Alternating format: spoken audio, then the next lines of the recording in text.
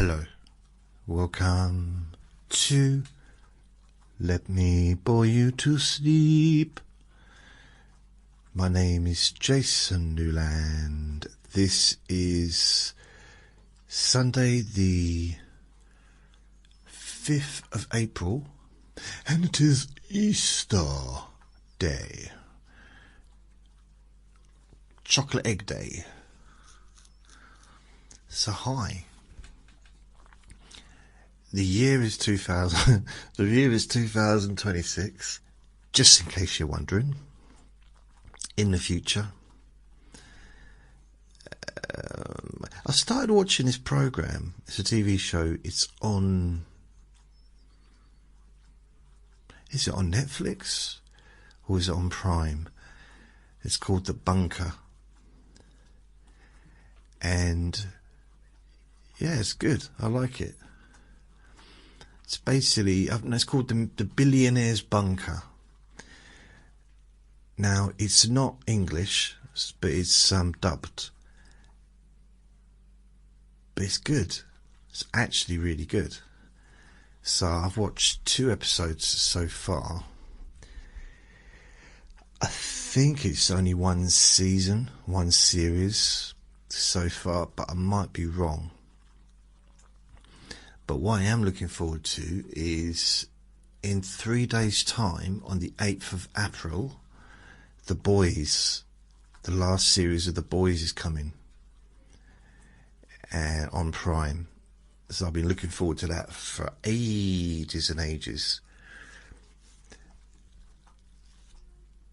Yes, I'm looking forward to that. I should do my little introduction, shouldn't I? So please only listen when you can safely close your eyes. I do have a YouTube channel which you can find. I've got 2 websites, jasonnewland.com, which is my podcast website, and jasonnewland.store. So jasonnewland.com, you can stream all my recordings, and the store, you can download everything for free.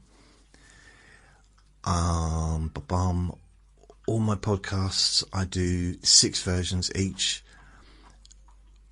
short, overnight and long, although the short ones are sometimes an hour and a half, but the long ones about 5 hours, and overnight's about 10 hours, with and without music.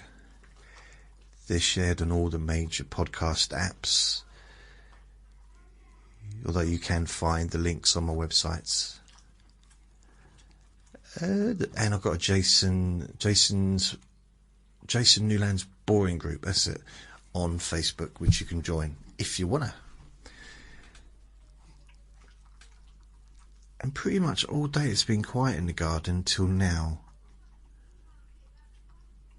just as I start to do a recording. So I've got the window closed, and although they're doing the shouty talking, because they don't know how to talk, but they're not screaming, so that's good. So it should be hopefully okay. Ah, glorious. So I was watching the boxing last night. I didn't get a lot done yesterday, to be fair. The boxing was on. It was Wilder against Chisora. I won't say the results, just... Really? Any? Okay, sorry. I'm not judging you, I'm just like... Okay, he just found something to chew on.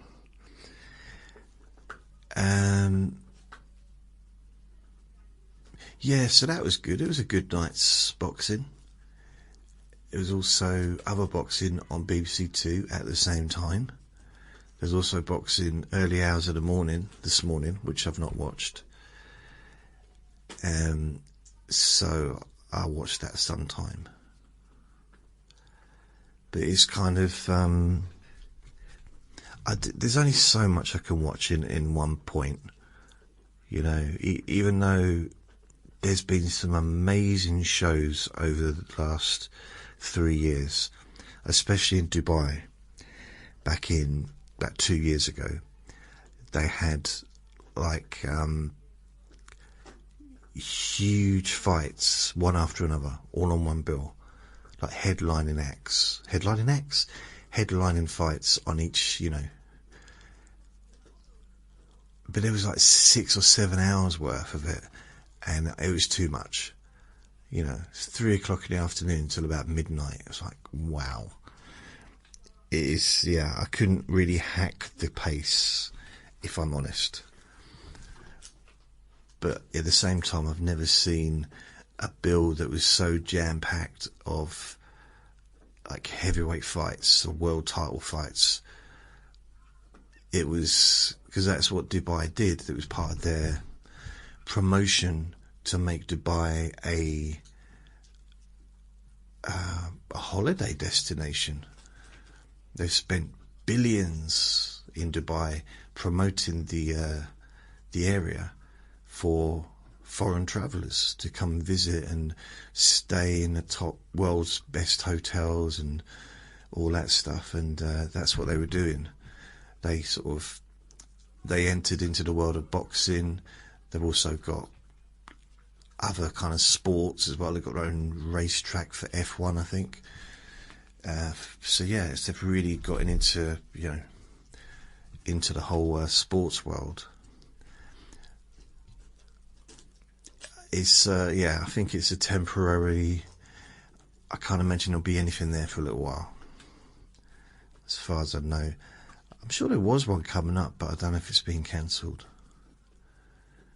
It's I definitely wouldn't go and watch a boxing match there anytime soon, unless it was deep underground. I don't think, in a bunker probably. So, but the boxing's, there's quite a lot of boxing on at the moment, which is good. There's boxing on next week. Tyson Fury's on. Where is he fighting? He's on Netflix. And then I think the following week, I might be wrong, but I think the following week is Usyk is fighting some kickboxer. I have no idea what that's about. I just don't see that makes no sense to me. As an exhibition, yeah, but as an actual world, a defence for one of his world titles there's no logic outside of money or novelty. But yeah, it's quite funny because I saw the bloke that's I think his name's Castro or Carlo or something, and he was being interviewed and he was joking that he hopes he remembers that it's just boxing. Otherwise, the fight will be over very quickly, because he'll just, as soon as he kicked Usyk in the face, that'll be the end of the fight. Which, well, I guess it would be, wouldn't it, really? But yeah, I'm pretty sure he'll remember. And apparently, he's been training. Who's he been training with?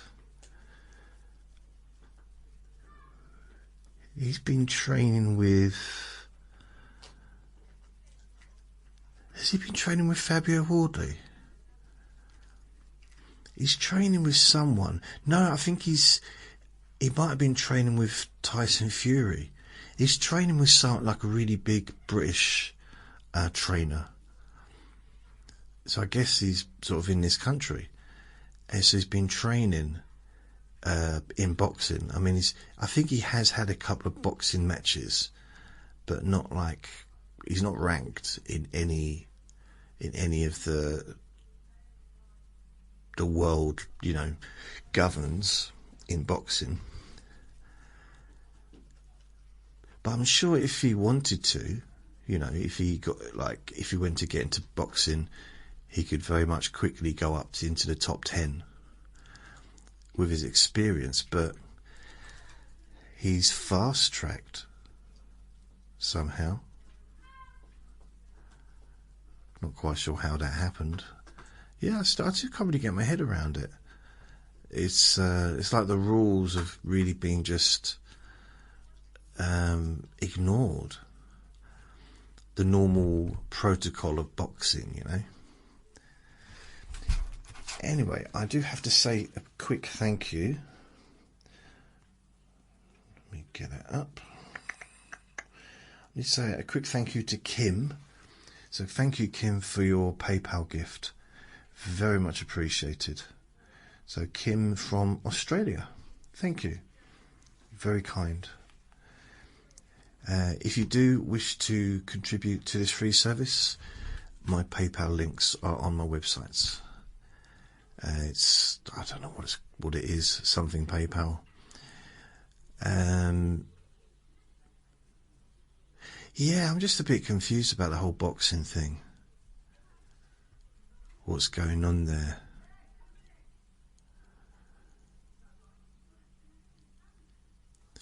So I'm going to keep quiet for a second. How disruptive is that background sound?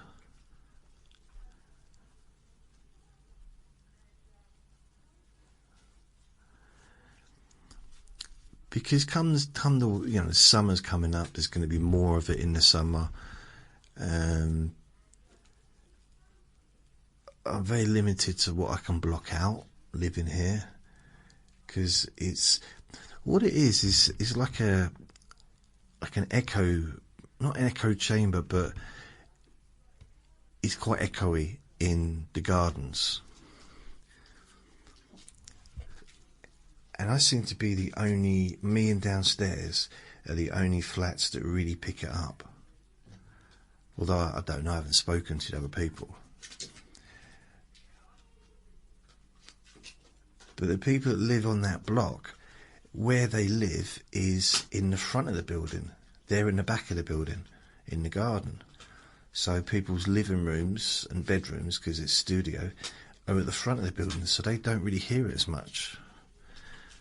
My living and whatever is at the back, so I'm more hearing it.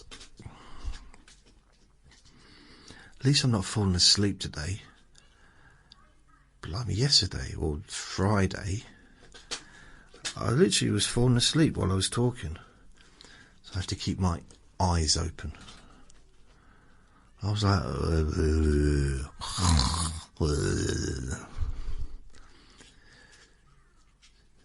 So yeah, it's April. Blimey. April. I always kind of liked April. It's not because of Easter, although I used to like Easter when I was a kid. Easter eggs, wow, I loved them. I used to get them, I mean, in them days when I was like little, I say little, 10, 11, 12, whatever, I used to get big Easter egg from my dad, my parents. I used to get an Easter egg from each of my brothers, so that's another 3, so that's 4 altogether. I used to get an Easter egg from my stepmum's mum, so that's 5. And I used to get an Easter egg from my nan and granddad, so that's 6. I'd also, when my auntie was living around the corner, I'd get an Easter egg from her, so that's 7. So I get 7 Easter eggs. It's not bad, is it? 7 Easter eggs. Oh, yes. That was nice. I haven't had an Easter egg for years other than the ones I bought for myself. I don't even recognise it. Well, I did have someone sent me a text saying Happy Easter. But I don't, not. I was trying to think earlier. When I was a kid, did we celebrate Easter as in like Sunday lunch and stuff? And perhaps we did. I genuinely can't really remember. I know we used to go to... It was the only... I think Easter Day was the only day of the year when we used to get sent off to Sunday school, which was up the end of the road in a hut or in some like town hall church thing. Or maybe it was a church, I don't know. And that was it. So I don't know why we were kind of sent up there, and then we come home, and it was the only Sunday, the whole of the year, that I say we, I'm talking about me and probably my brother that's a little bit older than me. My oldest brother was too old. He just did his own thing anyway. Yeah, so it's me and my brother just above me. Maybe my little brother as well, took him along. And then we went to Sunday school for a couple of hours and came back. I don't know what that... I think it might have been an opportunity for the parents to have some time to themselves. A bit of space, you know? A bit of alone time. Which I'm pretty sure they needed, because they probably didn't get much of it with us being there. I mean, 4 kids, that's a lot, isn't it? So 4 kids, just, is it 4? 1, 2, 3, 4, yeah, 4. And then our mother-in-law that was always there, well, a lot of the time she was there. And then my nan and granddad were coming and going. So they didn't really have a lot of space, a lot of time to just be together on their own, I imagine.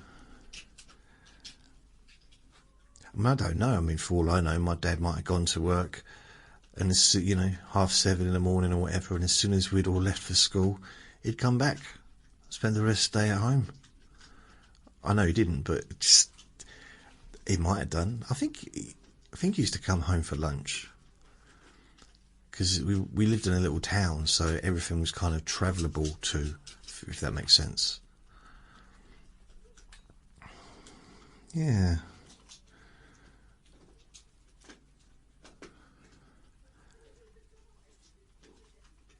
I was thinking whether or not I'd like to live in a mansion. These are kind of weird things to think about, really, considering my lifestyle, but I was watching this deserted mansion thing on YouTube, you know, where they go into houses and just look around. Places that have just been deserted. I think it might just be called deserted mansions. And there's still stuff there, photographs and belongings still there left. And that's something I kind of makes me wonder, what, maybe that's just a rich thing. Maybe if you're super wealthy and you've got multiple houses and you decide you just don't visit one again, you forget what you got there. I don't know. I've always just lived in one place. So I take my stuff with me when I move. Yeah, I don't know. But I saw this place and it was massive. And I thought, I don't know why, but it'd be quite nice to live somewhere like that. Now, I wouldn't need all those rooms. So, but I was thinking maybe, because, you know, I'd like to start my harem at some point. So, I mean, I know I can't officially, you know, get married to more than one person, but it doesn't stop you having a harem. So I have my harem, and I'm not greedy. I don't want more than 100 wives. So I'm not greedy, but there's a bit of shouting now in the garden.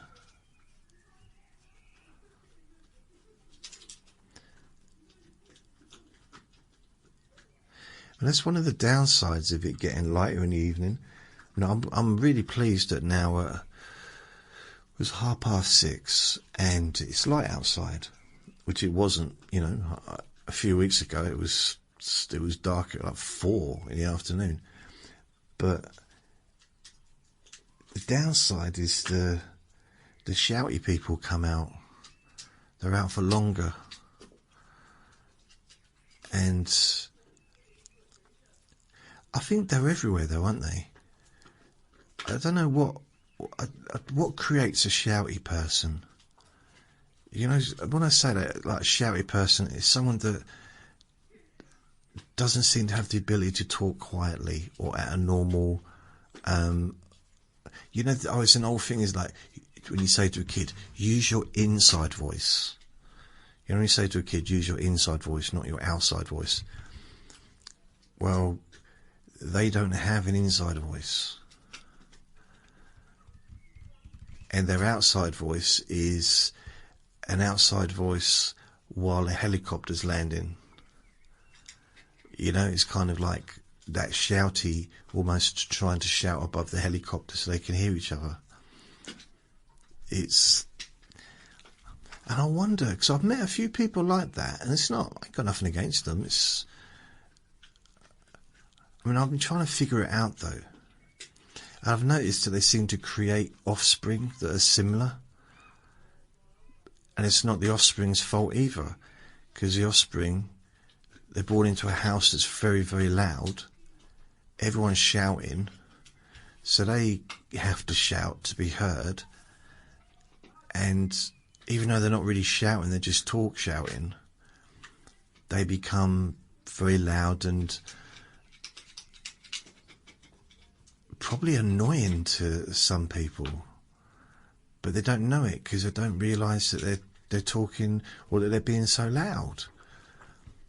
But it's the same way. I've met people that are really, really quiet. There was this one woman that I used to know, and she's like, could hardly, well, two I've met in the past that's so quiet, couldn't hear them. I could see their lips moving, but it was like, I said, what? Have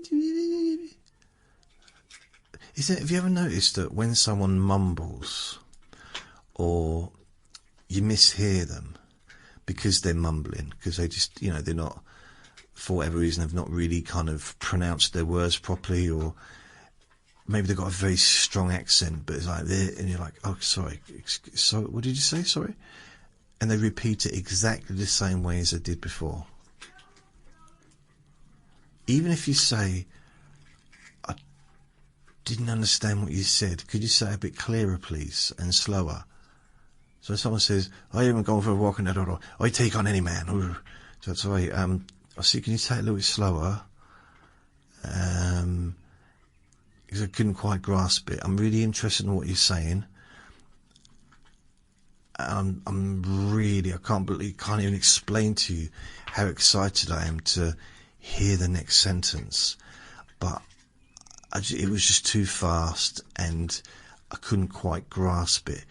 Would you mind, very kindly, I'll pay you £20 cash if you'd just repeat it a bit slower and more concisely so that I can really feel as though we're in tune with each other, you know? And then they say, oh, you take on any man. Like, it's still the same. It was, you don't want to say to them it's just noise, because it does sound like just noise. And that's not really an insult, because if something doesn't make sense, it's just noise, isn't it? So if you hear someone that speaks a different language, it is noise to the person that doesn't understand the language. It's just sound. It's just blah, blah, blah, blah, blah. It's just, it doesn't, you know? That's not an insult. Some people say, oh, that's an insult. I can't say that. It's not an insult.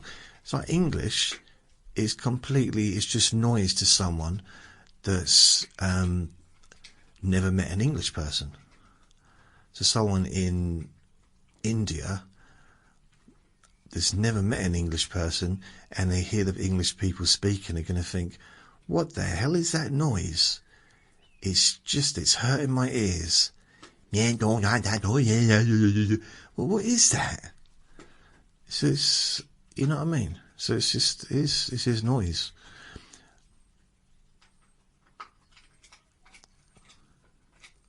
I think with some of the European languages,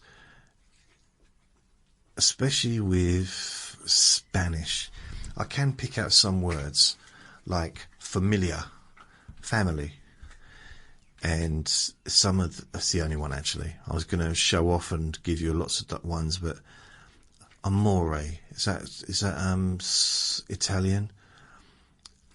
Pronto. Now, pronto, I saw a movie where someone answered it they answered the telephone by saying pronto. Okay, so pronto. What does pronto mean?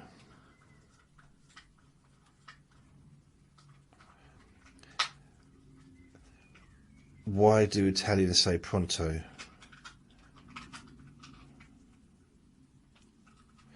Yeah, okay, I just got it here.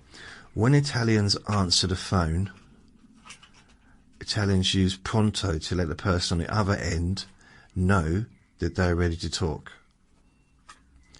Okay. In this country, pronto means hurry up.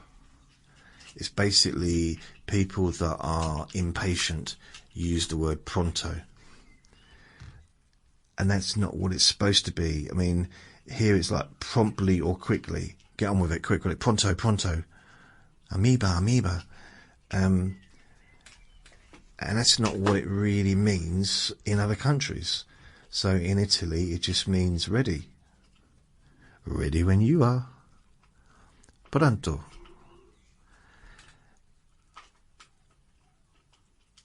So stuff like that I find interesting. If I'd have had that kind of interest in languages when I was a kid, I might have found it interesting. I might have learned a language. Because I do find to find the reason for the words, as opposed to just trying to copy someone else speaking, to find the connection between the English version, I suppose it's Latin, isn't it? It's all based upon Latin, in like Anglo-Saxon, whatever. So, yeah.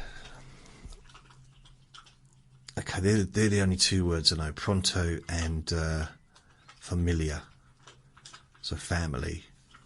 Then you can think, well, you know what? Familiar is familiar to family, isn't it? Familiar. You know? Family. Ah. And I know sometimes Italians, like, they go, ah, don't they? When they're talking. And it's like, I suppose English people talk with like a downward inflection. Australians might talk, the ones on TV anyway, might talk with a more of an upward inflection. There's no right or wrong, is there? It's just, it is what it is. Ah. There's this woman that does on YouTube, and she says ah every now and then when she's just talking. So I'm going down the road, ah, and I'm thinking, maybe is she grunting? Maybe she just feels nice when she says those words, or maybe she's just thinking what to say next. Instead of and then, but it's like, no, I went down the road. Instead of and you know, maybe it's like a shortcut. I don't know. I think it's cute. It's just an idiosyncrasy, isn't it? I guess. But I don't know any language really. I tried to learn a bit of not Croatian, Bulgarian. I really couldn't be bothered with French because it seemed like it's like they're saying everything wrong. You know, this was my attitude when I was about 9, when the schools first started trying to teach me French. well, not just me, but like everyone. And my attitude then was, why? What possible reason could I need to know this? I'm still not really very good at English. I'm still learning English. Why are you trying to teach me another language? And somewhere that isn't even... I mean, if you're going to go on holiday, I've never known anyone to kind of really pick French as a holiday destination. For France, it's more like go to Spain, or want to go to America, or go to New York, or go to, one of those countries. But France, I know there's a lot of people live there, and it's a popular place to go to. But it had this, I don't know if it's true, but there was this whole thing saying that everyone I knew when I grew up said, not everybody, because not everybody I knew used to talk about France. Never came up sometimes. Yeah, my geography teacher never really mentioned France as in like the country, but never the language. That's what I found weird, because you got geography and history, and they're so interconnected, aren't they? Because they're talking about the history of the country. You can't have a history without a country. You can't have a country without a history. Yeah, it's two different languages, or two different subjects, sorry. And yeah, I don't know what point on that was. I don't know.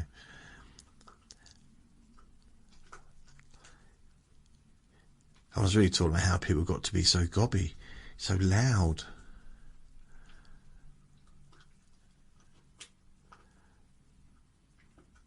So are really loud people created, or is it an accident?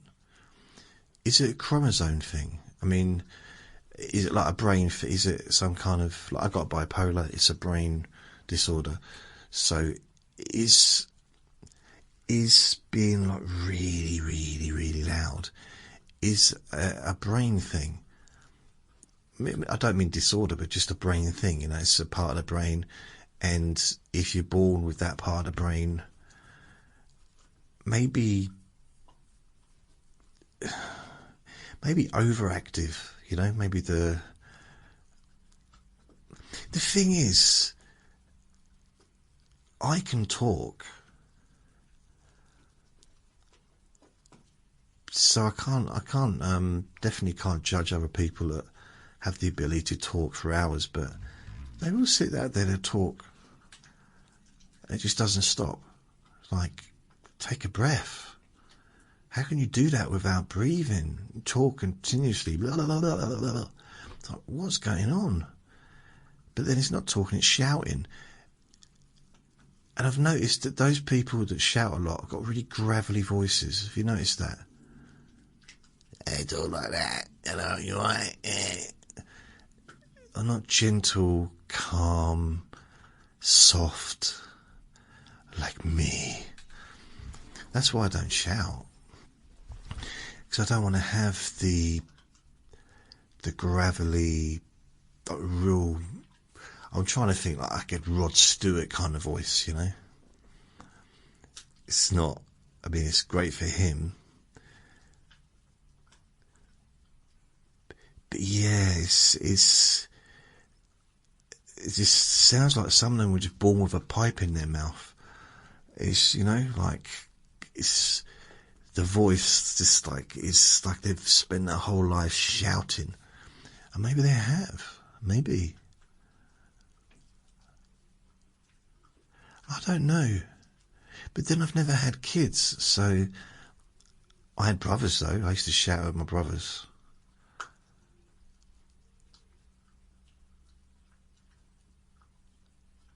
I don't know.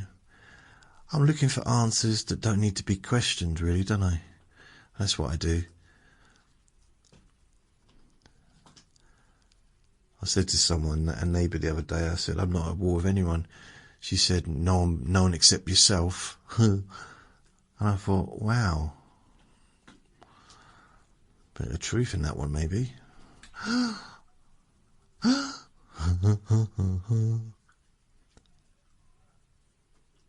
mean, I did discover, I kind of figured it out with the noise people, is I thought it was a hearing issue, potentially, that their hearing was perhaps, they had hearing issues and they didn't realise it, so therefore they shouted, thinking, because they couldn't hear their own voice.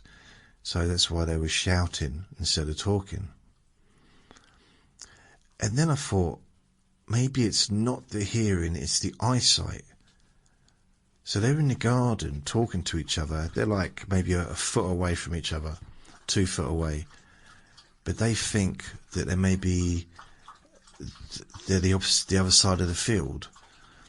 So they think they may be like 500 yards away. So that's why they're like, yeah, yeah. But they're actually only 3 foot away. So, well, they just can't judge distances. It could be. I mean, there's a 3 generation of shouters. And I suppose it's just the way it is, isn't it? I used to know someone that shouted all the time, always shouting. And she had kids and they shout. And then their kids shout. It's just like... I mean, I can understand a little bit, because, you know, I had 4 brothers. There was definitely a degree of shouting over each other to be heard. But I think as I got older, I realised I didn't really care if I was heard. I realised it wasn't important. I also realised that I was very rarely interested in what they were talking about. Or if I was, I'd just listen. I didn't need to contribute. Because I didn't have, I didn't really have a friendly relationship with my brothers. In a way of, not really, I don't remember really like making fun of each other. You know, like in a gentle, jovial, humorous way. And maybe we did, but I don't remember it. I don't remember it really being much fun. Like in that way. But maybe because I was the youngest, but then my little brother was the youngest, but he was 8 years younger than me. So imagine, he was born and my oldest brother was 12 years old. So when my brother was 8, he was in his 20s. So yeah, it was kind of, yeah, I was kind of the little one, like the youngest, as far as my brothers were concerned, in that sense, I suppose. Never let me win anything, they didn't. Honestly, we had a snooker table, table tennis table that went over the snooker table, fitted on the top, and it never let me win. Very competitive. They played each other, and, you know, because there was only 2 years between them. But me, I don't think I ever won a game, ever. And I think if you're a little kid, you need to win a game to get a little bit of confidence. It's not about being let, if someone lets you win all the time, then you're not going to learn anything. But if they let you win every now and then, or they go easy on you, then there's that little bit of confidence, and it keeps the interest going, doesn't it? Because that's why with the lottery, but you know, I never continued with the lottery because I didn't win anything. If I'd won like a fiver every 3 months, I would probably be doing it every week, and it costs £2 a week. So if you think about it, if they give me £10 every 3 months, yeah, I'm paying 2, 4, 6, 8, 16, 34, so £34. So I'm paying £34 in 3 months. They let me win £10. They've still got £24 out of me, haven't they? And I'm going to be thinking, wow, I got £10 there. And then maybe in the next 3 months they'll let me win 3. Maybe the next 3 months then let me win 30. But they're still up, aren't they? They're always going to be up. But imagine, the more people that win like 30, 40, 50 quid on the lottery, they're going to be doing it for, it's like a guarantee they're going to keep doing it. Someone that wins 50 quid or even 10 quid on the lottery, I think it's a pretty guarantee they're going to buy the lottery ticket the next week. Now I realise they can't really do that because that would be manipulating the lottery, I guess. But maybe just do like a random thing where you say, well, actually, we're going to do a lucky draw. No, just going to go, maybe to go through the alphabet. I don't know. Do it so that it, so we're going to give 1,000, let 1,000 people every week, let 1,000 people win £10. Let 500 win £20. Let 250 people win £30. Let 125 people win £50. Let 100 people win £100. I don't know, you know what I mean, and just spread that around the country. So that 1,000 people, even though they've given out a bit of money, they're pretty much guaranteed going to be buying tickets every week for a year, even if it's only £10 they've won, or £20. I don't know, perhaps put me in charge of the lottery. I don't know why they had to put it up to £2 though, because £1 was enough. It was almost like enough that you could lose. You know, if you dropped £1 down the drain by accident, it's annoying. It's like, okay, no one wants to drop £1 down the drain. But you could probably, it's like, okay, fair enough. You know, the likelihood of it happening again, it's just a one-off, like, okay. Unless you needed that £1 and literally that was all you had, then of course it's a different situation. But you're not gonna, it's a different matter. If it's a £2 coin, then you're digging that road up, aren't you, to get that £2 back. You're getting it no matter what happens. No, £1, oh, it's annoying, but then £2, no. That drain's coming up, and I'm going in that drain somehow. I'm getting that £2 back. That's a lottery ticket, that is. That's a sausage roll at Greg's. I don't know if it is or not. I'm not sure. You know something my boss at the chip shop used to like to do? It was cruel. It's funny, but it was at the same time, like in retrospect, or whatever you call it, I kind of, maybe not, shouldn't have done it. But he would glue a £1 coin to to the floor outside the chip shop. He did it in the road once, and that wasn't a good idea, but anyway, he did it on the pavement. And we'd watch people go to pick it up and they couldn't. Now, some people would not give up. Some people were pulling out knives, trying to get it off like that. One bloke came back with a screwdriver and a hammer. Like, he went home. This is true. He went home, came back with a hammer and a chisel, probably a chisel, not a screwdriver, to get that £1 out off the pavement. It did work. And I thought, wow, that's a lot of energy for a £1 coin.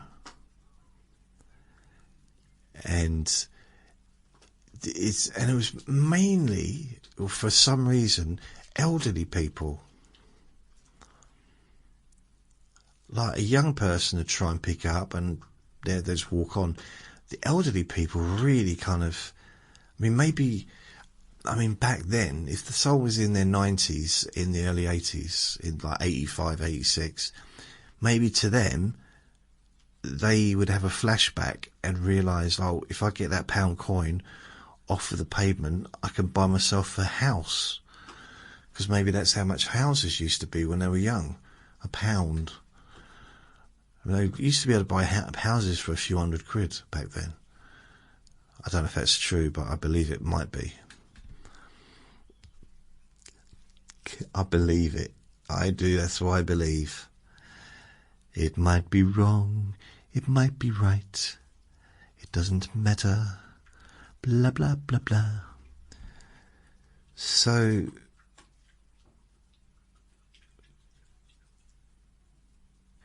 yeah, I'll tell you what I used to notice is, I didn't understand why people used to run across the road.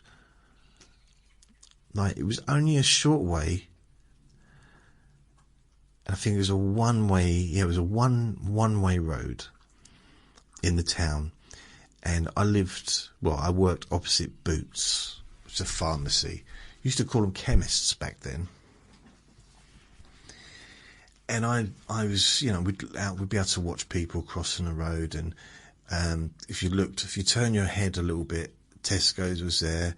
Then you turn your head around even more, then there was the triangle area where there was a little hut where people used to urinate. I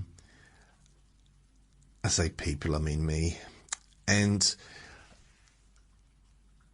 the amount of people that would just run across the road for no reason. Obviously they wanted to get across the road, but what was the hurry? Why did they need to run?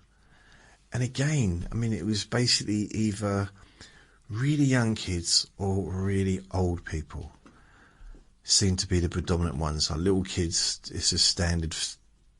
Unfortunately, I did it myself when I was little, but I remember I was about 8. I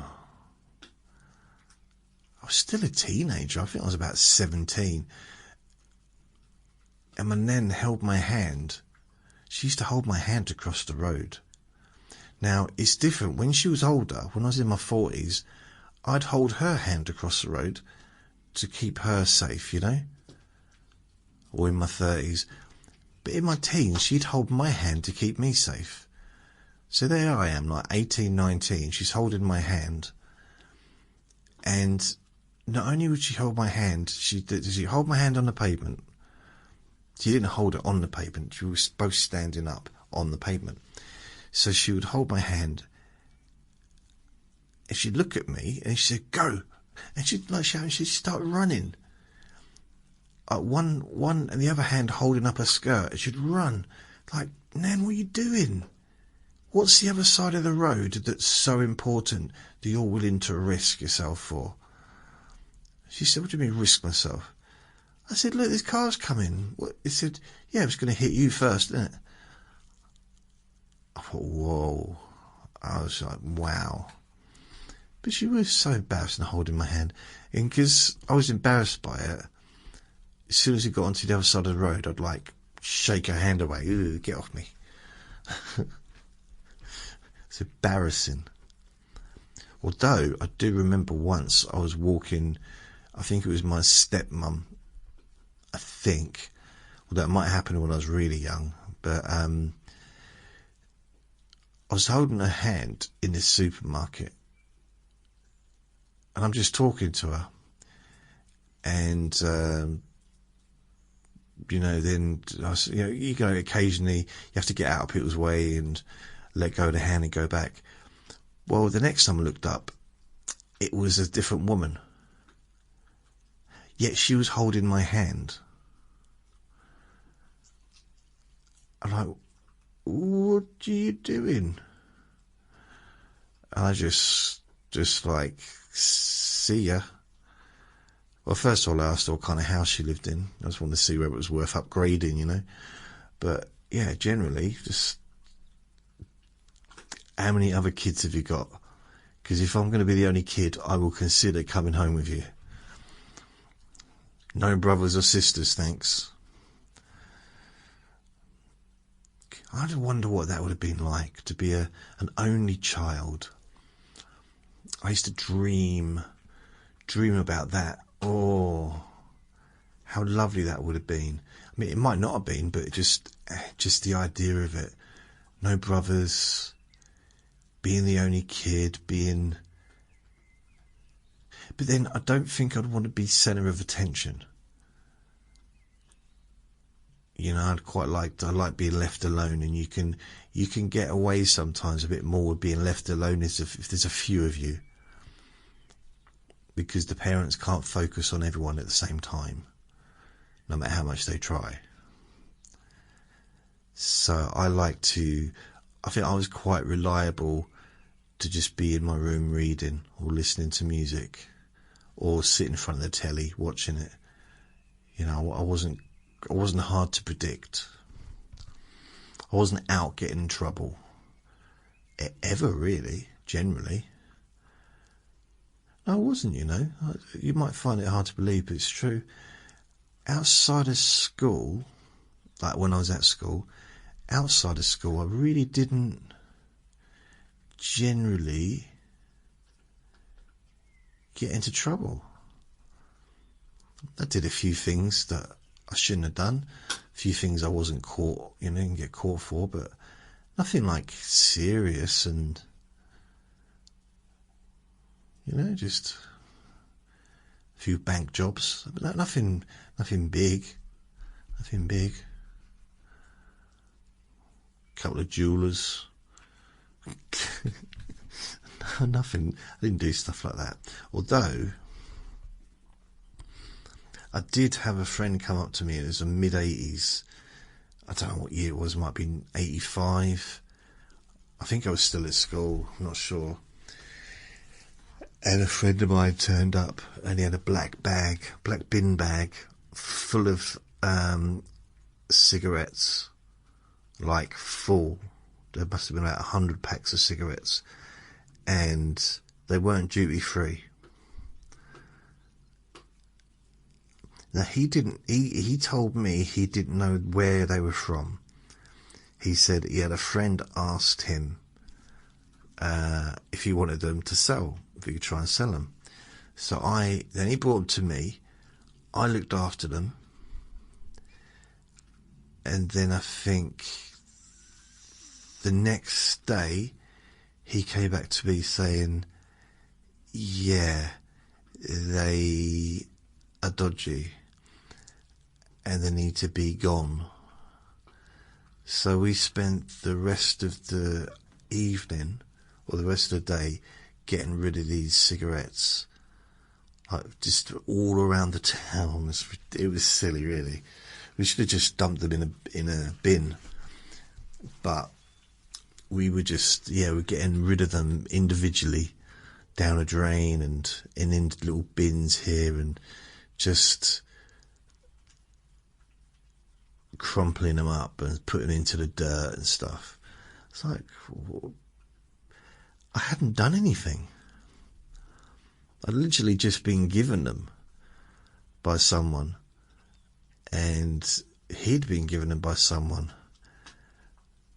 So technically, if I'd known where they'd come from,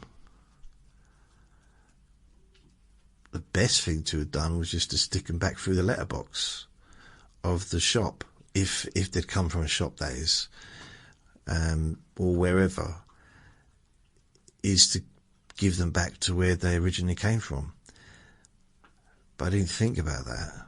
In fact, I don't think I knew where they came from. I might have done, but I was not involved in that because I never did stuff like that. All I thought is, oh, I go to prison forever for this. Oh no.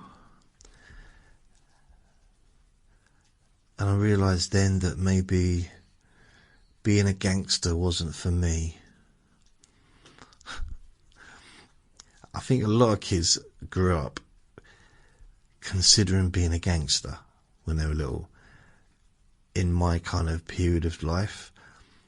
And I think a lot of that might have been because of like The Godfather, those kinds of movies, and Al Capone,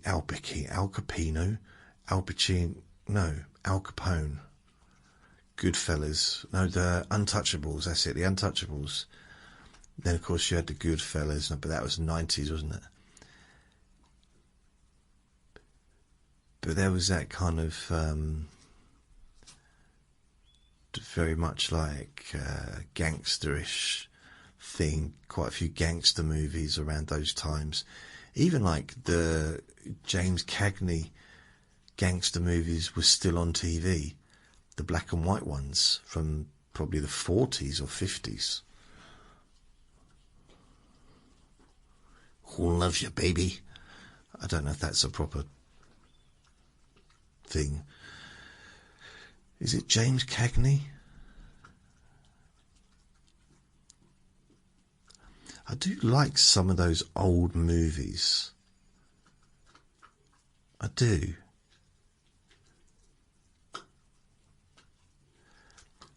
I saw a movie the other day, and it's very, very, very, very strange. I'll tell you what it is. So I've got to look at it. Look at it on my phone because my laptop's closed. Movie. It's got a long title. Okay. Nope.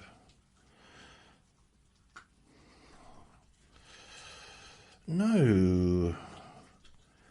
Right, okay. Have fun.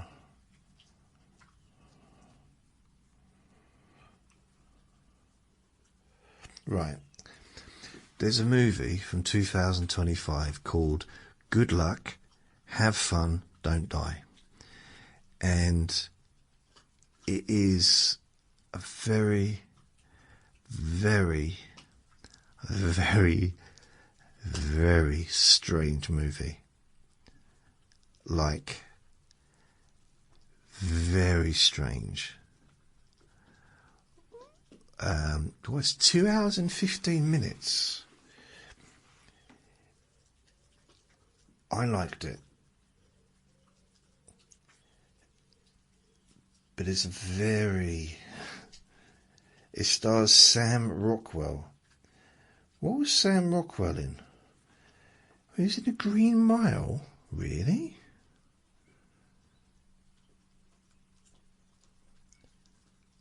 Wow. I mean, he was, the way they dressed up, he didn't really look like, he looked similar to someone that was a TV show Last Man on the Last Man in the World. He looked a bit like him, but he, yeah, I know, Sam Rockwell. It's a good movie. It's worth watching, I think. It's very, very unusual. Very unusual. It's it's probably the most original movie that I've seen in a while. Yeah, I'd definitely say that. Definitely original. Kind of strange. A little bit weird. A little bit weird. Probably a little bit more than a little bit weird. Very, very weird.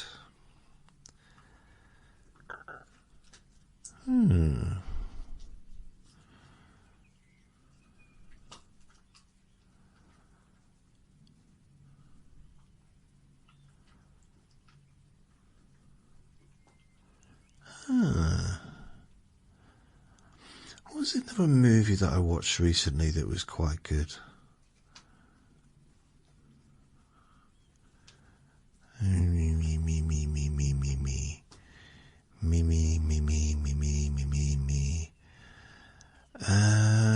can't think what it is offhand.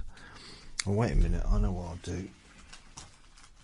If I turn the TV on, turn the volume down, and I'll tell you some of the movies I've seen. I mean, this is not recently, not like this week, but over the last few weeks. So if I go to watch list, no, watch list, no, okay, so if I go to latest movies,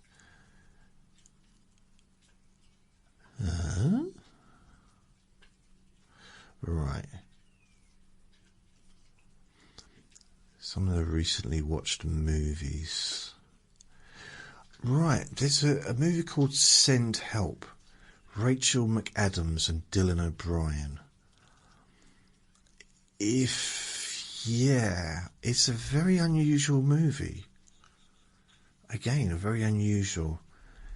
But I recommend watching it. It's good. It's basically about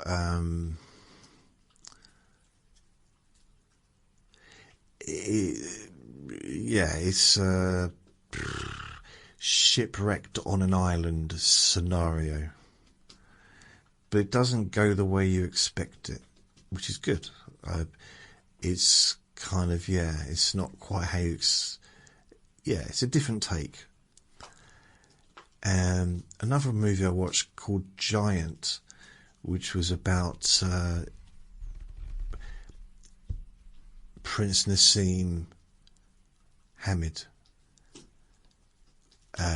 who was a boxer in the 90s and early 2000s, and he was one of the best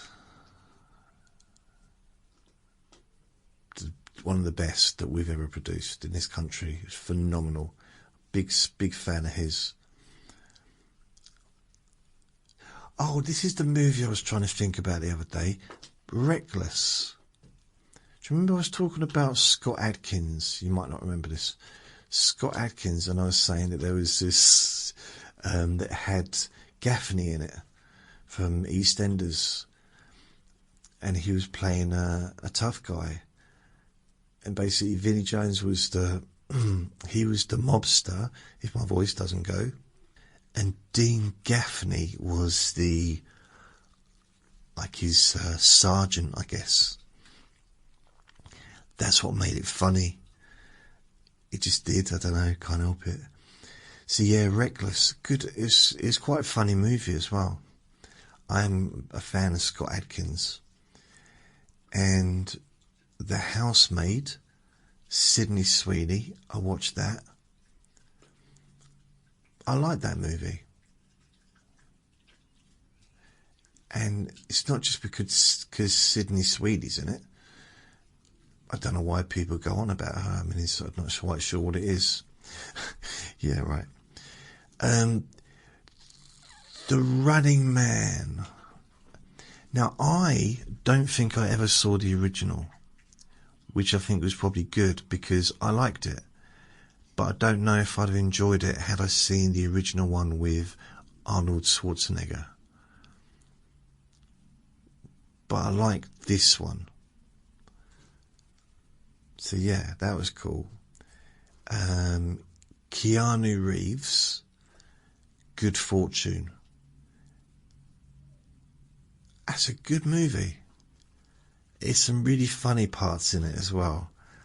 It's a really just quite gentle. What's it got? Can't be R-rated. Maybe it is, but it's good. It's a good movie. It's going to be one that's probably forgotten about. You know, I mean, I don't think it's going to be, when people think back on Keanu Reeves' career, they're probably not even going to mention or remember Good Fortune. Like probably quite a few of his movies they're not going to remember, because he's done so many, but he's also known for particular movies, isn't he? But it's a good one. I'm not sure if I've ever seen a bad Keanu Reeves movie. I watched Sinners, but I didn't like it, really. I didn't dislike it, I thought it was alright. But, I mean, I've talked about this the other day. It was a little bit like From Dusk Till Dawn. You got two parts, and the second part's vampires. And again, with From Dusk Till Dawn, the second part is vampires. I prefer the first part where there was no vampires. And it was gritty, and it was, you know, yeah, it was just me, but I preferred that part. And if you didn't know, maybe that's what it was, because people didn't know that went to see it, that it was going to have vampires in it. Because there was no clue, really, if you watch it. Building up to it, there was, I would say there was no clue that vampires were going to be involved until they were. Yeah, if that made sense. But it did win lots of Oscars, so I'll have to accept that I'm possibly the odd one out. But it was a good movie. I just didn't think it was a great movie. It was okay, it was good. But maybe I need to watch it again, because I don't always watch movies all in one go, so I watch a little bit, then I watch another little bit.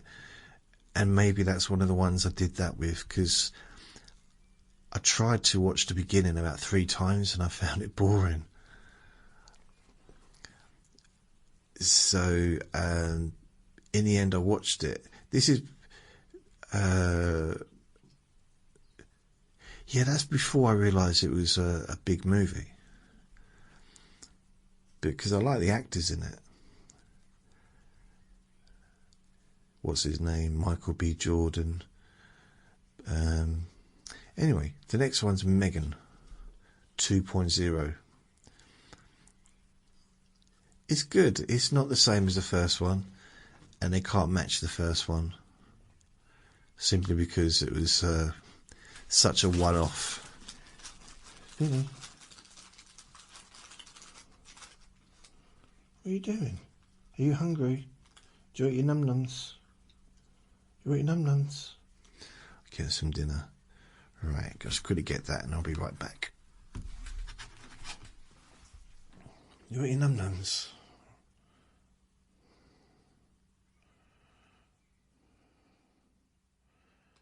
Num-nums.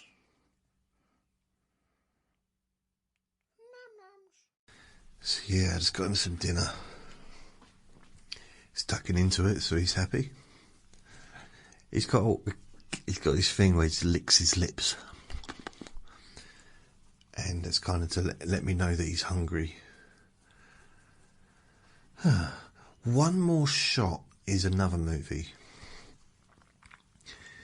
and it's one of those time travelling, almost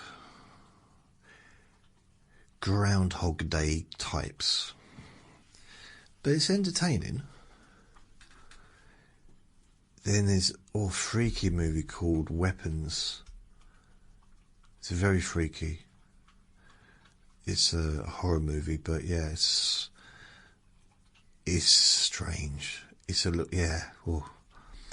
Then we've got another Scott Adkins movie, Prisoner of War, which is, it was silly, but it was good. It was fun. Yeah, a bit of martial arts and stuff.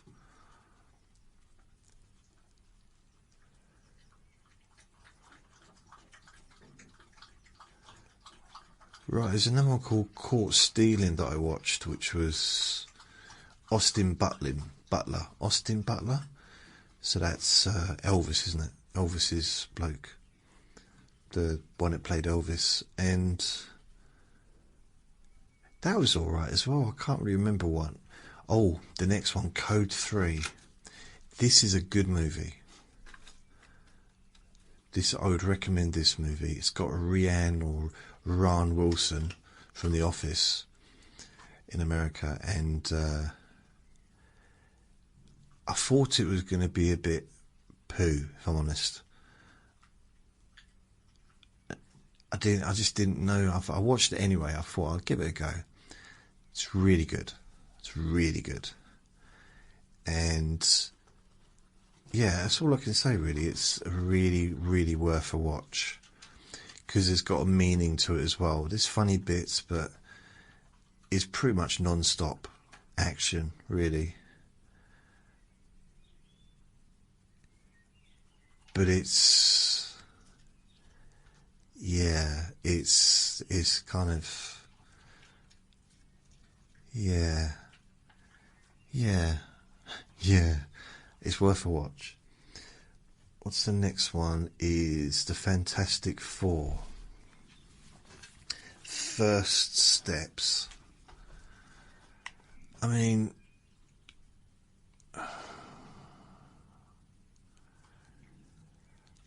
I don't know really. I might have to watch it again to really get the full benefits of it, but I didn't understand why it was based in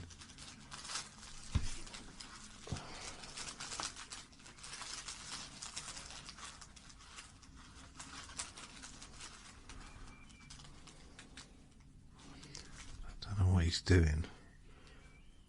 He's trying to find something to eat extra.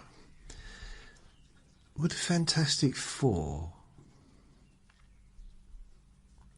the new one, or last year's one,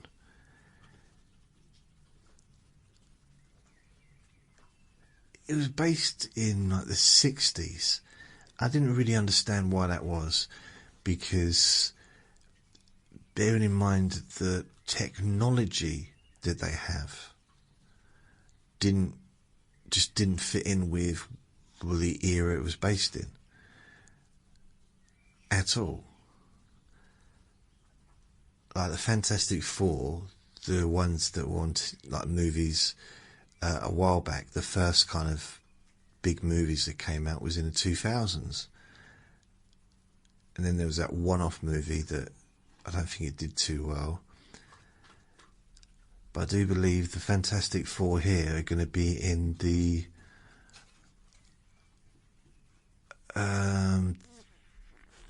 Marvel movie. It's released in December, which is going to be with like Captain America and all that stuff. So I'm a little bit. That just. It distracted me a little bit, I think.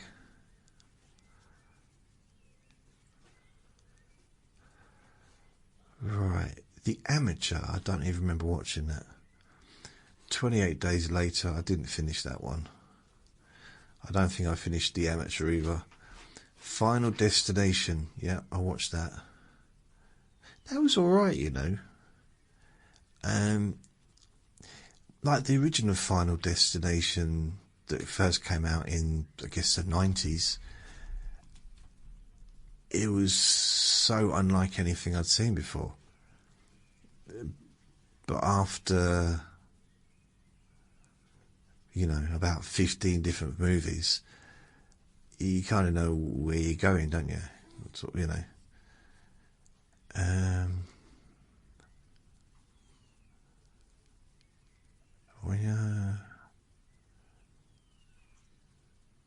Right, Until Dawn. That's another one. That's like a horror one. The Monkeys, a horror one. See, I watched them too. They were good movies. Death of a Unicorn.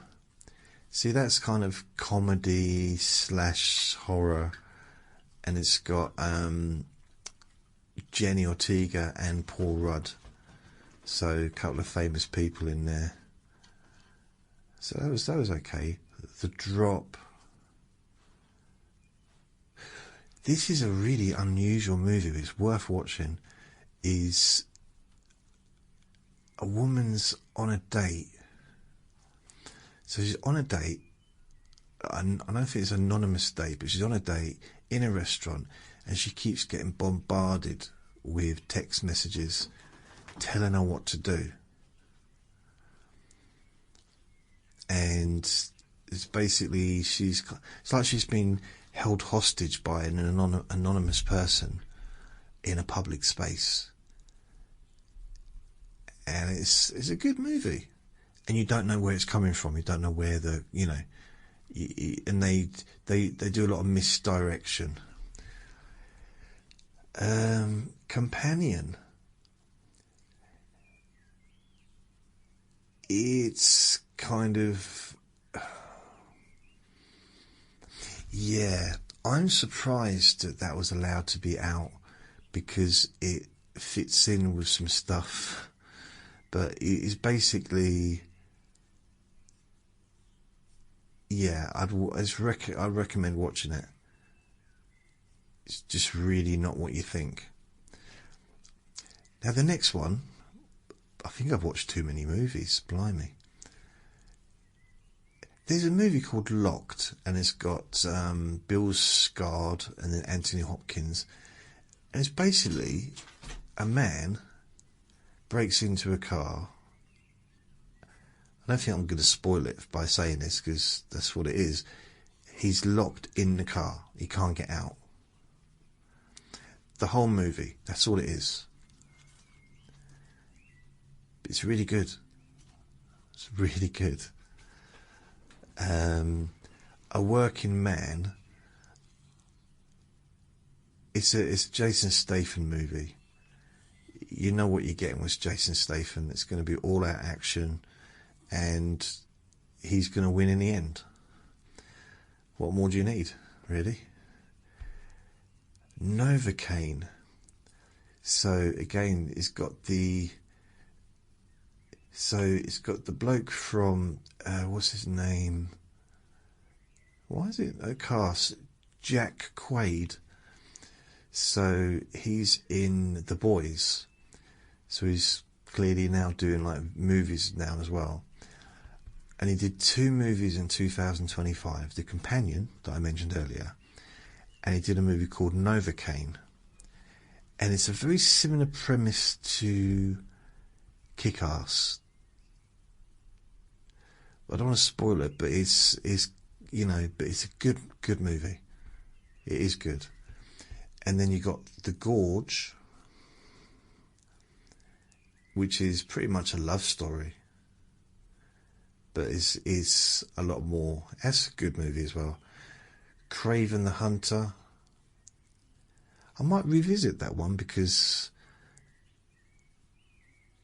yeah, that was good. I only watched it once. I mean, I think maybe I need to watch the Fantastic Four again, because perhaps I didn't really appreciate it the first time. And it also depends on what mood I'm in when I'm watching them, I guess. Now this next one, 100% recommend. It's called The Heretic. And it's got blah blah blah Hugh Grant.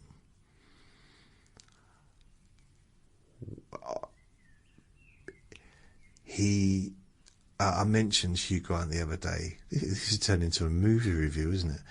Do you think I should do movie reviews? I will. I don't mind.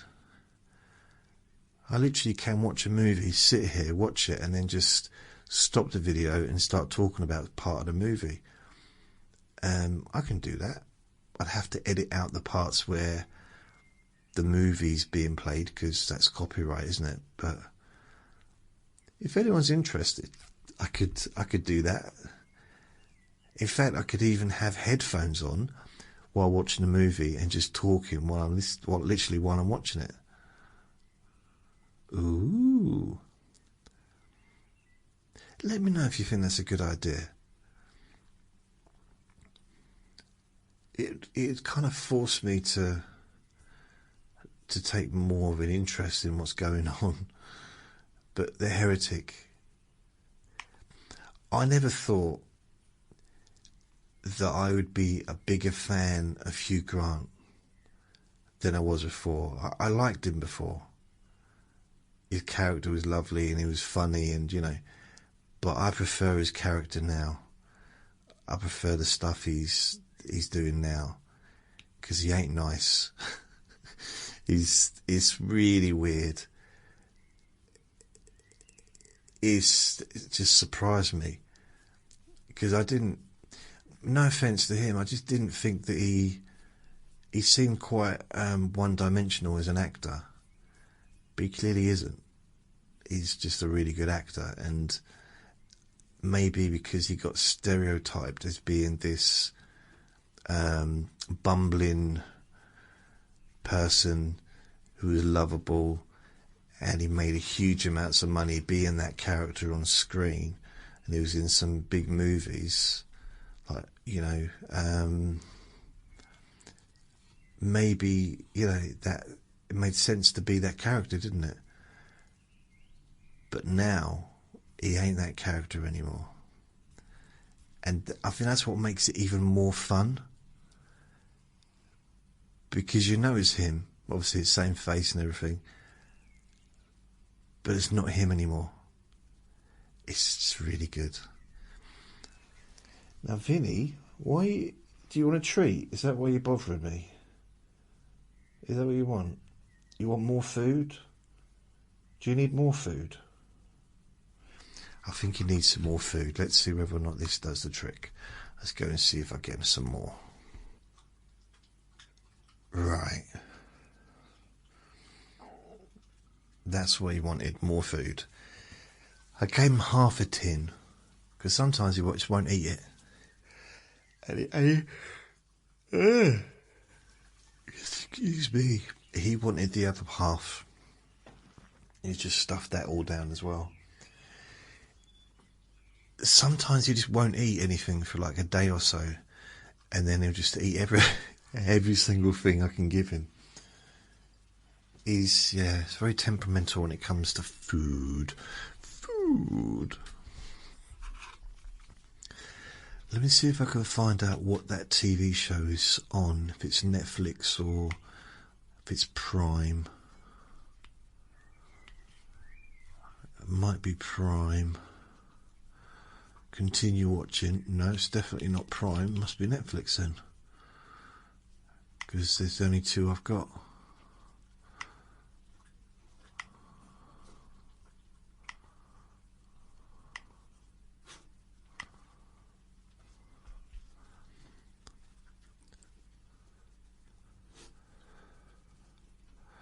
Oh yeah, Billionaire's Bunker. It's on Netflix, and so here's the TV shows that I've been watching on Netflix. Because you got to continue watching. Sexy Jason, that's my name on there for some reason. They know me, obviously. Amanda Land. Then you got The Haunting of Hill House, Beef, The Sidemen Inside. So I watched this because it was kind of like a Big Brother show, but I watched one episode and I'm not sure if I'm going to watch it. It's Always Sunny in Philadelphia, Titans. So I've gone through just looking at these briefly, so they still stay as I'm, about to watch them. A Prayer Before Dawn. So there's a Billy, I forget his surname now, but it's a YouTuber auditor called Billy, and he goes around like interviewing people and stuff like that. And this is a movie about his life when he was in a Thailand prison.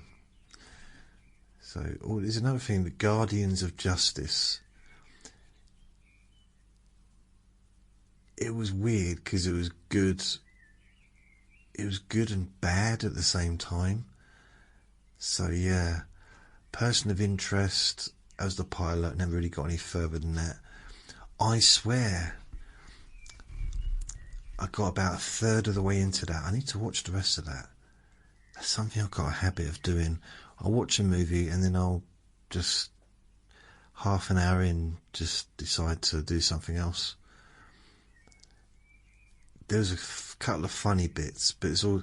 I think really not the Oscars, the BAFTAs, because of that whole hoo-ha over the man who the movie's about.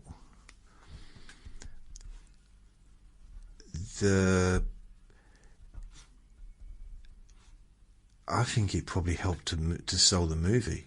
I mean, the lad, the bloke that's in the movie was nominated for Best Actor. I think he might have won it with the BAFTAs. Did he win it? Yeah, I think he might have won it, but I think all the talking about it probably got it more, sold it more. So it's number 7 in films now. I think it was number 1 last week or the week before. And then the next one is Louis Theroux's Inside the Manosphere. So I watched a bit of that.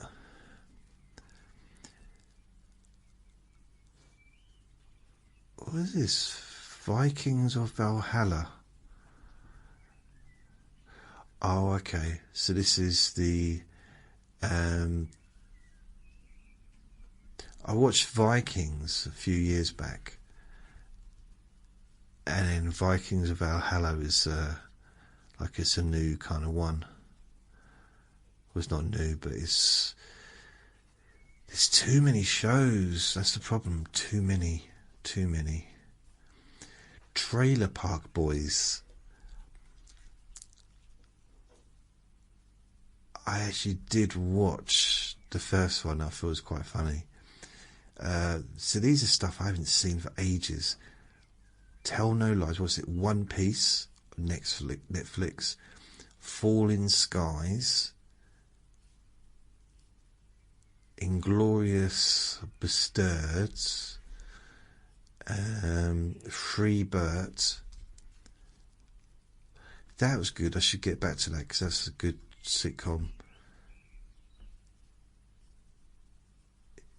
Men on the Inside, because it's got Sam from Cheers is in that, and yeah, it's a good show. I watched the first season. Again, I don't know. I started watching it and then I stopped. Adolescence. I watched it and then I kind of don't know. Frankenstein. And an Academy Award winner, and I've still got 1 hour 46 minutes left, and it is a good movie. There's no reason for me to stop watching it, but perhaps I needed a toilet or something.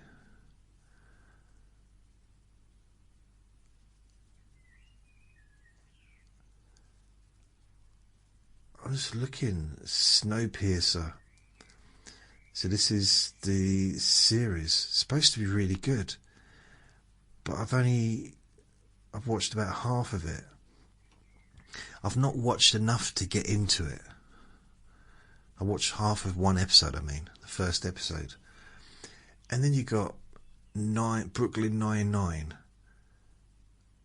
I've watched 4 episodes. And it is funny. But what I need to do, really, is watch every episode back to back. I don't mean all day long, just watch the whole thing. So I can really, get into it and enjoy it. The Irishman. I didn't get very far with that one because there's 3 hours and 25 minutes left. And when I see that, 3 hours and 25 minutes, left of a movie, I don't think there's anything on the planet that I would want to do for 3 hours and 25 minutes. It's too long. Too long. Another TV show called Dark. Again, it's supposed to be really good, but I've watched a little bit of it. So that's my continue watching on... thing is, there's quite a few that I've started watching, and like Lucifer. So I've got up to series 4, episode 4 for Lucifer. Weeds. Apparently Weeds is supposed to be really good. It's really funny apparently, so I might try and give that a go. I just need to figure out what I want to watch. Just stick to it.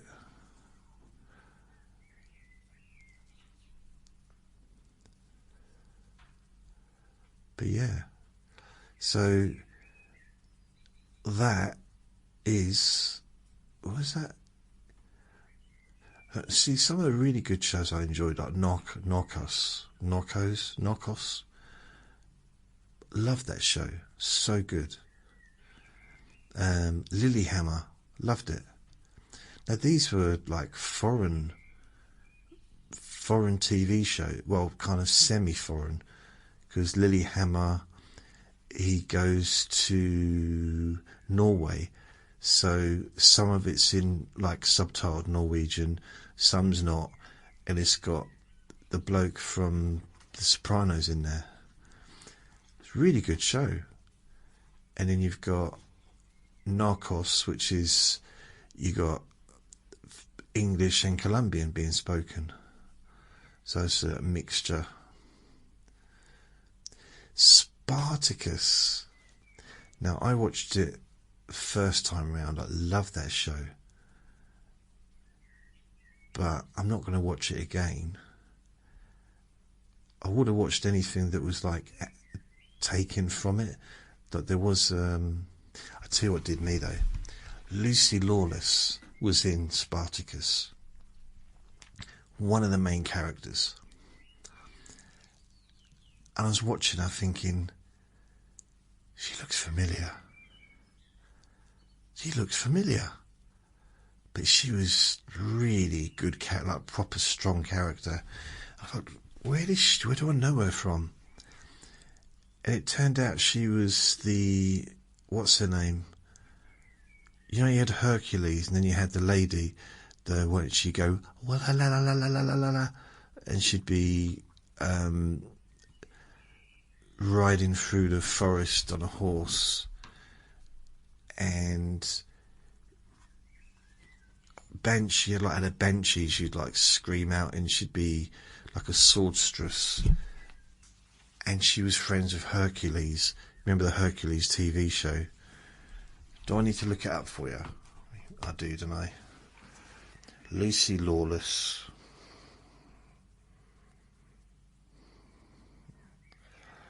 Lucy Lawless. Lucy Lawless. Yeah, she's from New Zealand. I knew she was from New Zealand.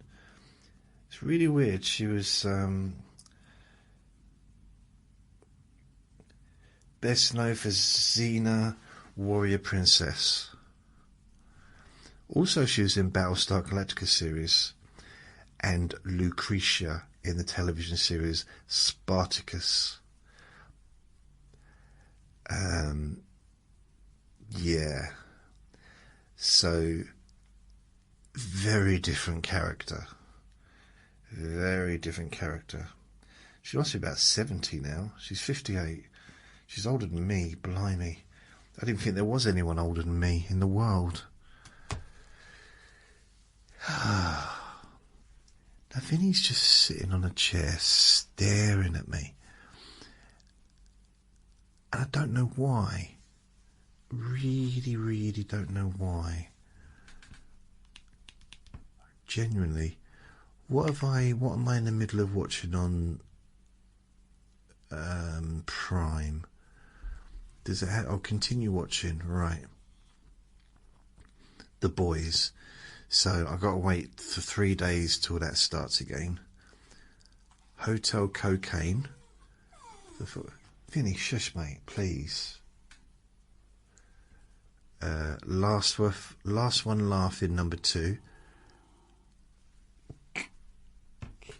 You just did a big sigh. What was that? What is it, Vinny? You've had your dinner. We've been out 3 times. The last time was only about an hour ago. What is it you want? He's staring right through me. Minder, the Black Cells, Young Sherlock, them. It's just a mixture. Dating Naked UK. Wonder what that's up there. I've never watched anything like that. What is it, Vin? I genuinely don't know. What is it? Vinny Manilli. What? What? He's sitting and his bum's halfway up the chair. They can't be comfortable. So I'm going to go... Oh, Godfather of Harlem is another one. I've been watching that. That's good. So, that brings me to the end of this here recording, because Vinny is actually really staring at me.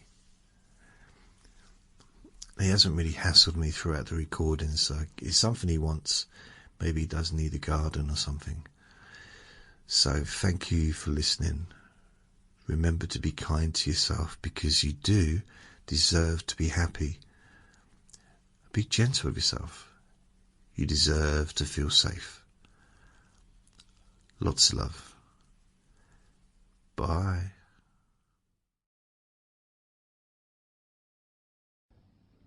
Relax in a more deep and meaningful way. Maybe in a way that can not just allow you to feel calmer now and throughout the time we spend together here, not just relaxed at the end of the recording when it's finished and you can enjoy that sense of comfort and peace, but also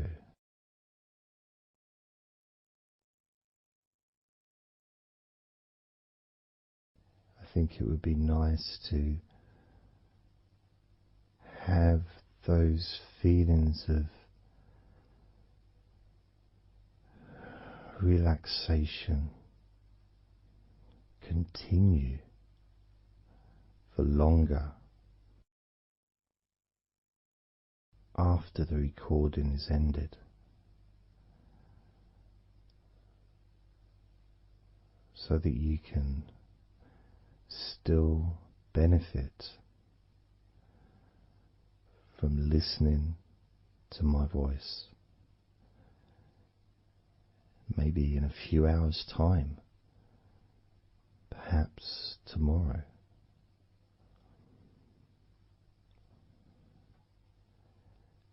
And then by listening regularly, especially if you find, like some people do, and myself as well, sometimes I find one particular recording that really resonates with me,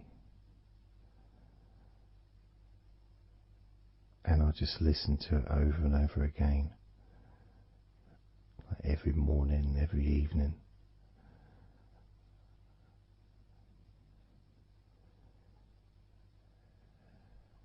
There was this recording from, we're going back to about 1999. It wasn't hypnosis, but it was a guided visualization, so it kind of was hypnosis really.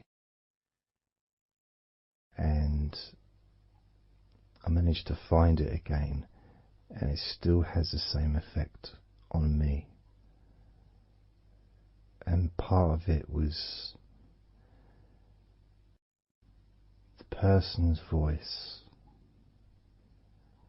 relaxed me. Just felt so peaceful, and I'd look forward to listening to her in the morning and in the evening.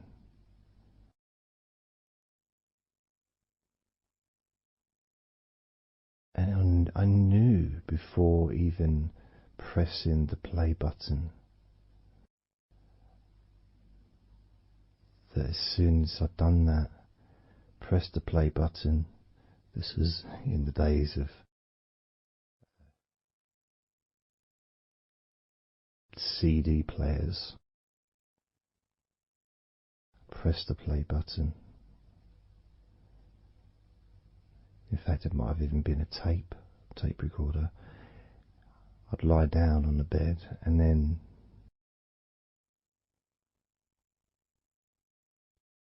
even without necessarily listening to her words, because I had them memorized really, it was as if my body knew exactly what to do. And the muscles just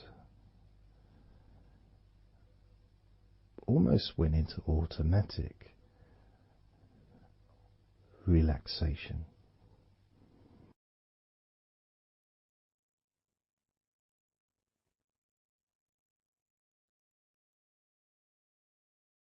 And I remember my mind would slow down.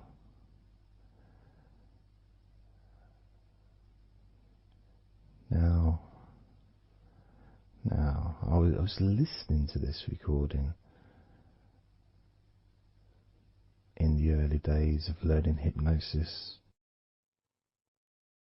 and long before I ever made any videos or audio recordings myself, because I didn't start doing that till 2006.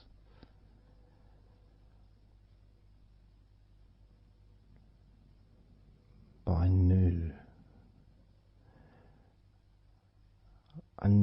how helpful I found being able to just let go, to have that trust in the person that I'm listening to.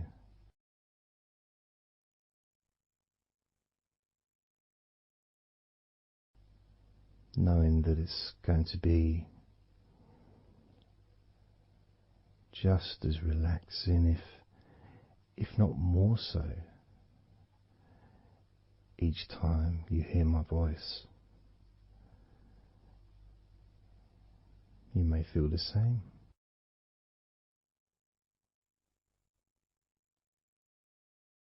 Some people have been listening to me for over a decade.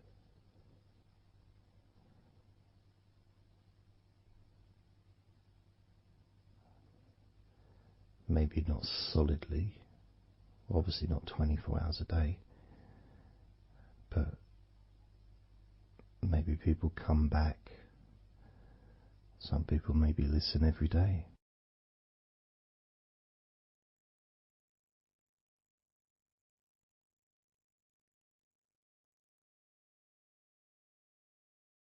And something that I do which you may not realize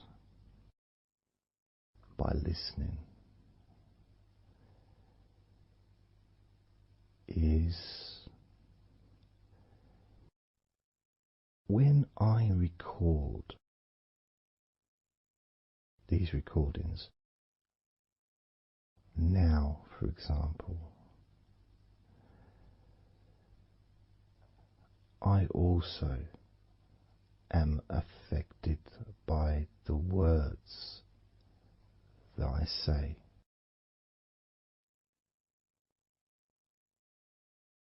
So if I said to you, focus on your feet, notice your feet relaxing, I will be focusing on my feet. I will be noticing my feet relaxing.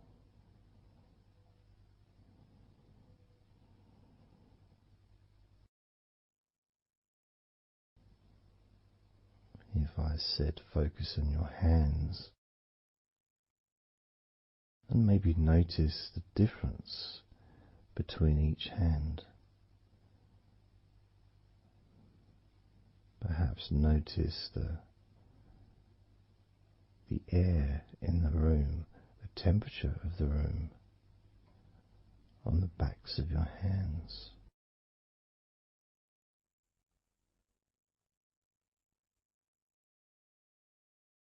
You may start to notice what almost feels like a very light breeze, even though there may not be any type of breeze at all where you are right now.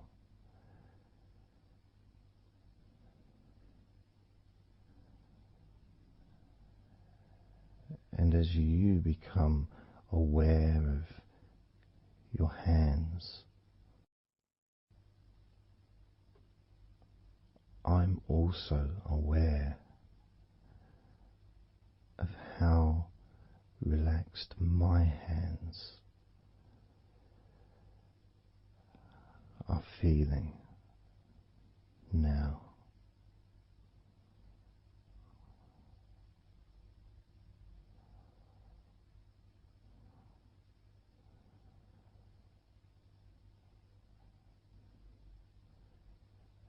And when it comes to potentially drifting off to sleep, which may be the reason you're listening,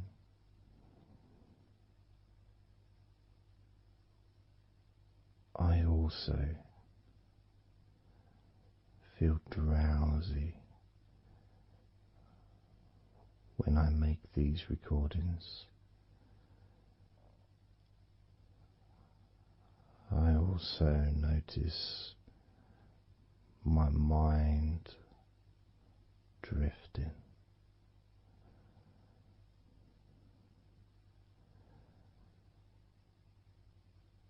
In fact, at times I've actually fallen asleep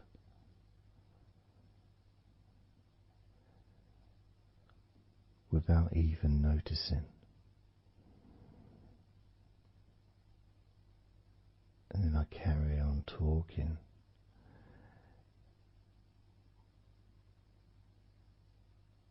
And it's only when I listen back to do the editing,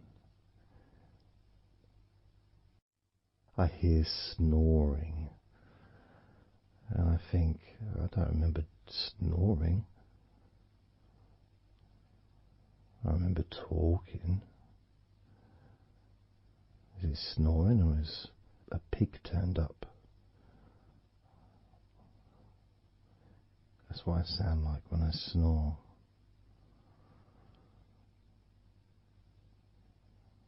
And I get really into the whole experience.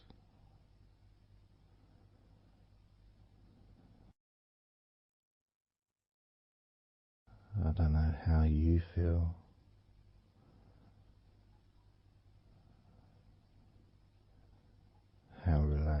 you feel in your feet?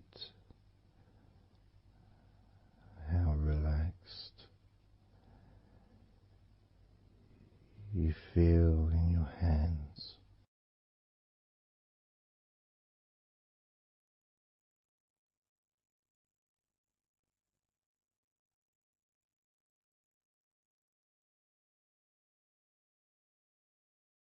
I have noticed more and more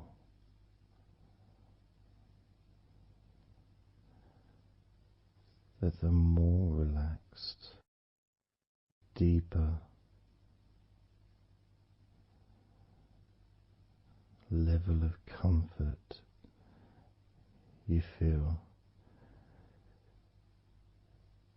the easier your breathing becomes.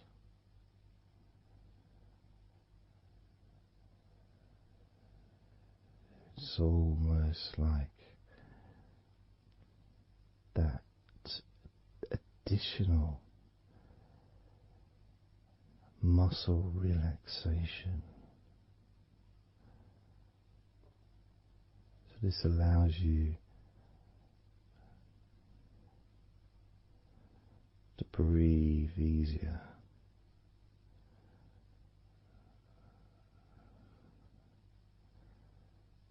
without necessarily focusing on your breath.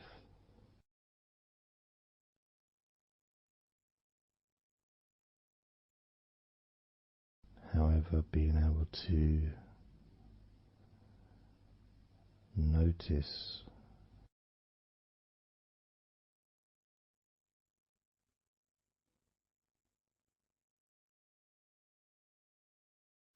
the ease in which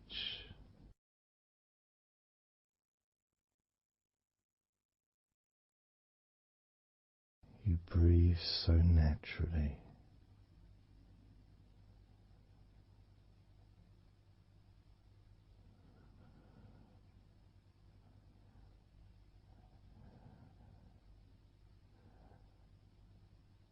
You breathe so very easily and smoothly.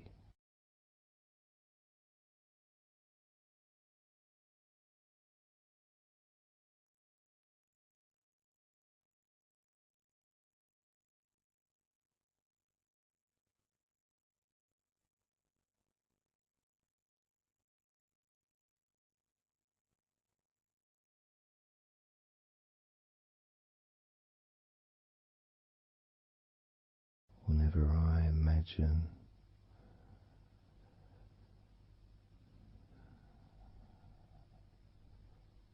my breathing improving,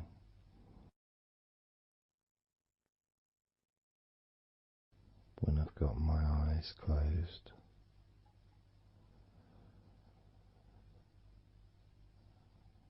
I tend to visualize a beautiful field with trees and flowers,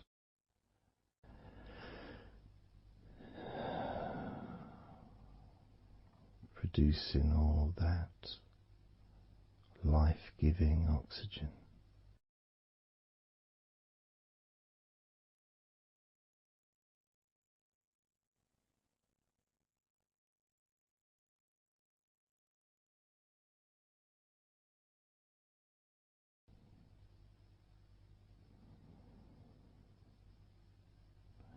It feels nice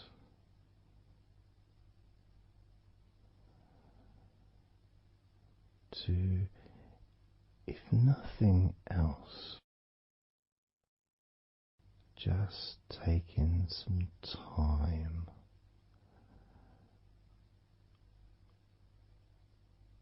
away from everything.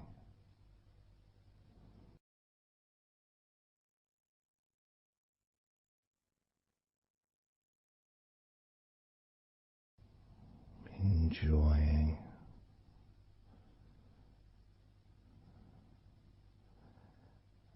that feeling of peace, serenity.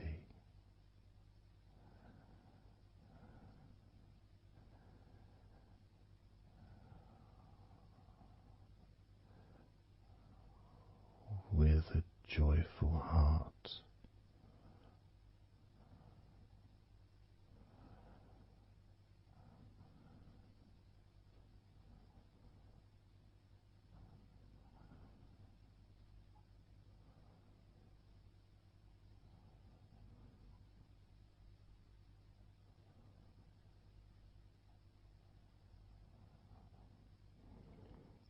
Time seems to just drip by so very slowly.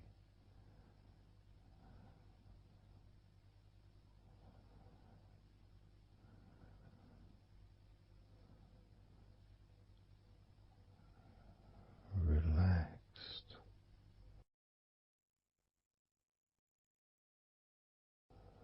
so deeply peaceful,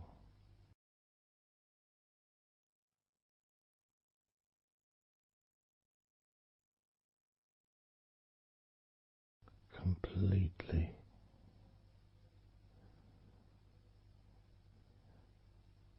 unattached to any thoughts whatsoever in this moment.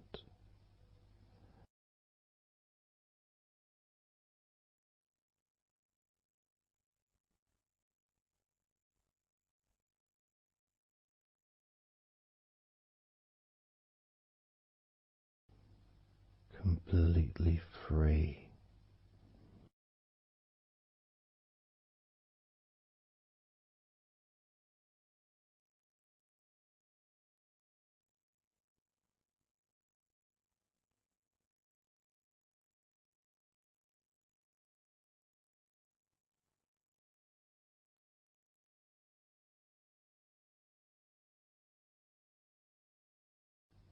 Noticing that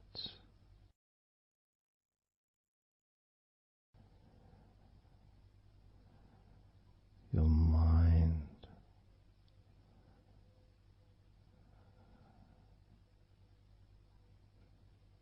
has slowed down,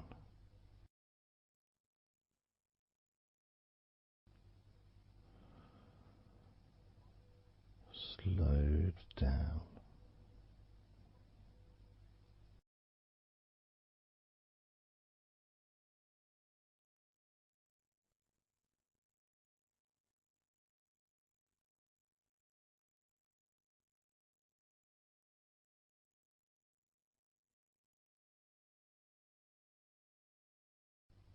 because nothing really requires your attention.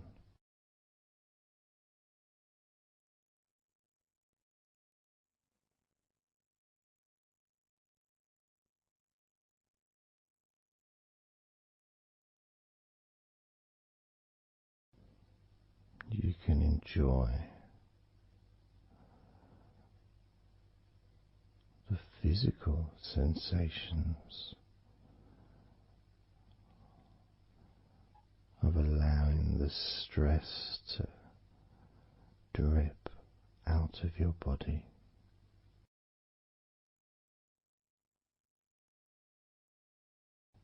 Drip in out of every part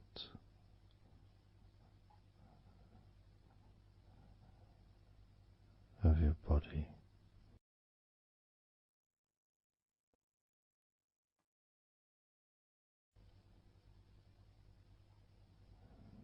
And being released from your brain and your mind.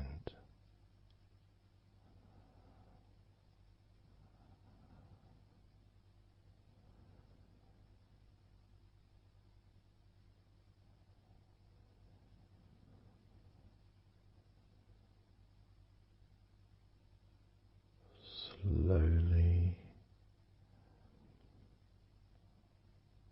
but surely,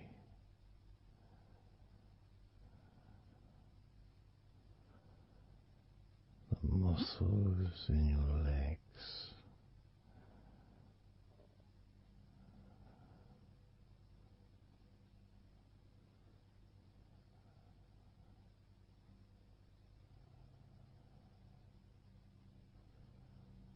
relax,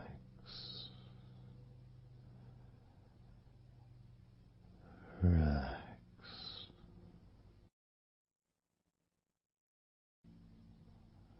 relax, so very deeply.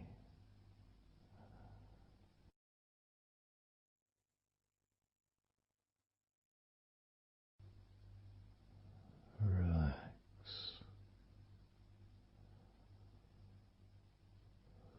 so deeply.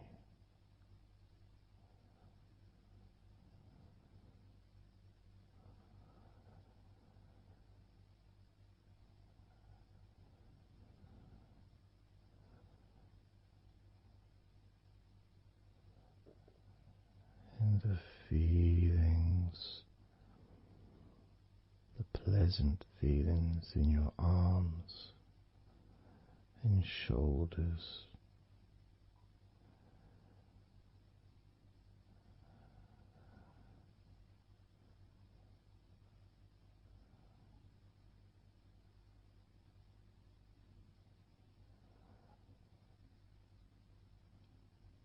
deepening each part of your body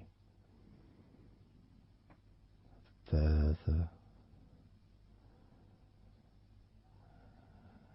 and deeper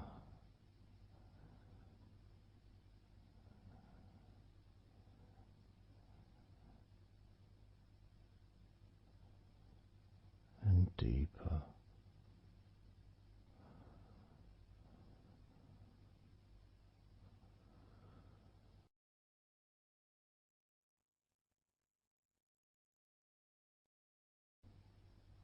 Noticing the feelings in the back of your neck,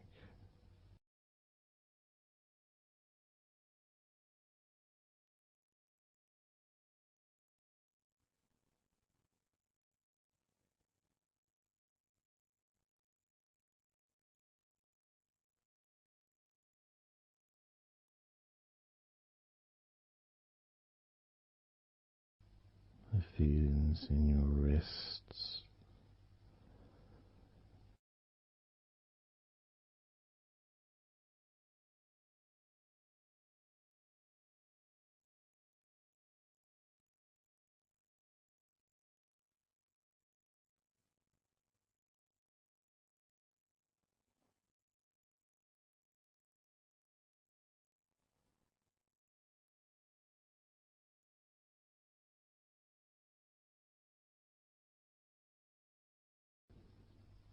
the muscles in the front of your body,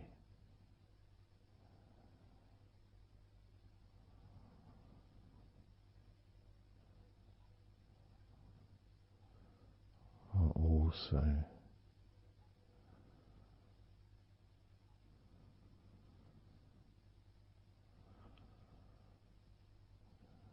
feeling peaceful,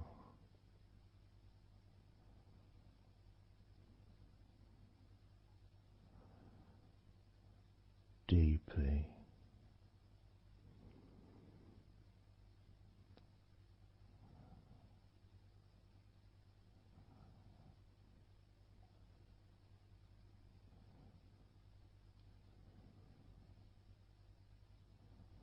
as a sense of peace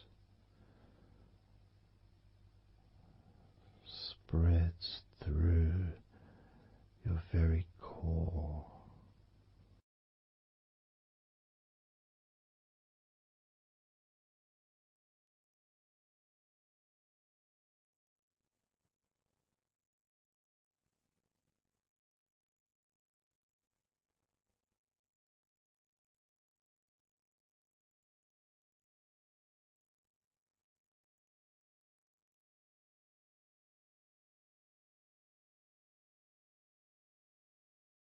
Even when you focus on your mind,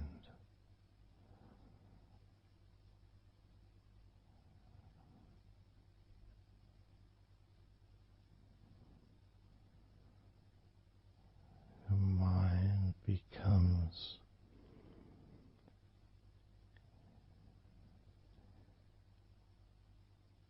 even slower.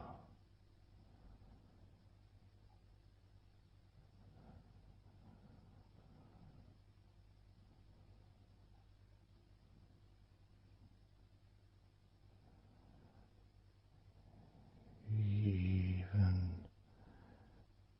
deeper.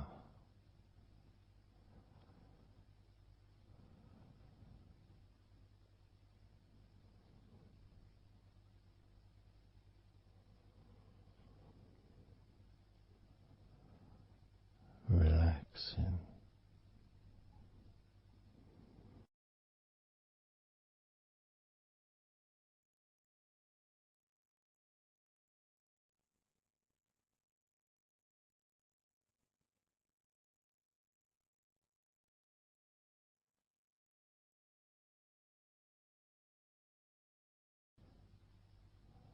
So very slow.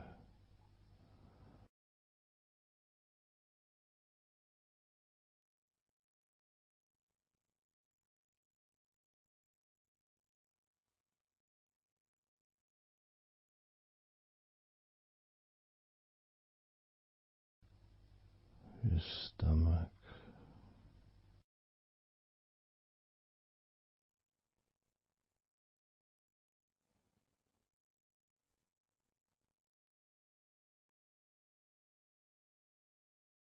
Peaceful in your stomach.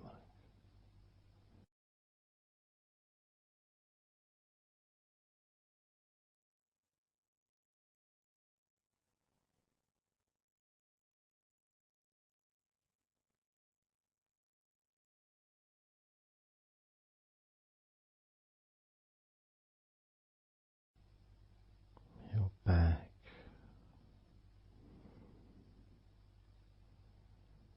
Notice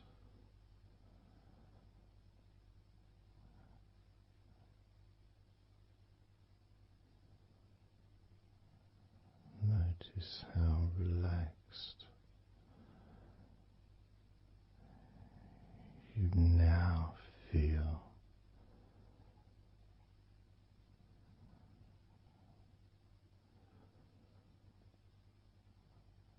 In the whole of your back.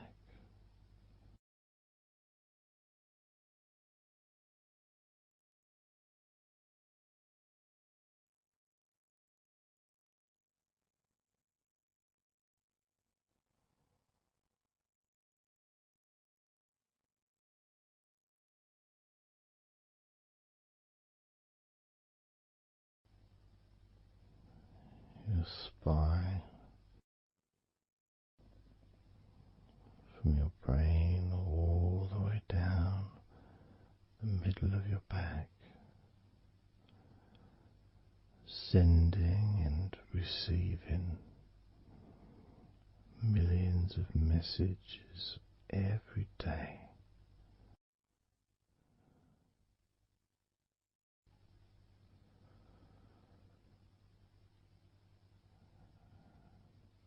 Deep comfort increasing.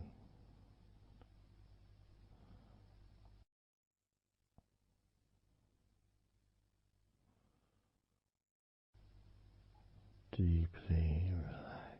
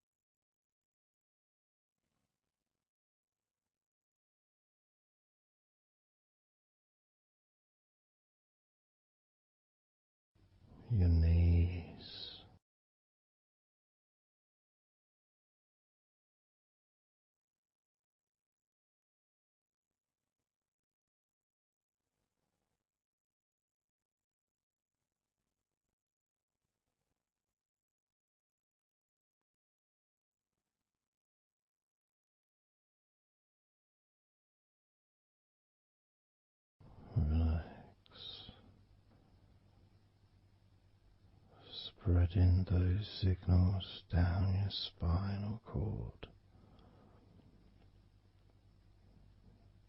into every part of your body.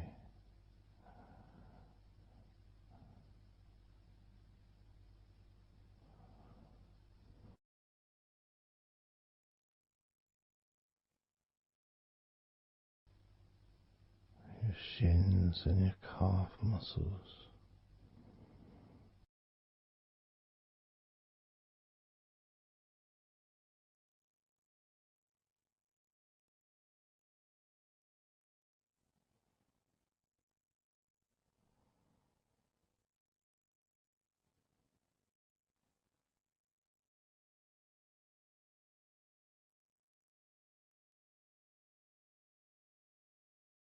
Your elbows,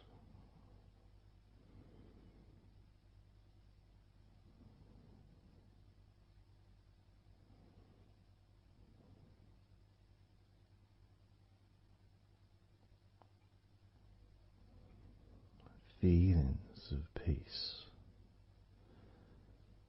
and tranquility spreading through your body. Tips of your toes to your eyes, your fingers all the way to your lower back.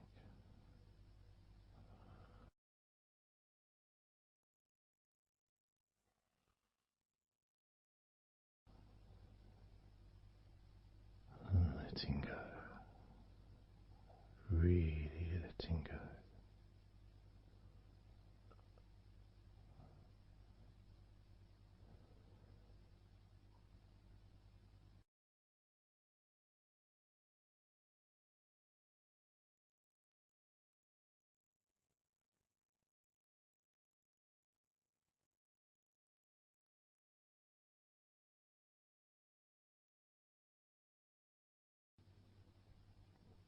Peace.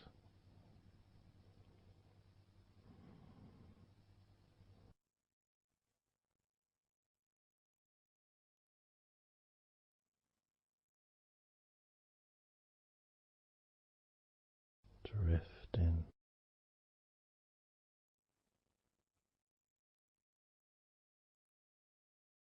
Mind just wandering away.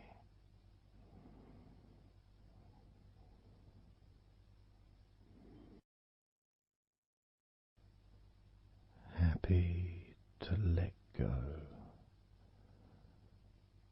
Let go.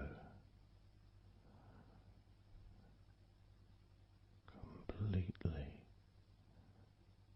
let go.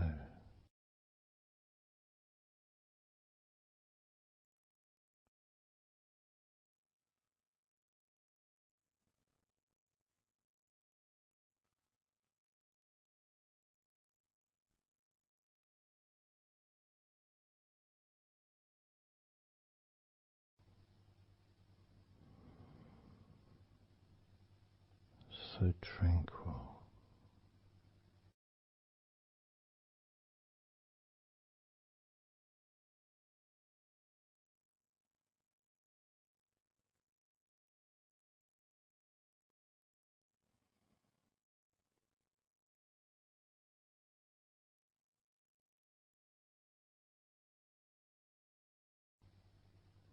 Your whole body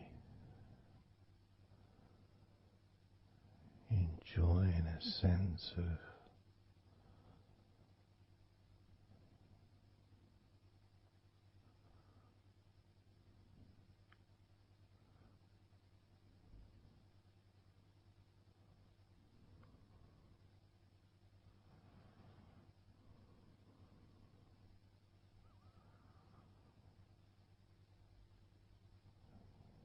letting go. Even more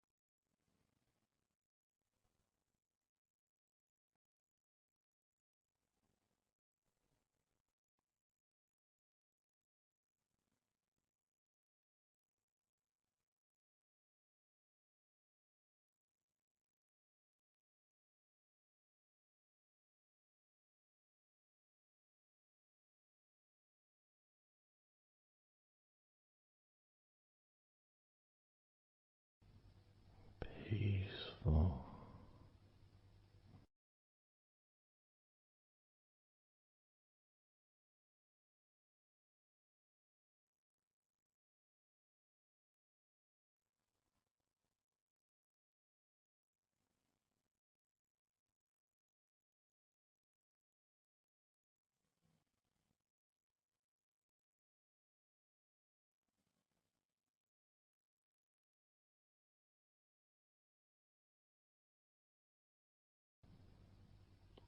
Enjoying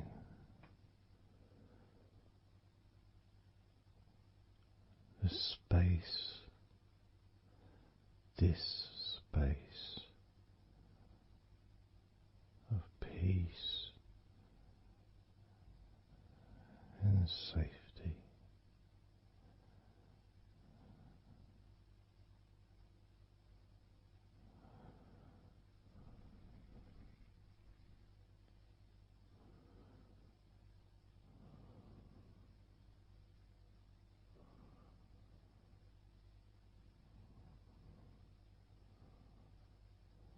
So very, very relaxed.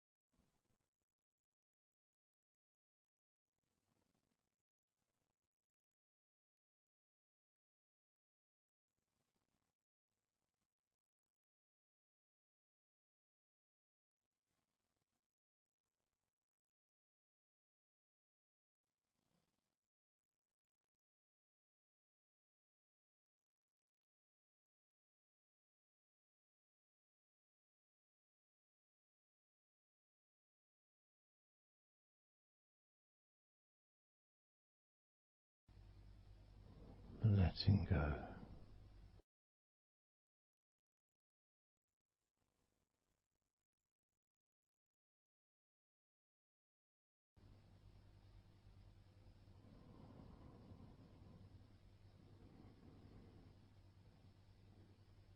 Maybe we can just focus on the different parts of your body, just to notice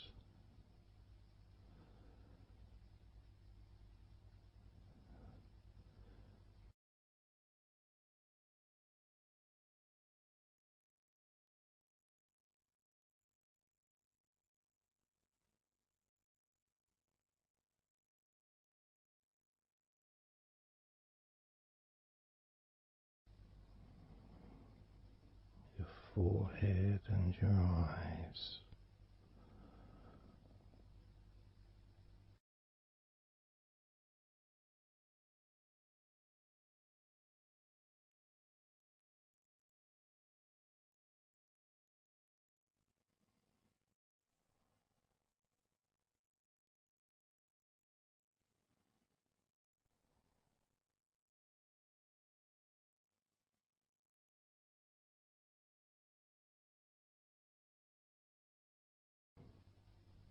Your jaw,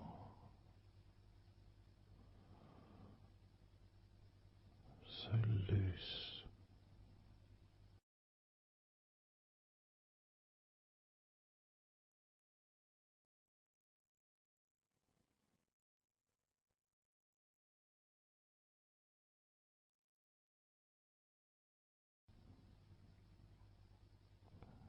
Noticing a sense of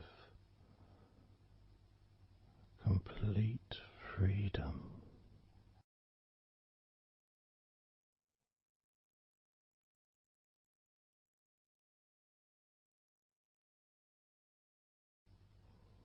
Absolute freedom.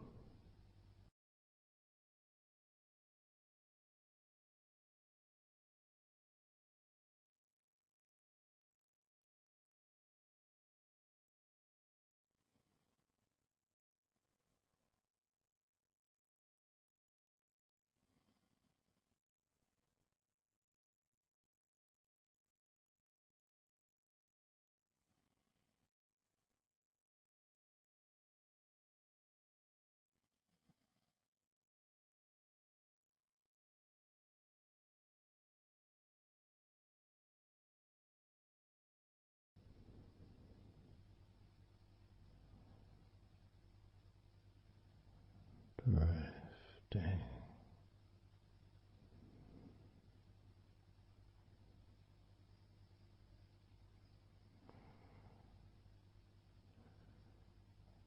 Drifting.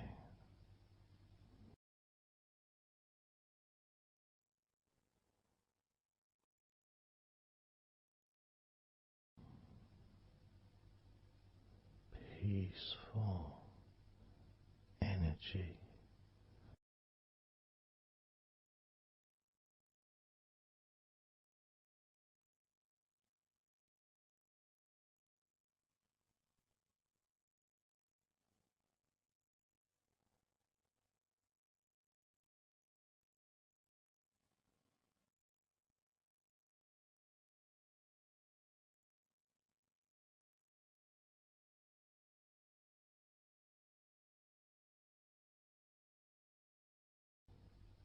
Peace to breathe. So much easier.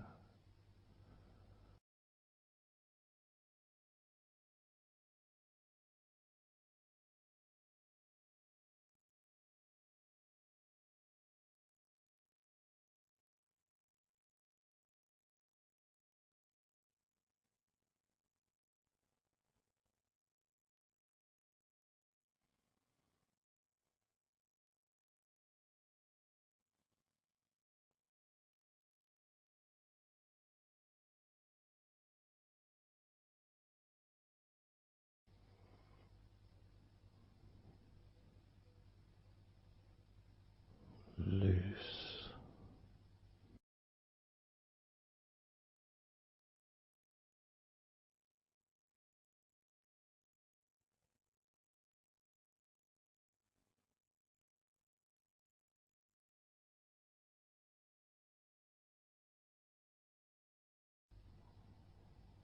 You may have or may not have noticed your mind drifting.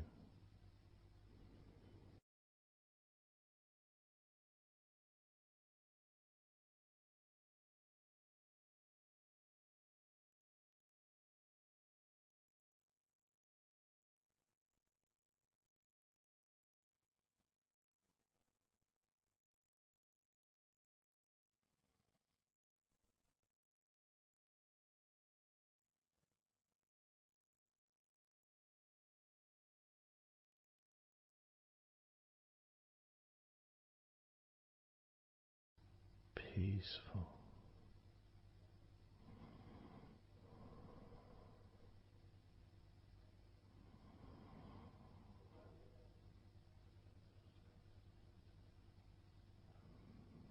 Moving even more deeply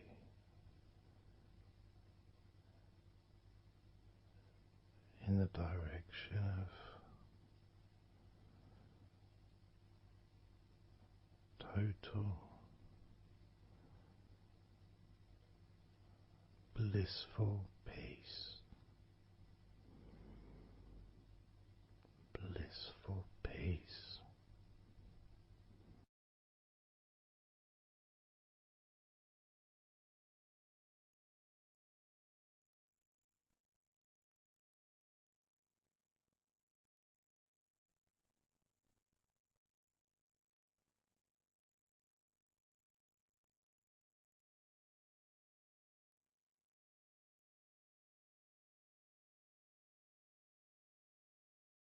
drifting.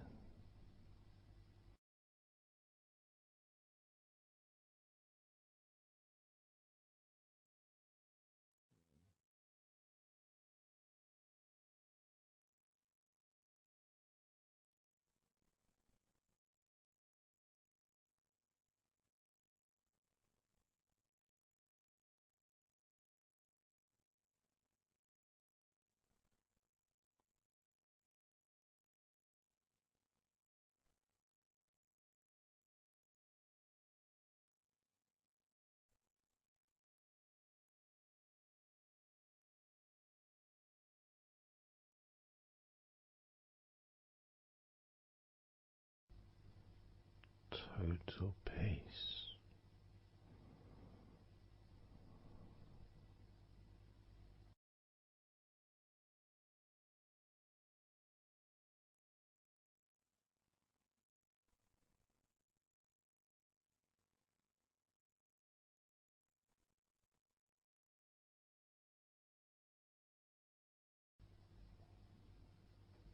Calm. So calm.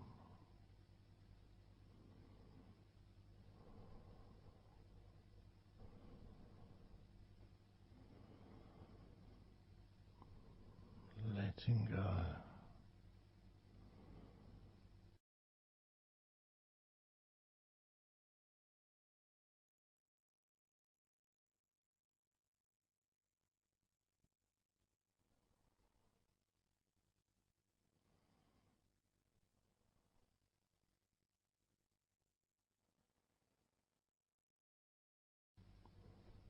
Peace of mind.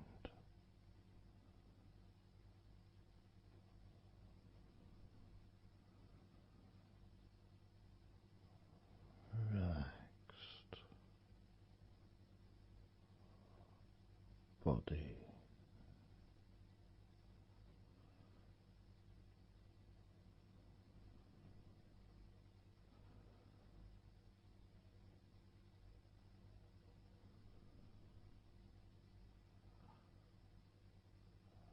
So relaxed.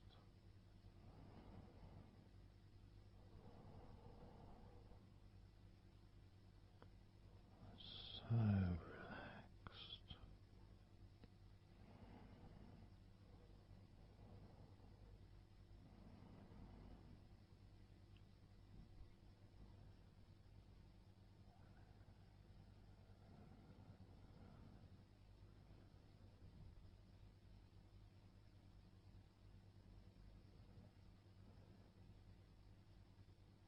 Your body feels almost invisible.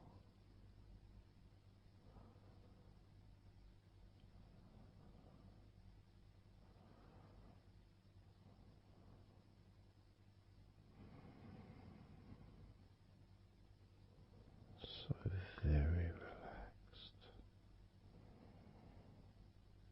and peaceful.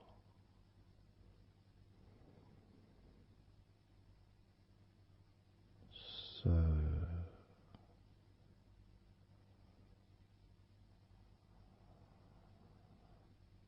peaceful.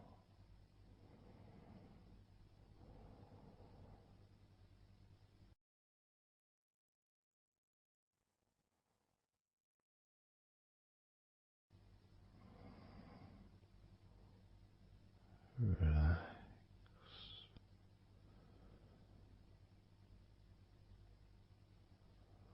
Let go.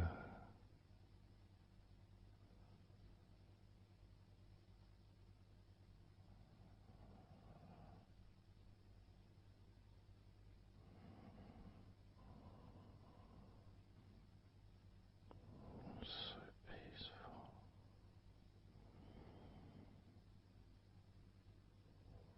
So very,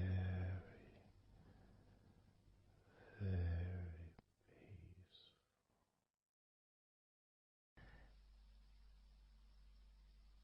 And you could start to notice that you are feeling more relaxed. even though I've not purposely focused your mind upon that sense of physical comfort that is growing within you throughout your body, and your mind starts to slow down. And that could be almost in recognition of, I guess, my speech not being particularly fast.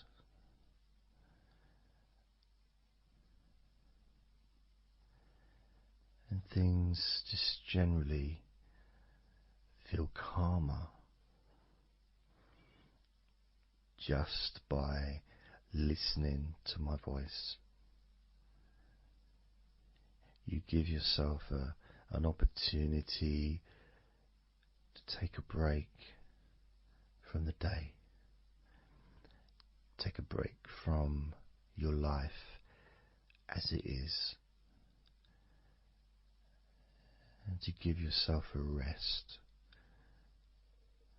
giving yourself permission to take some time off and to allow your body to relax and allow your mind to slow down, which in turn releases the tension, any stresses that you had in your body.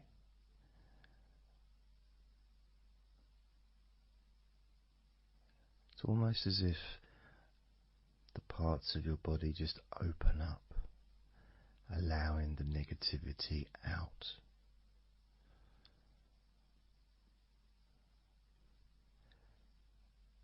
And at the same time, replacing that negativity with positive, healing energy, which then fills your body up, and your mind too also starts to appreciate those feelings of increasing confidence and an almost uplifting feeling, a positive healing, an energy that spreads through your body like a wave of comfort. And all this comes from just allowing yourself a few minutes, maybe half an hour, however long you want it to be, to just rest.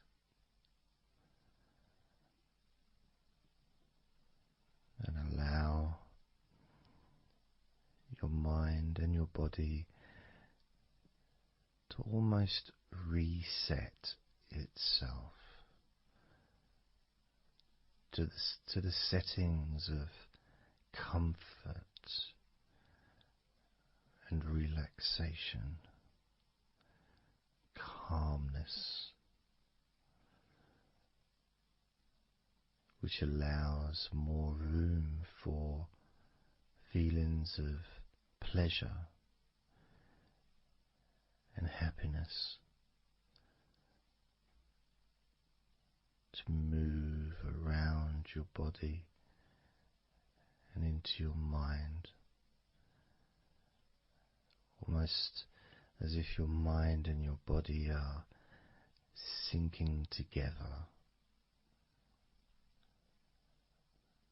almost mirroring each other with that growing positivity and calmness. And it feels nice. It really does feel nice to know that you are the one that has allowed yourself to feel more comfort and to experience more of this deep relaxation spreading throughout your body.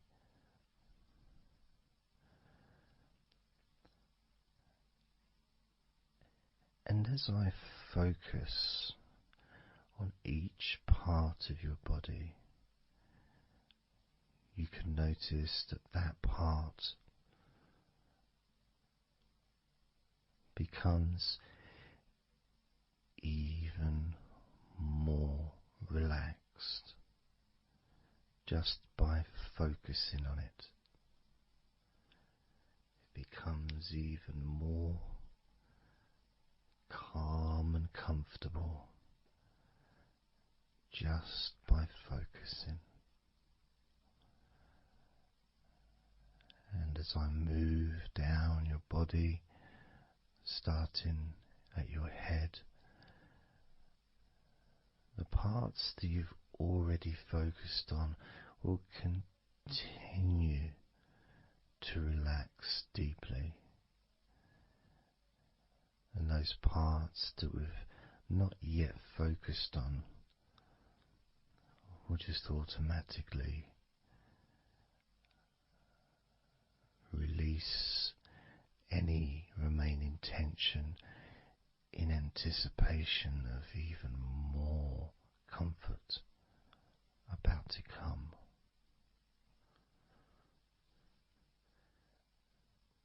Now, I'm going to start by focusing on your forehead. Just being aware of the feelings of your forehead.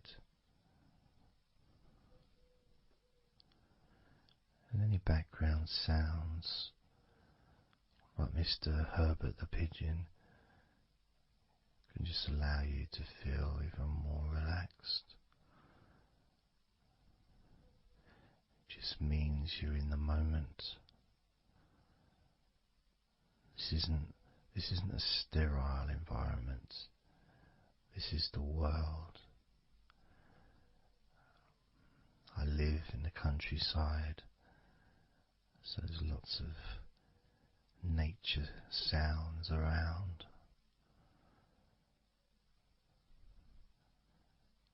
So as you focus on your forehead, just notice how it becomes even more relaxed as you focus only on my voice and that part of your body. Moving down to your eyes, focusing on your eyes, noticing how your eyelids feel so heavy, yet so light at the same time. And all the muscles around your eyes relaxing completely. Moving your focus down to your mouth, your lips, your tongue, your teeth and your gums, and the whole of your mouth relaxing, calm and loose. As you focus now on your jaw, not just the part of your jaw near your mouth, your chin, but all the way up the sides of your face to your ears, that whole of your jaw feeling more relaxed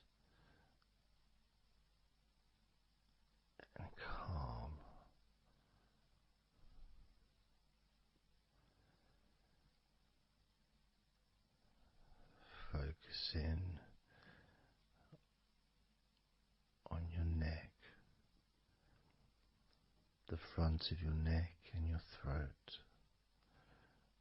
Relax in and loose and calm. The sides of your neck, the right and left side of your neck, relaxed and loose and calm.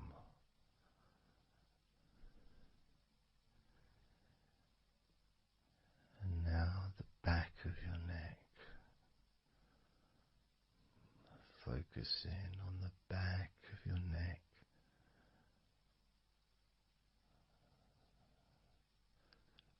Letting go of any tension that may have been there before and enjoying that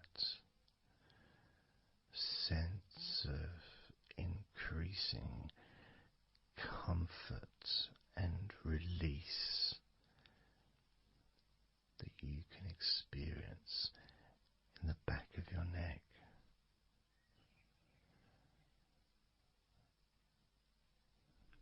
Moving down your back and moving either side of your spine, right from the top of your back all the way down to the bottom of your back.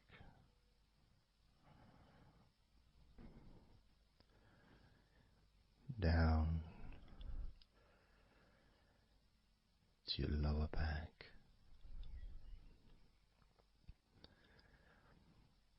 As you move up and down your spine, you can feel the muscles either side of your spine relaxing even more.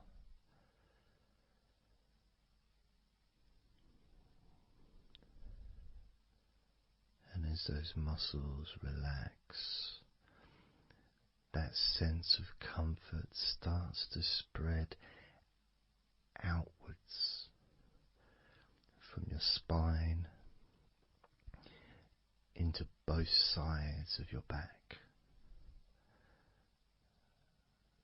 The top of your back, the middle and your lower back.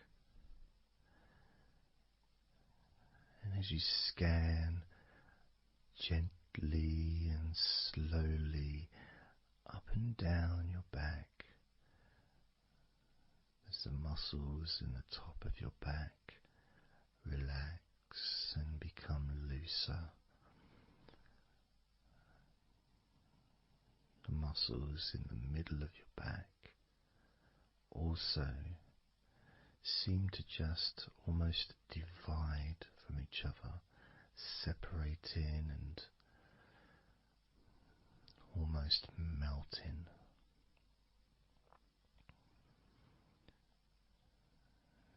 And in your lower back, there seems to be an extra special feeling of comfort that spreads into your hips. So down your lower back, into your hips, into the area where your coccyx are, and into your buttocks. And all those muscles that spread from your lower back into your hip area start to melt, start to really let go.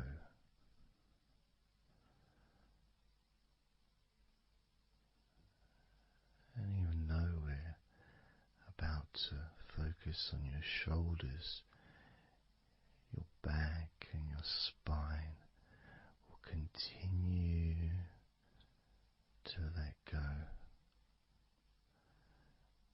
Continue to relax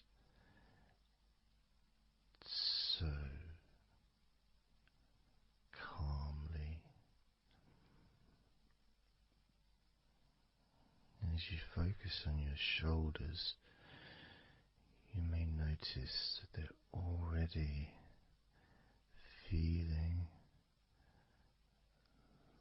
really loose. They're already feeling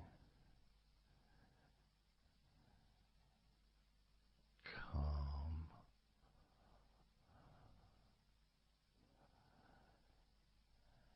And that feeling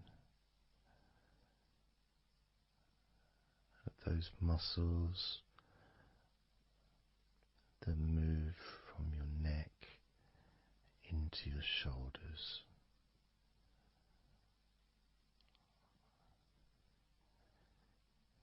Feel so soft and gentle, so smooth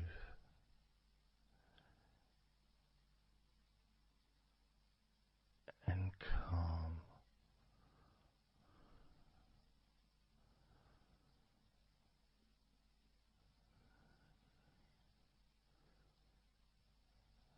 And the feeling in your shoulders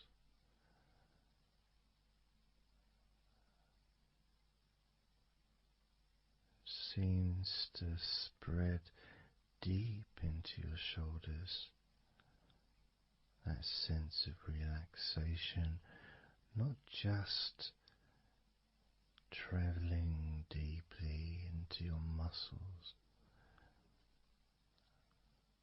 but also relaxing the bones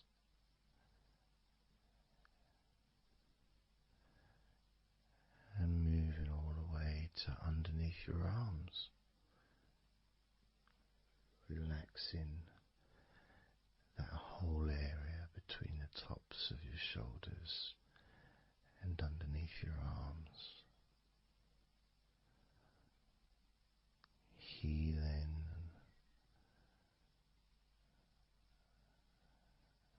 You feel so relaxed and comfortable in your shoulders, which sends that deep healing message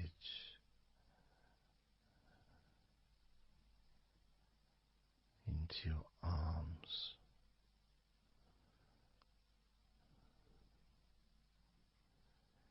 And you may feel almost as if your arms are not even there because they're so relaxed, so deeply relaxed.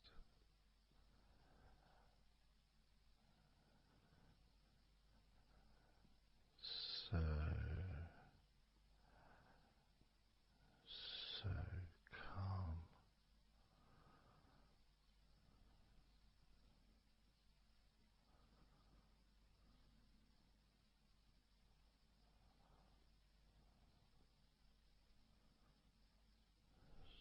So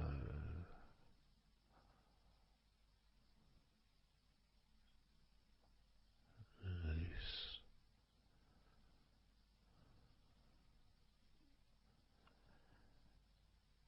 That feeling spreading all the way down your arms to your elbows, including your elbows.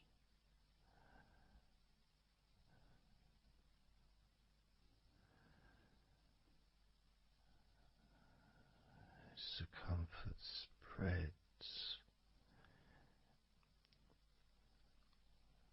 all the way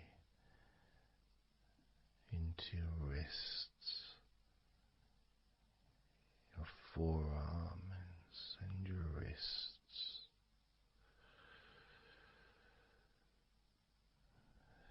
feeling so heavy at the same time.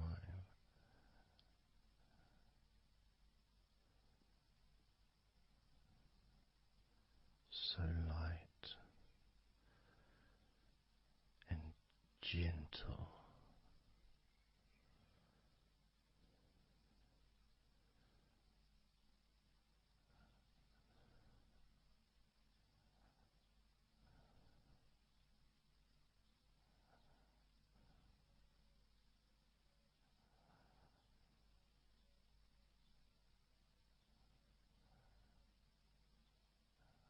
Focusing now on your hands.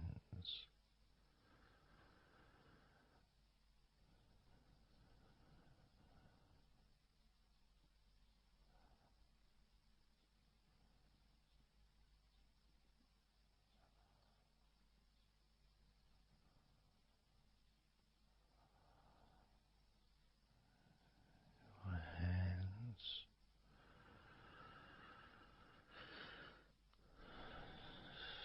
so peaceful in your hands.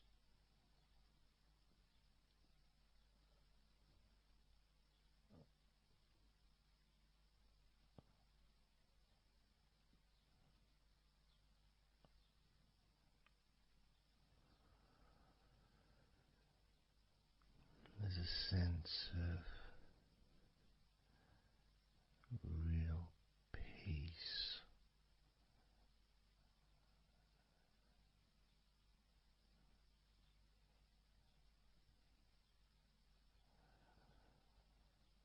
That just seems to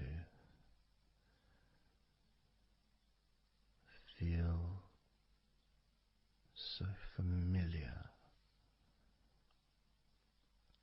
when your hands relax deeply.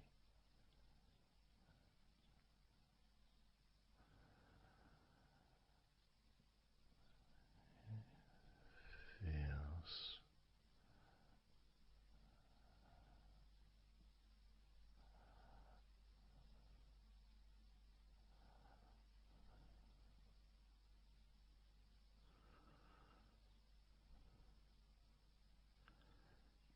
your fingers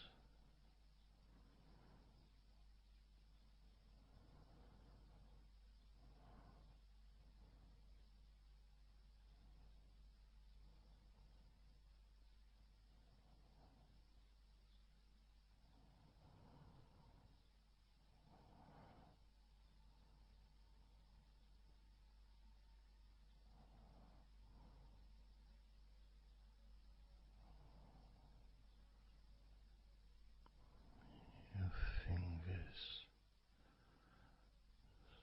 so loose.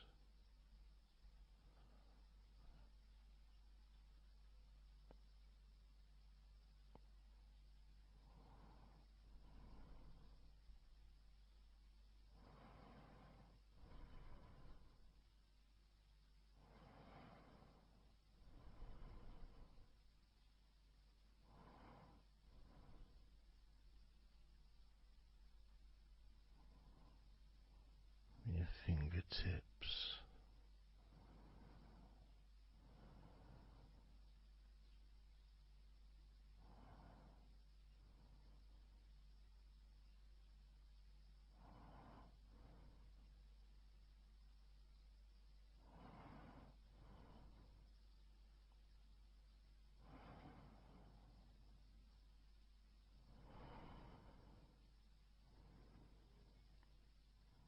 moving your attention to the front of your body.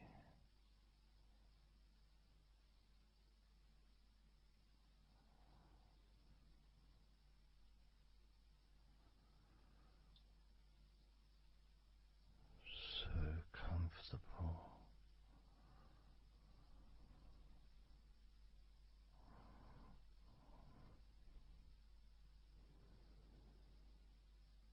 Moving your focus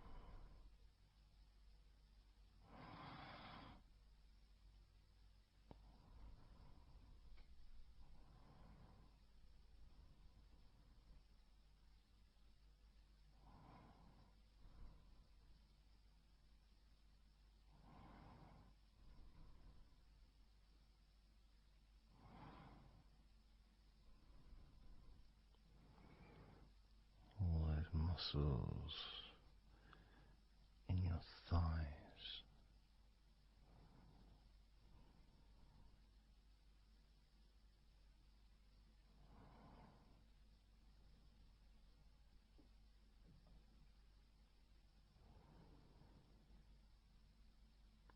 Your knees, so relaxed.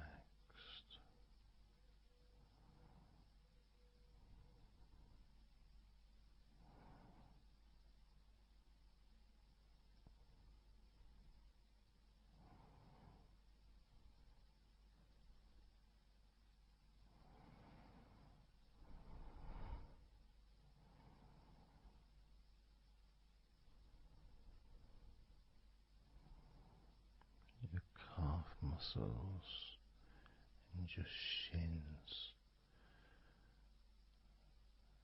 completely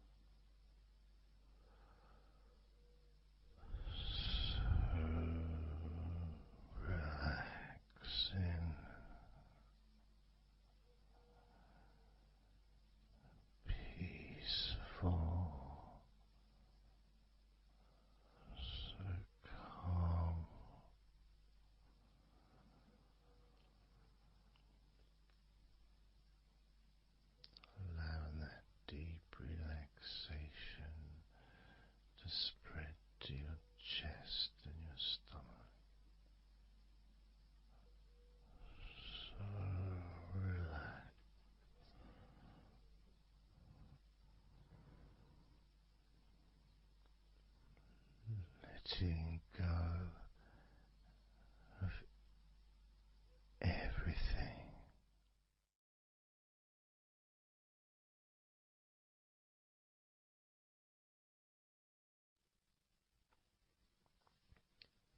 So I'm going to start counting down now from 20 down to 1.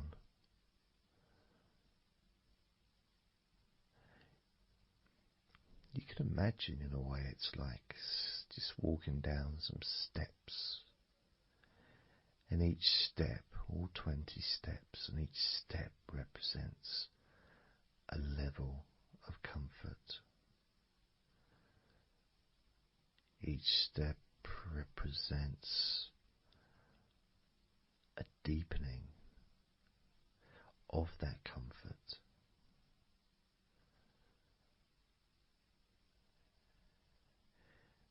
And the further you walk down those steps, the deeper and more relaxed you feel.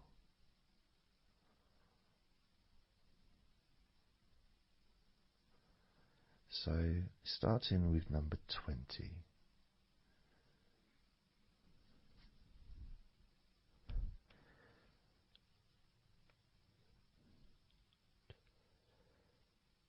Twenty.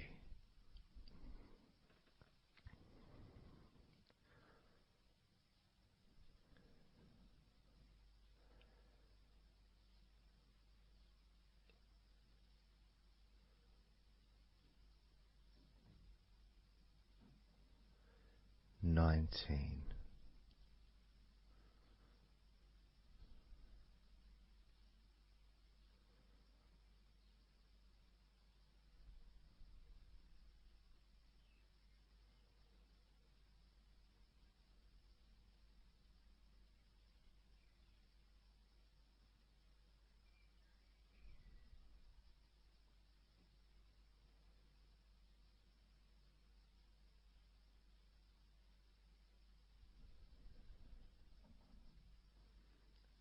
18.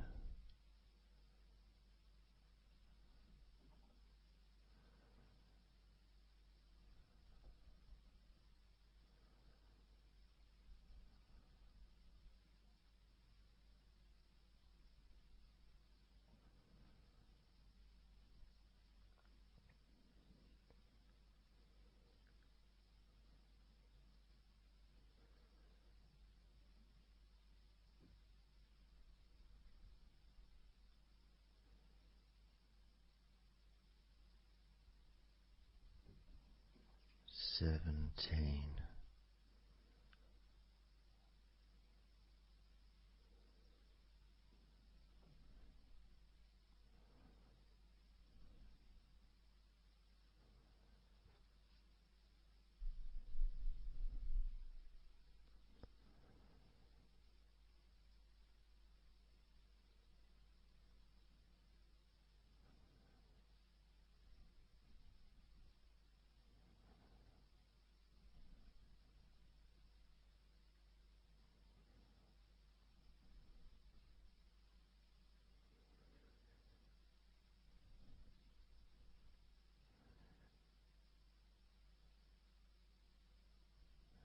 16.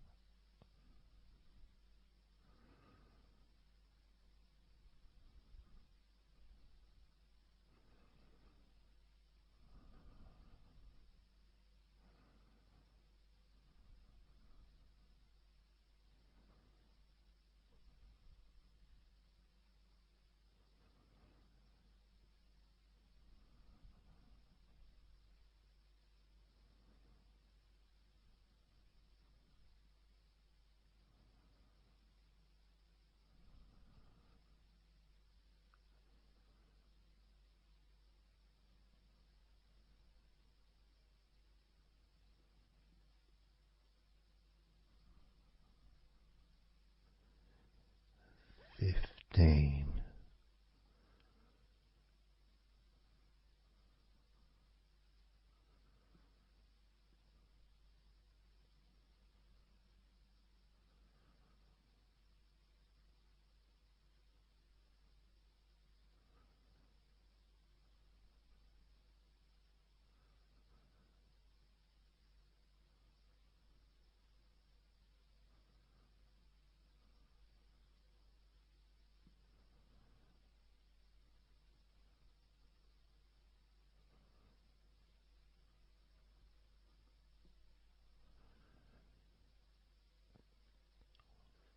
14.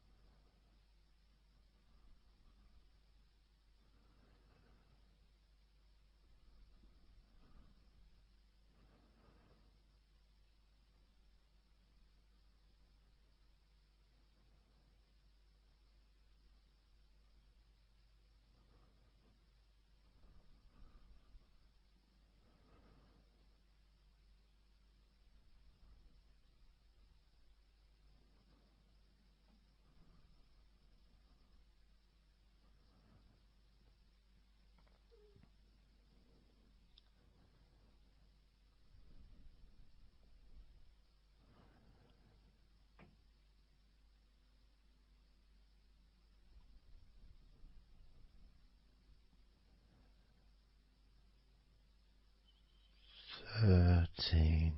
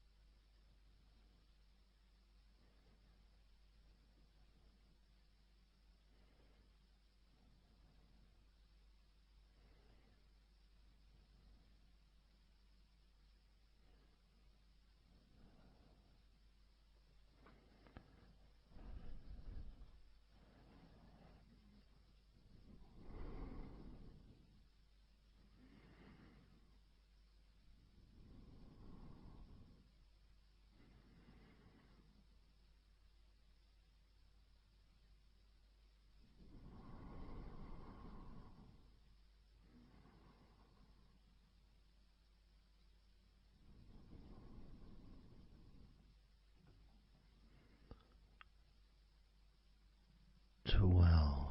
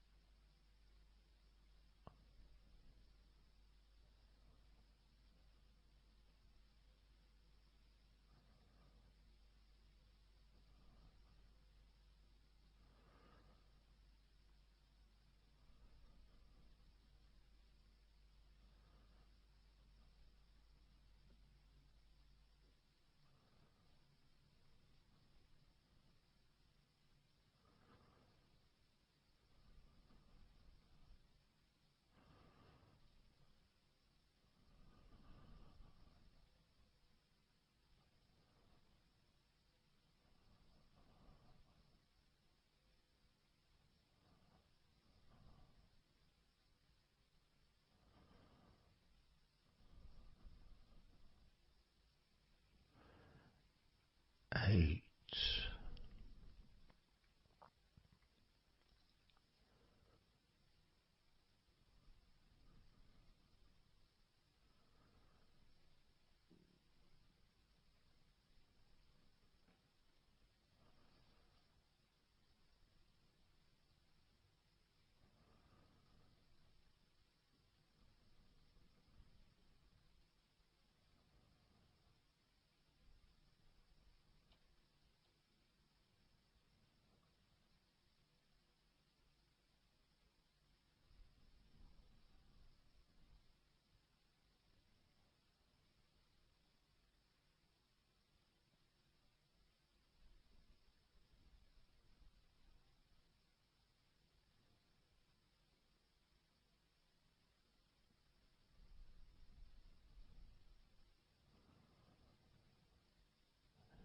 7.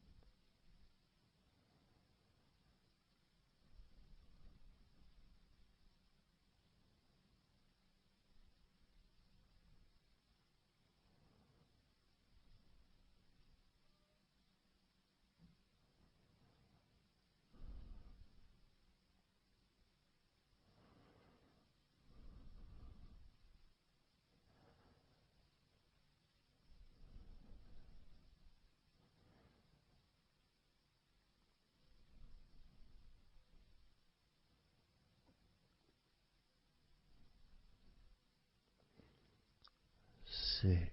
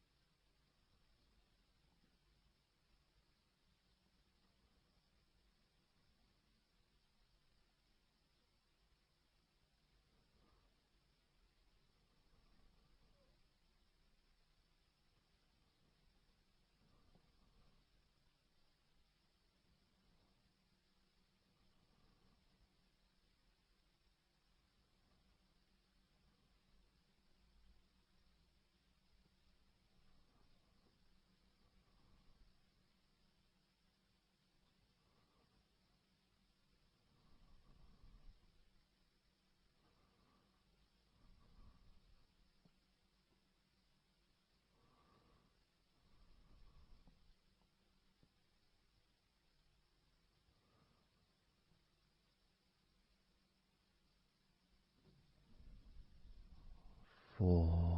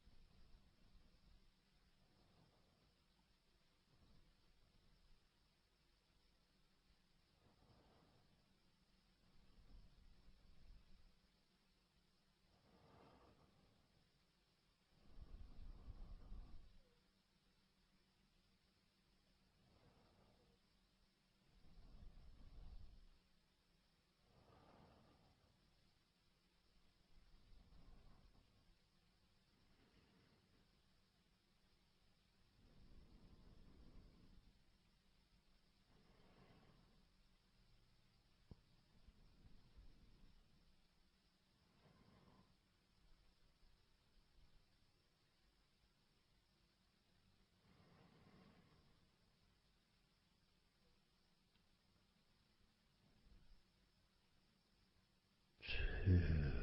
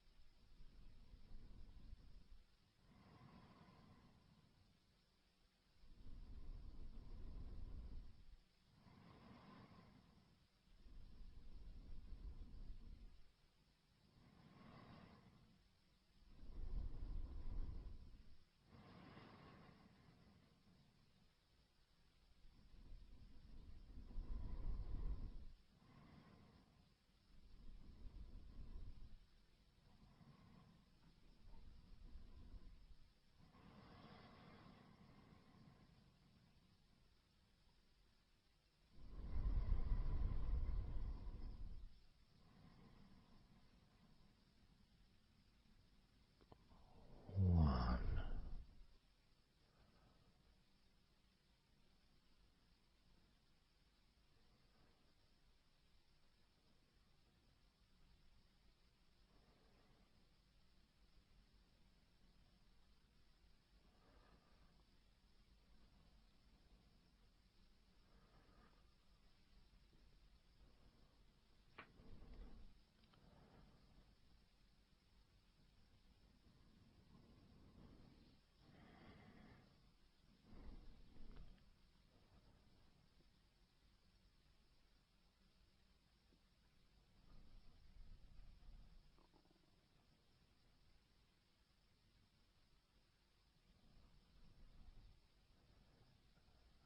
And now, as you focus on your eyes,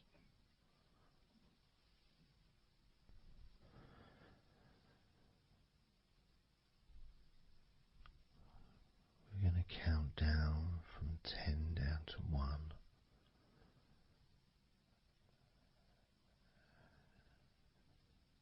Focus in just on your eyes.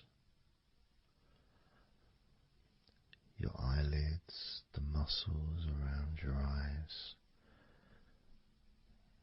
your eyeballs themselves, that whole area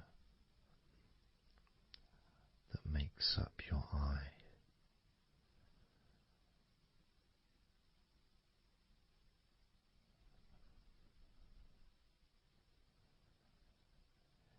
And as we count down from 10 down to 1, whilst focusing on your eyes,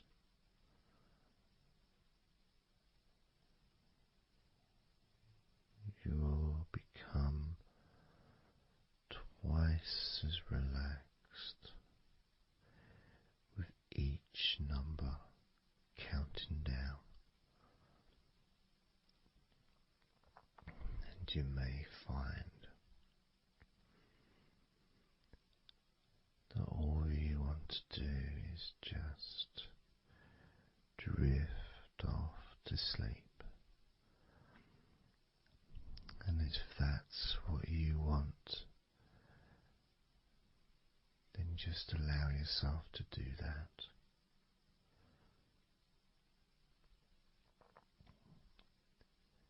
Now,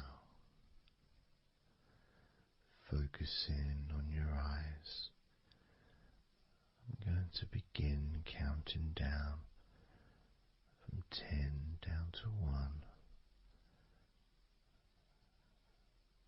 right now.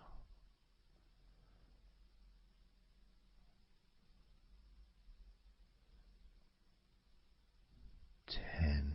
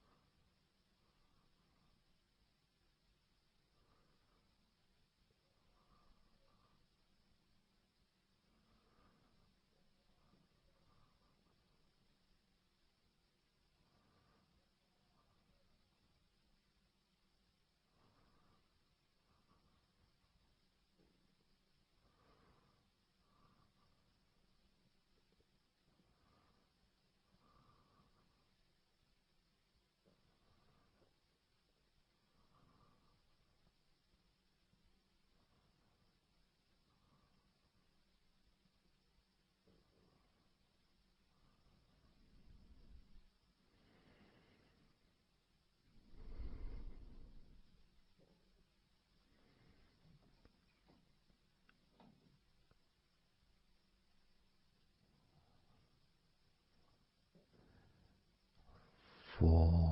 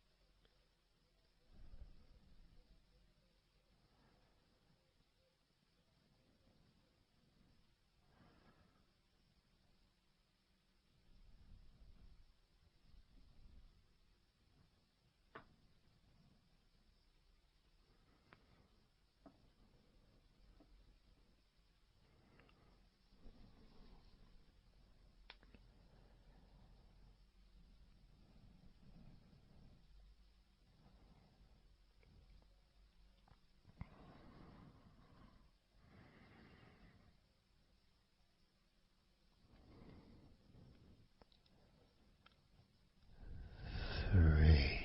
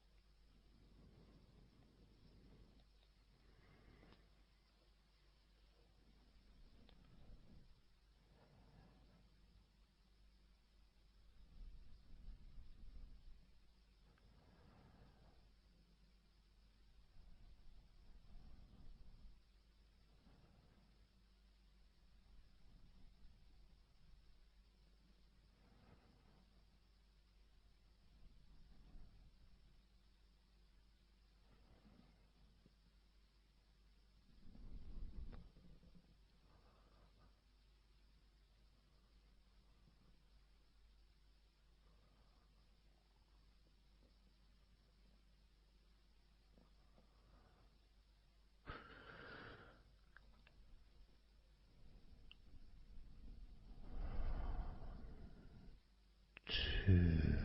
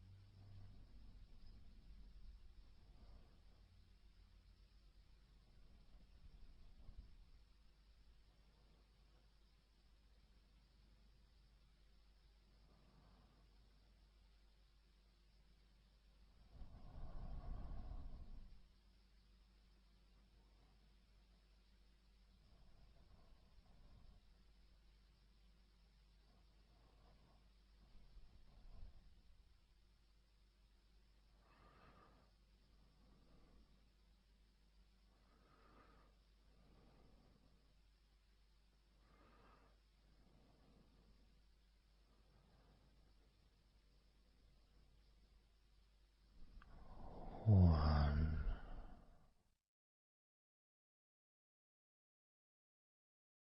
So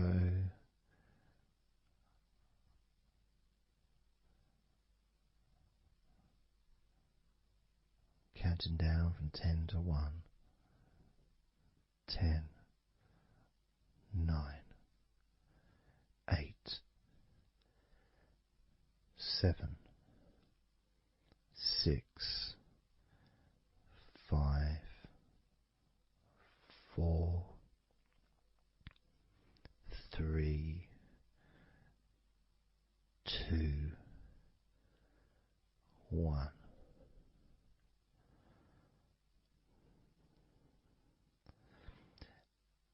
And maybe that was a bit too quick in order to relax.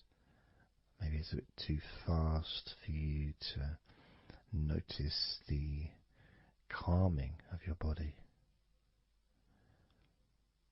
Maybe even a little bit of pressure there, like You're counting down from 10 to 1. What do you expect me to do, man?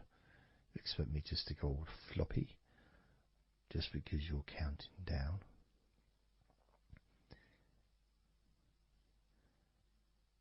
We could try again, but this time I'll go a bit slower. This time, as you focus on the whole of your body before we focus on your legs,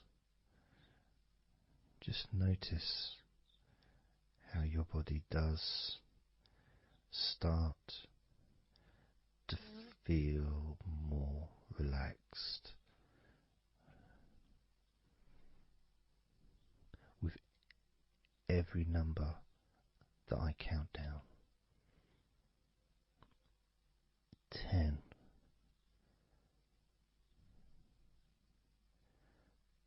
9,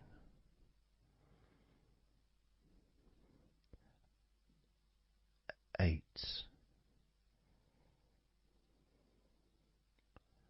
7,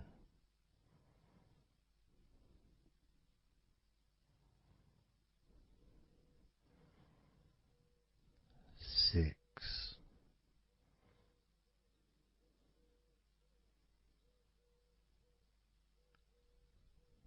5,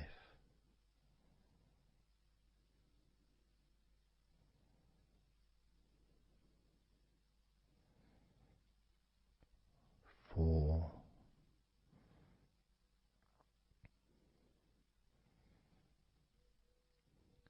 3,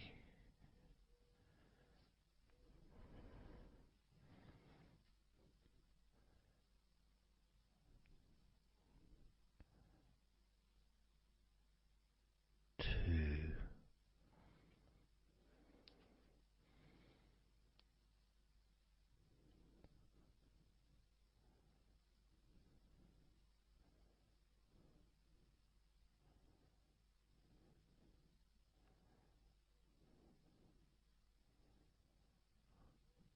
1.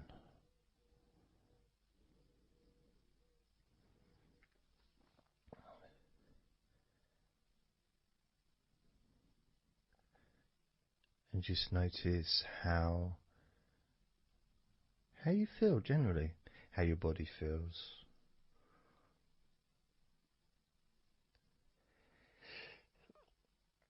It's not necessarily even about counting down from 10 to 1. It's that space that you have, that space between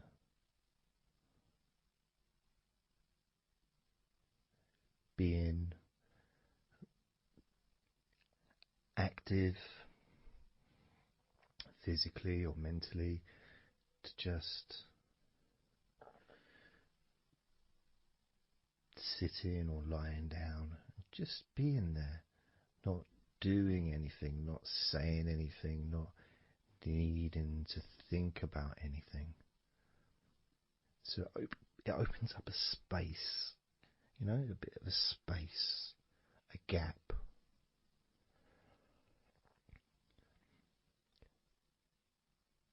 And the more I count down from 10 to 1, the bigger that gap becomes. So there's that gap of calmness, of comfort, relaxation.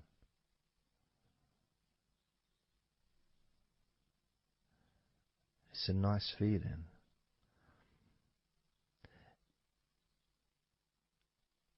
And it moves those stresses or discomforts physically or emotionally, moves them away.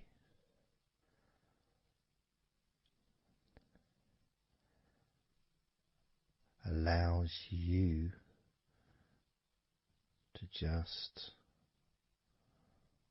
slow down. So I'm going to count again from 10 down to 1 and notice that gap widening. the gap.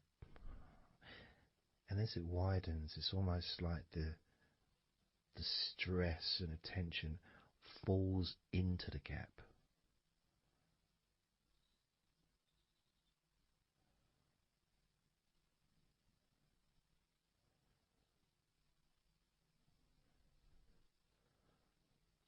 And gives you that distance, that space.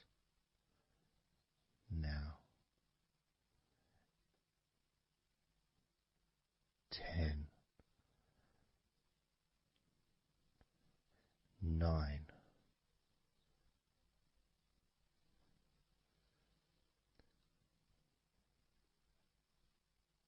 8,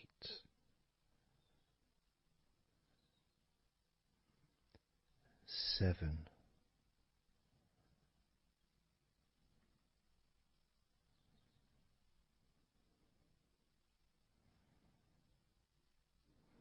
6,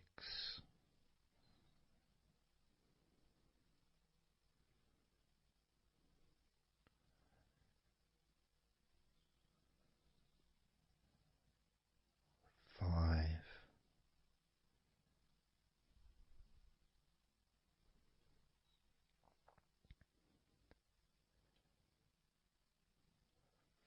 4,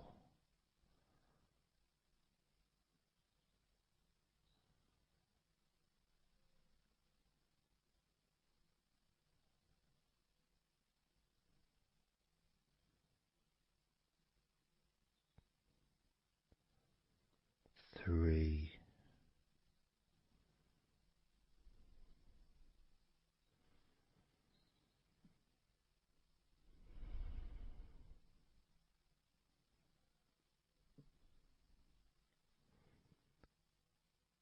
2,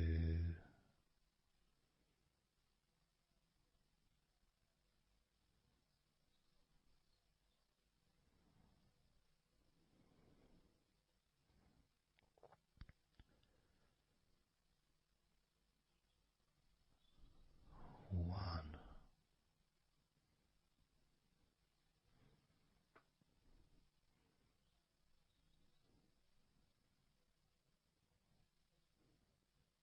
How does your body feel now?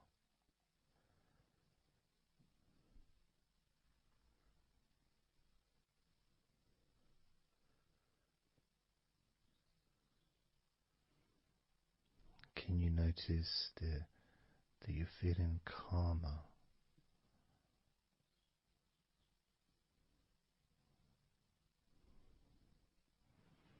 That you're feeling more relaxed?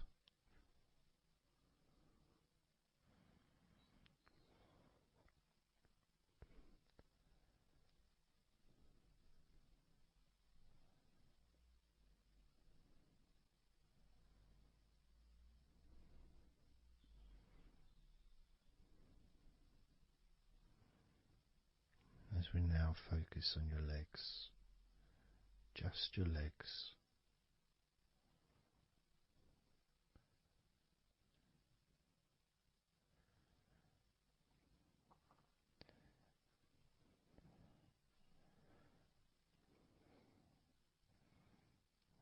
We're just going to start with focusing on your thighs.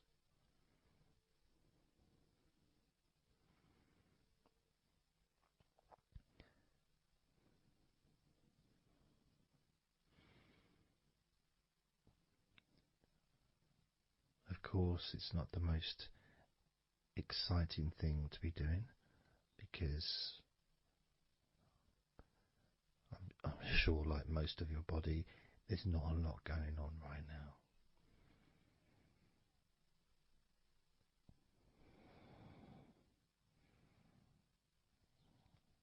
Just focusing on the whole of your thighs, the tops of your thighs, the sides of your thighs, the bottoms of your thighs, your outer thighs and your inner thighs. Basically the whole of your thigh that leads into your hip goes down to your knee joint.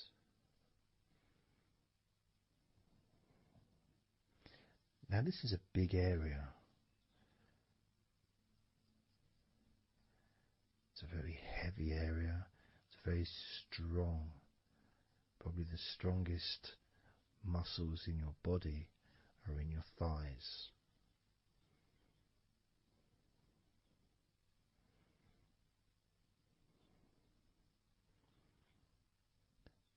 But I don't think we perhaps give enough attention to our thighs.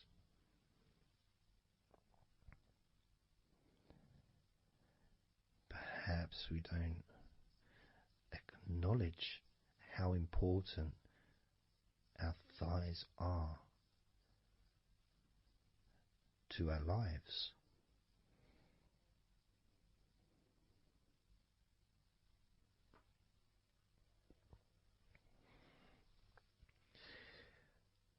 How much they actually do for us all through our lives.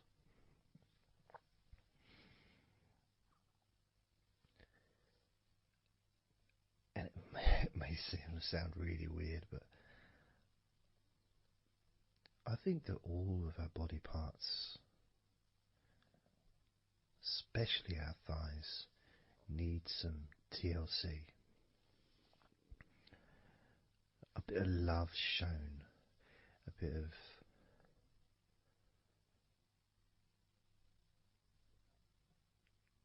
acknowledgement, a thank you, gratitude for what our thighs do for us.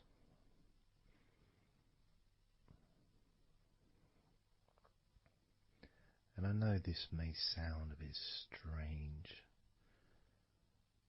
Maybe you think, why am I? Surely I should be out in the garden hugging a tree or something. Well, it's hard to set a microphone up on a tree. That's why I'm doing this indoors. Otherwise I would be outside hugging a tree. No, I can't see the television from the tree.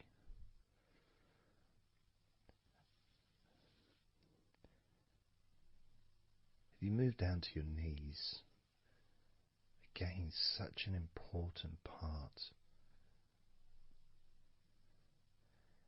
And I think we don't necessarily, I'll speak for myself here,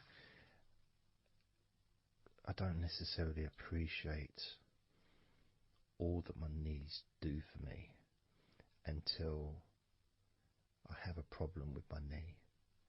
So occasionally if I have maybe I bash it or it's aching for some reason, it's then that I realise how much it does. You know, the benefit of being able to use my legs without any kind of physical discomfort is a beautiful thing that's possibly not appreciated until it's temporarily removed, you know, that comfort. But as you focus on your knees, regardless of how your knees feel, you can have that sense of gratitude and love to your knees for all that they do for you.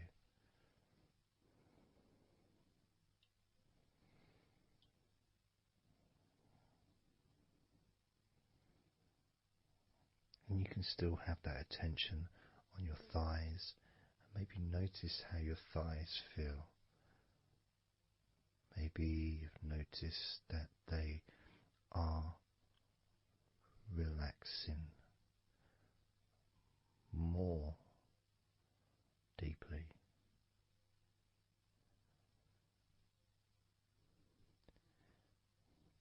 As you focus now on the bottoms of your legs, your shins, muscles, the bones between your knees and your feet, incorporating, of course, your ankles. So important.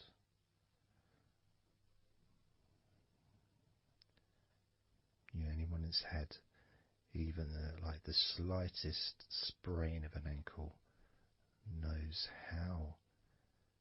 how much we take our ankles for granted.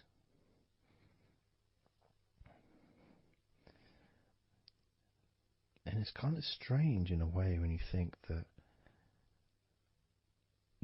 logically our wrists are a lot thinner than the rest of our arms, which is okay, can't see any problem with that because we're just picking stuff up. But our ankles are so much thinner than the rest of our legs.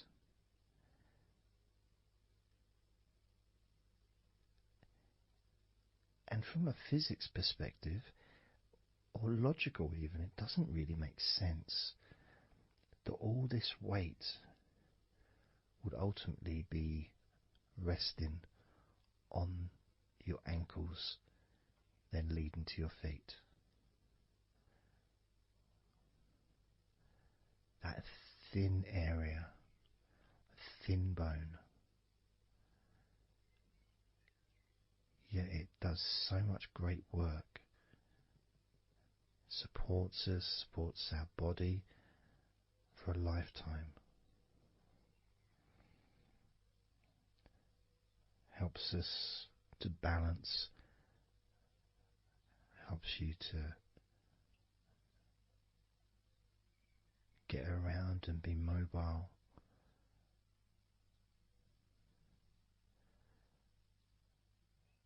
And there's the calf muscles, of course. When I was younger, I couldn't see the point in calf muscles. It didn't seem to do anything. Okay, if I walked around on tiptoes, then my calf muscles get some work. But of course that's not true. The calf muscles are being used whenever we use our legs.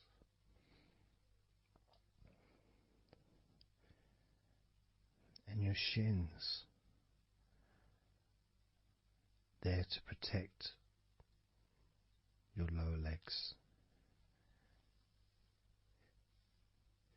Shaped in a way almost as a protector for the bone.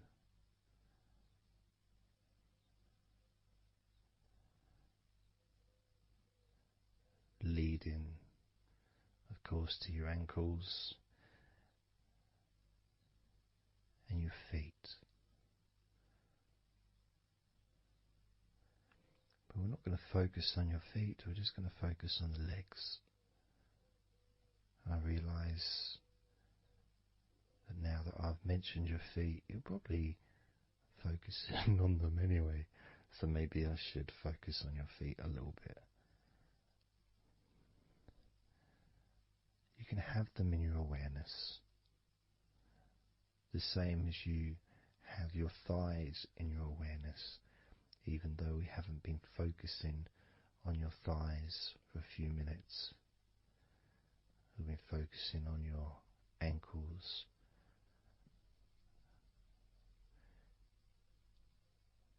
there's still that sensation of comfort in your thighs. And there's that movement of energy, because the thighs hold lots of different sensations. Of course, there's the muscles, the big, strong muscles that we have in our thighs.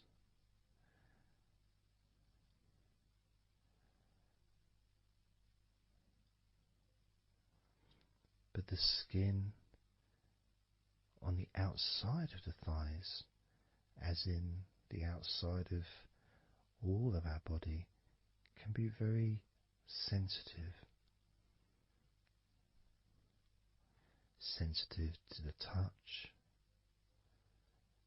sensitive to temperature.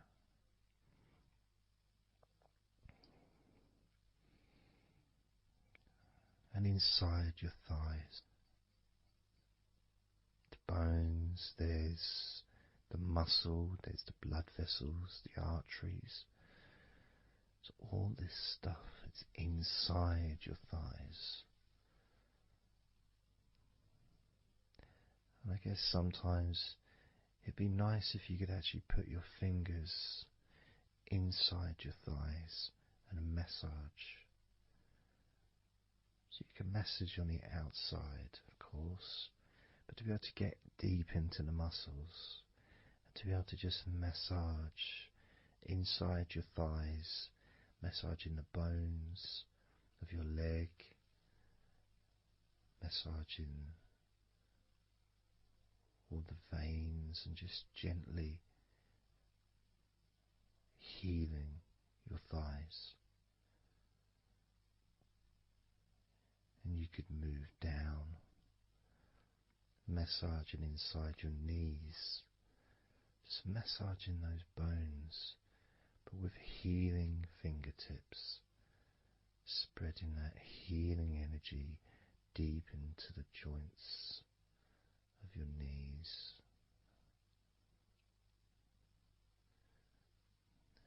Of course, there's the back of your knee, you know, the inside crease where your knee is. It's a very sensitive area. Feels very nice when you stroke it. That might be because it's an area that's not really touched very often. It's almost like a hidden part, that crease in your legs. It's almost like a part that has a sensitivity which is a little bit different.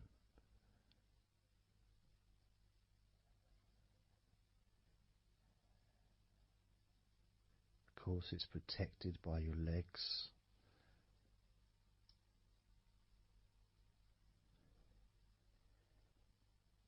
So you can imagine putting your fingers into that crease in your legs.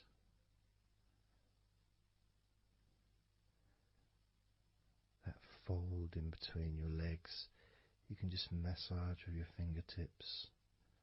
Imagine your fingertips going inside, massaging the muscle tissue. You can of course feel the bones of your knees healing through your fingertips.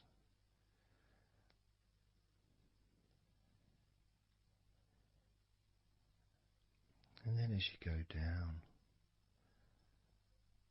to your calf muscles, now that's a part I'd like to be able to really put my fingertips deep inside my calf muscles, massaging every single tissue of that muscle, healing every part.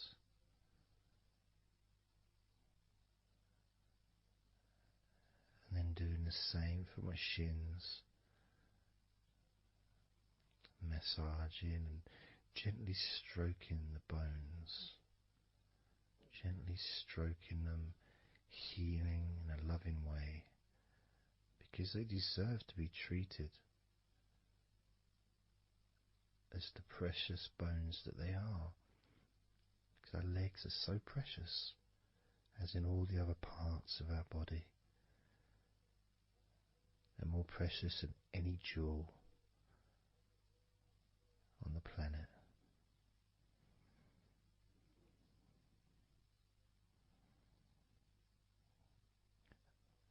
And when you start to think about your legs in this way, it can change your perspective. It might sound a bit silly to start with, the idea of having love for your legs, showing appreciation for your thighs, wanting to be able to put your hands in your thighs and massage the muscles and the bones, and to get your fingers deep in there, releasing all tension, just to show how much you care about your legs, how much you care for what your legs do for you regularly. Your knees, your calves, your ankles. The strength of your ankles, considering how thin they are compared to the rest of your legs, especially your thighs. Yet they're so strong, so flexible. Absolutely amazing things your ankles are.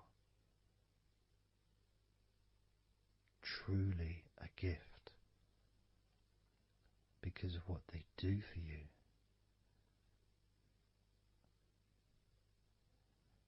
Supporting all that weight, regardless of what weight you are, even if you're only 8 stone, it's still a lot of weight for these little ankles.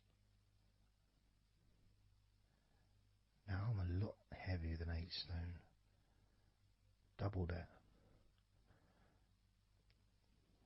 Yet my ankles support my body all the time. Although they do give off a sigh of relief when I sit down. As in fact my whole legs do. My feet also go whew, and my toes clap. They're so happy.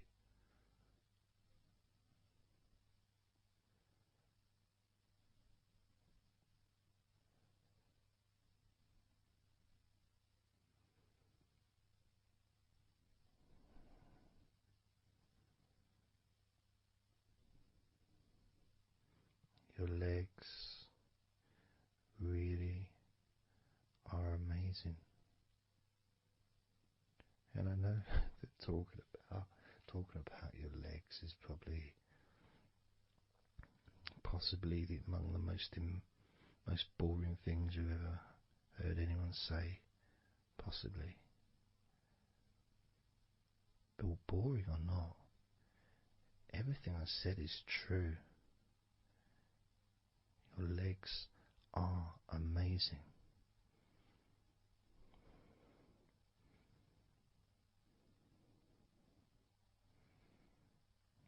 Your legs deserve not just respect,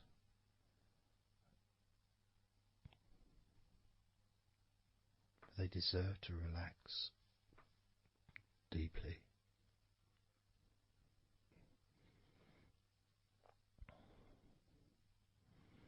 They deserve to take some time out of the day to just let go completely.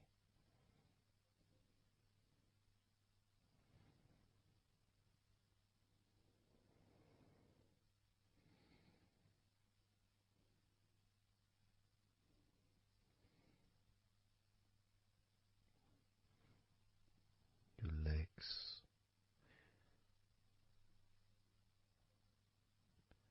really can relax.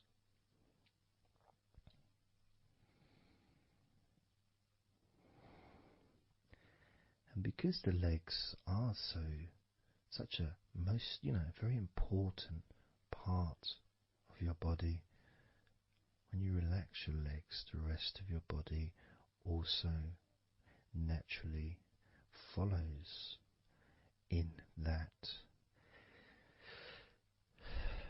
journey of comfort.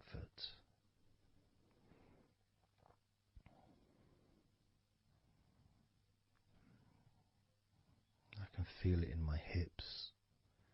My hips feel really loose. And also my lower back as well. My lower back really feels stretched, even though I'm just sitting in a chair and there's no stretching as far as I'm aware that I'm doing. But it's almost as if the muscles are just relaxed so much that there is a natural stretch as the tension has reduced a lot.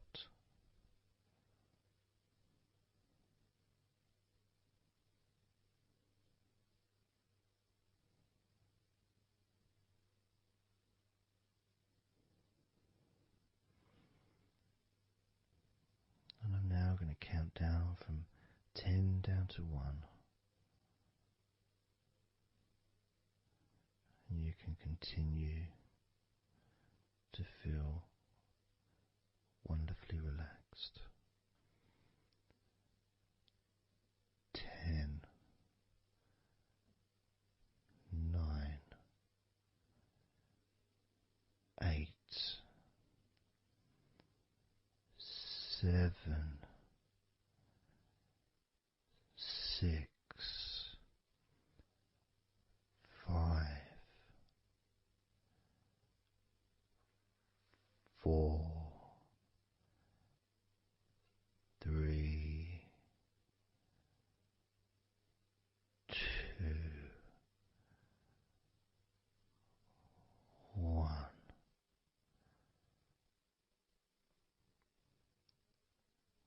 Relax.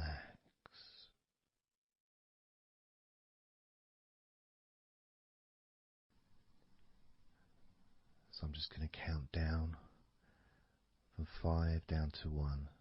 And as I count down, if you just focus on the numbers, just the numbers, counting down, and notice how you feel in this moment as you hear the numbers counting down, knowing that those numbers counting down represent you feeling calmer, not just in your body but also relaxing your mind. And just notice how you feel. There's nothing to do, there's nothing to say, there's nothing to think about. Starting with number 5.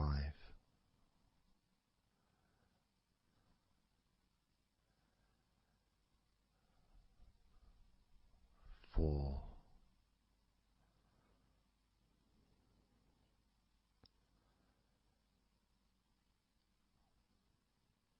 3.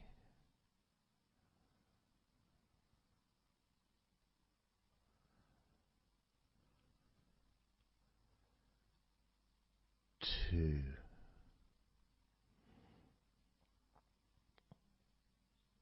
1.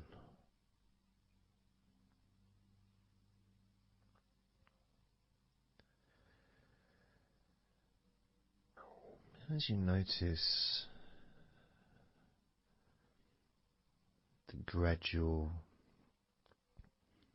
letting go of the tension in your body, you may also begin to notice and be aware of how your mind is starting to slow down. This is just a natural thing that happens. It's not really a special procedure. It's just natural because as your body relaxes, your mind also starts to relax. And the more your mind relaxes, the more your body relaxes. It's just a continuous circle of relaxation.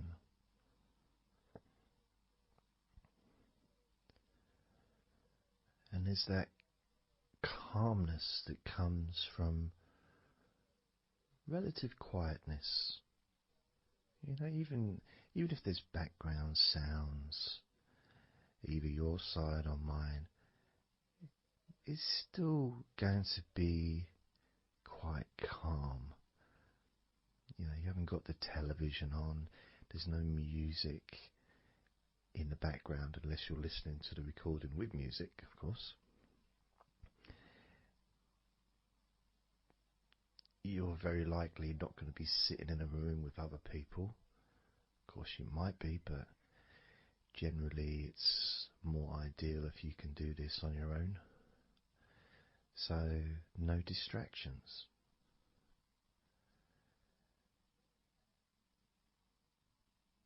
And when you stop thinking about stuff,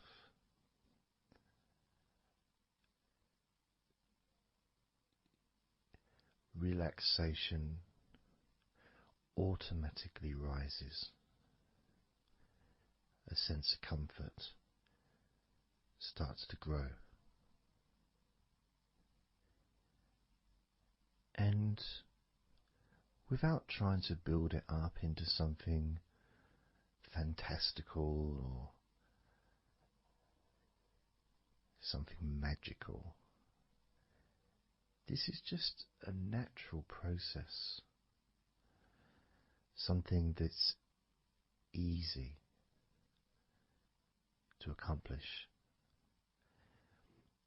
In fact, it's almost, the sense of relaxing completely happens really when you put no effort into it.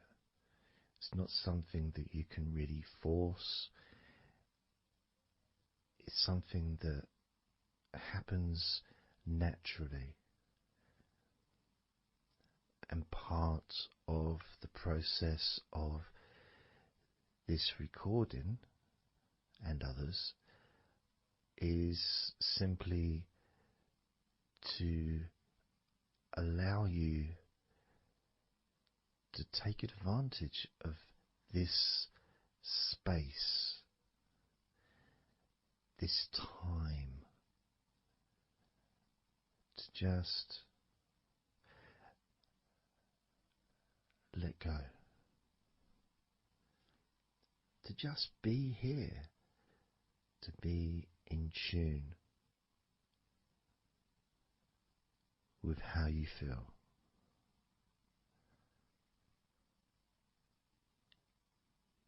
Yet with the intention of wanting to relax deeply. And maybe even to fall asleep, depending on what it is that you wish for yourself in this moment.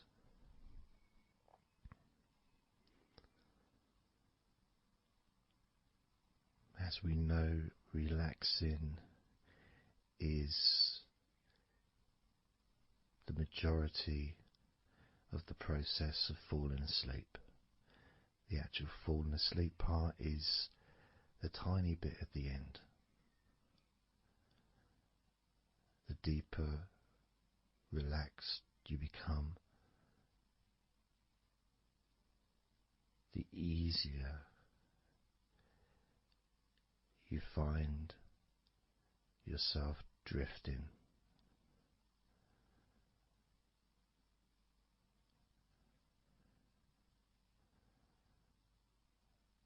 But you can also, if you choose, stay focused on my voice and really enjoy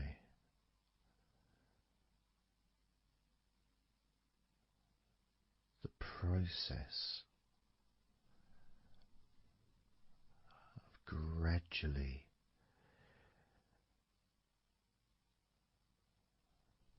relaxing muscle in your body effortlessly,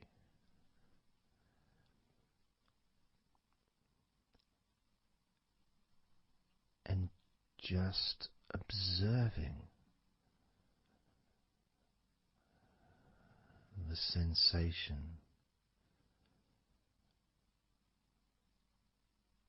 of letting go.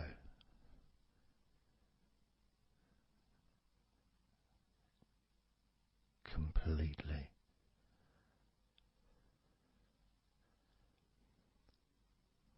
This time I'm going to count from 6 down to 1.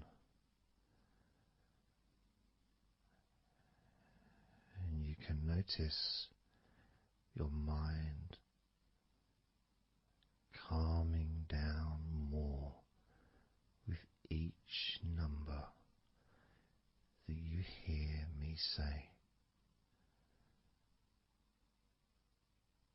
Naturally feeling calm and slow and peaceful.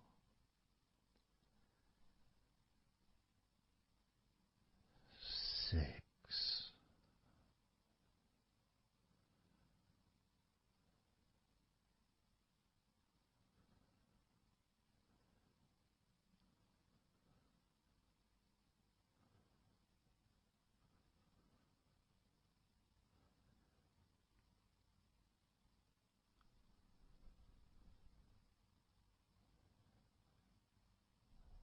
5.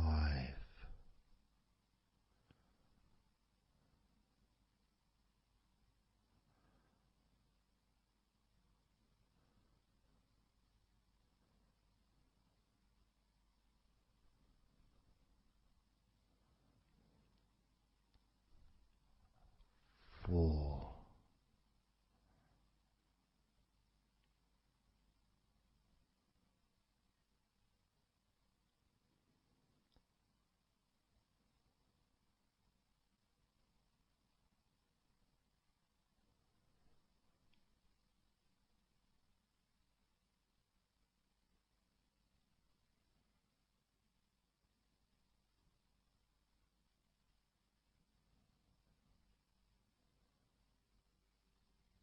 3.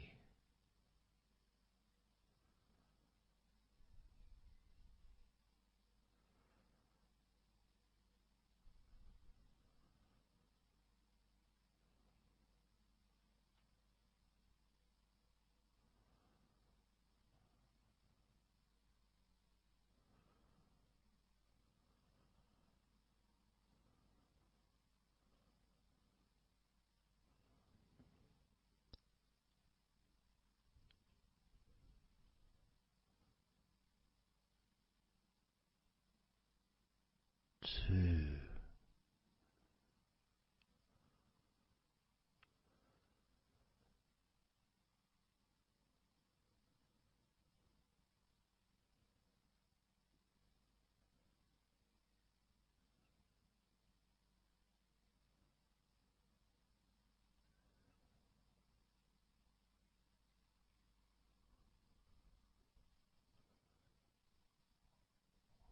One.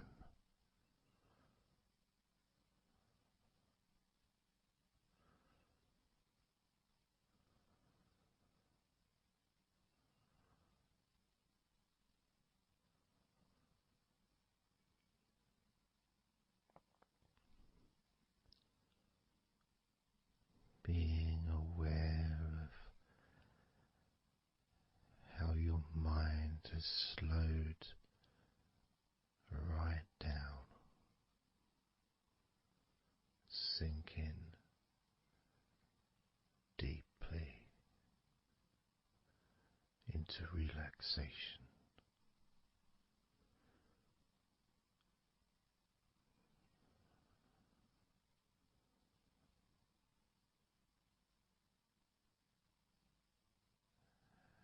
And as you focus on your mind, you may notice that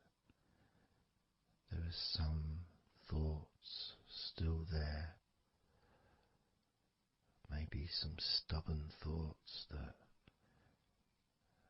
for some reason perhaps need your attention.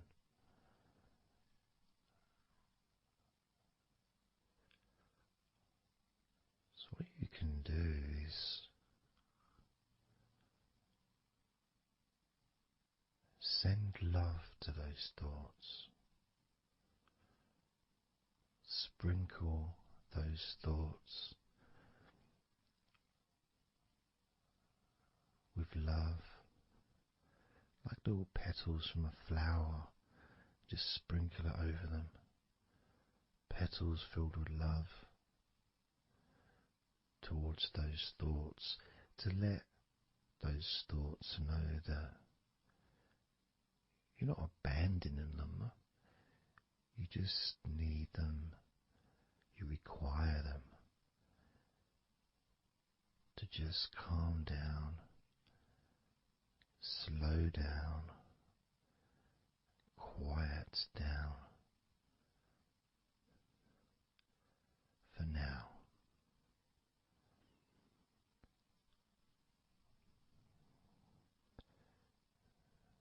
So as you focus on those remaining thoughts, as we count down this time from 7 down to 1, with each number,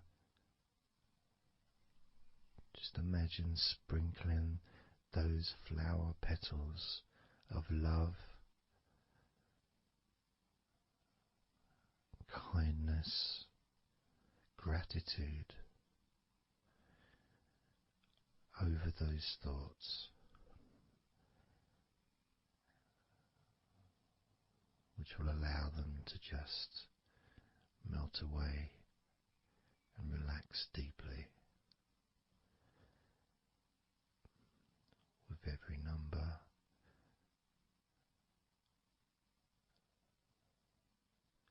those thoughts will become more and more relaxed.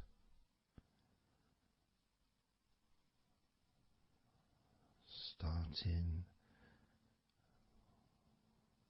with number 7.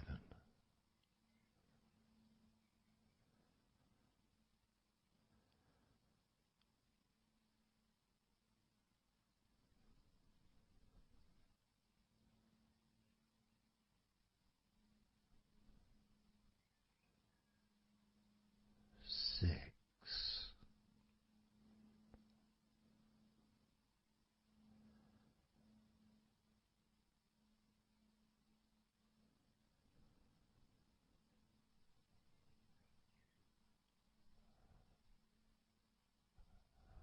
5.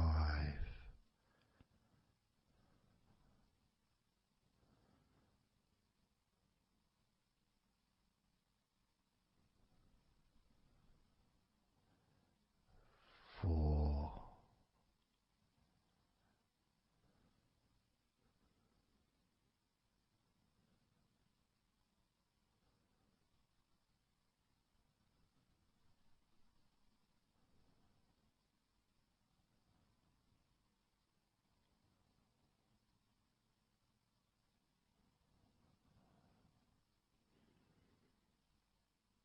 3.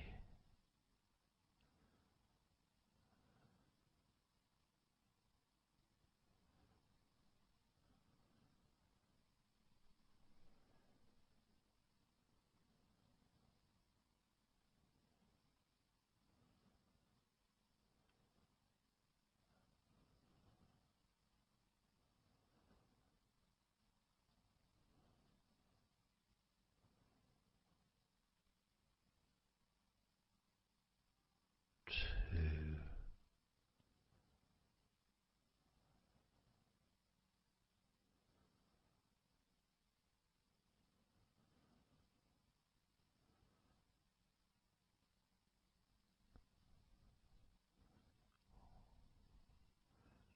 1.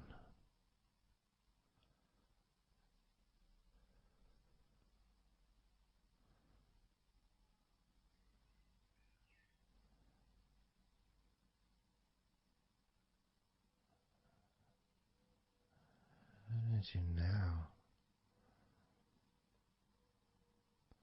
notice how relaxed you're feeling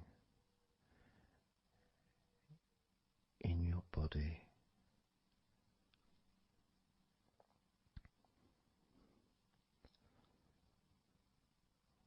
We're going to focus on your hands.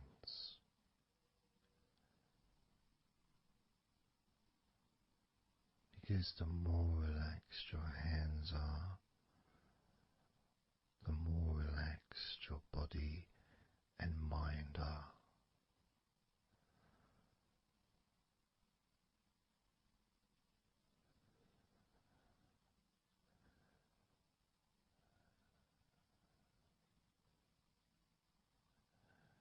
And as you focus on your hands and your fingers,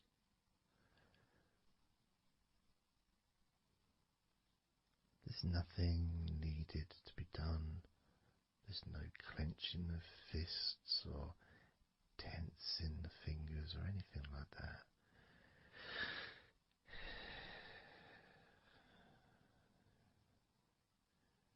It's just noticing and focusing on your hands.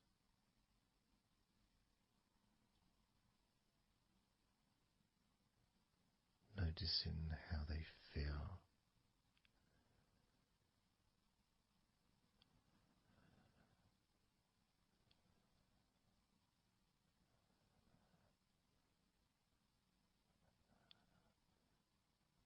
Because the more relaxed your hands feel,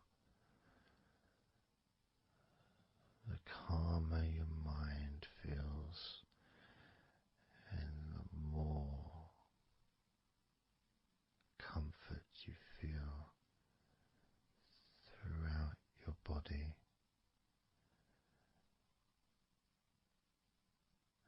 And you may have already noticed that your mind is starting to drift.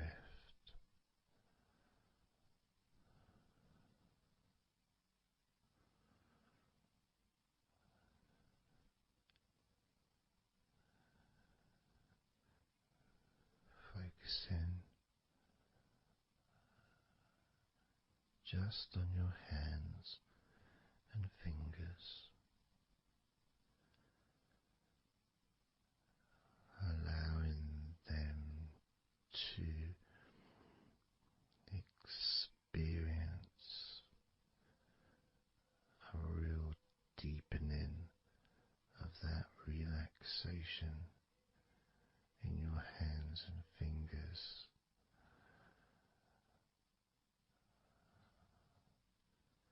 More and more relaxed with each number.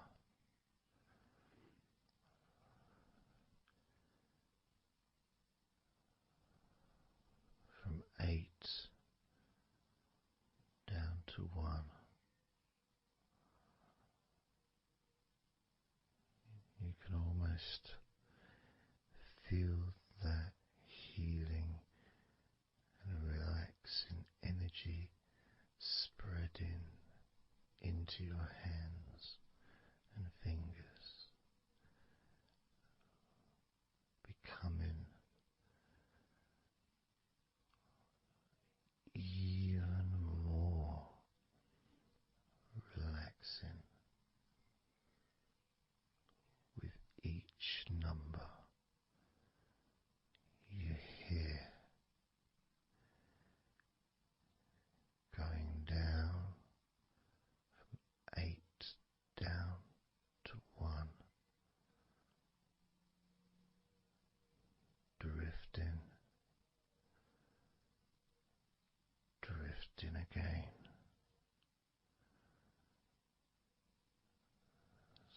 starting with number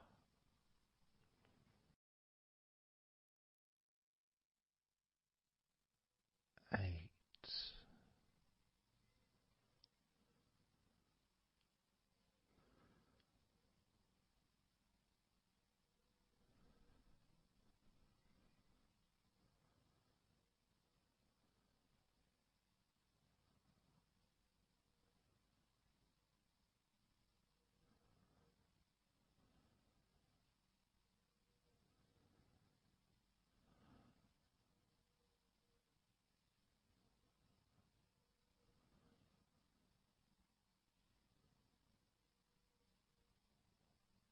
7.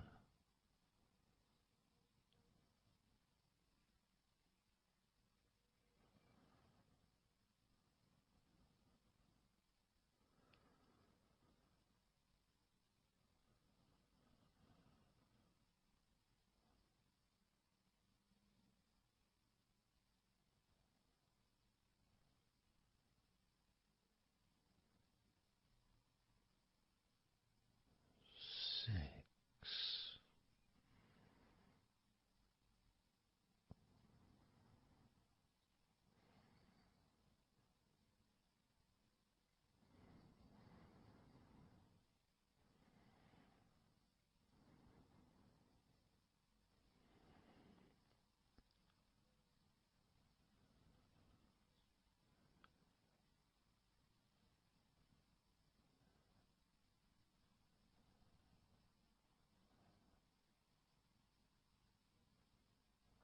5.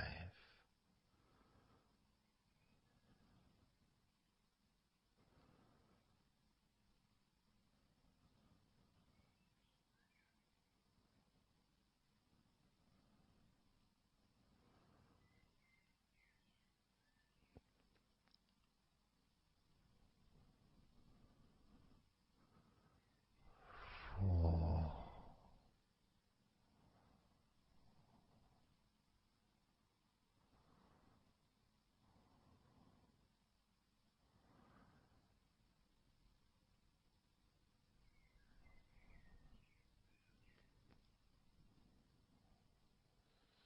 3.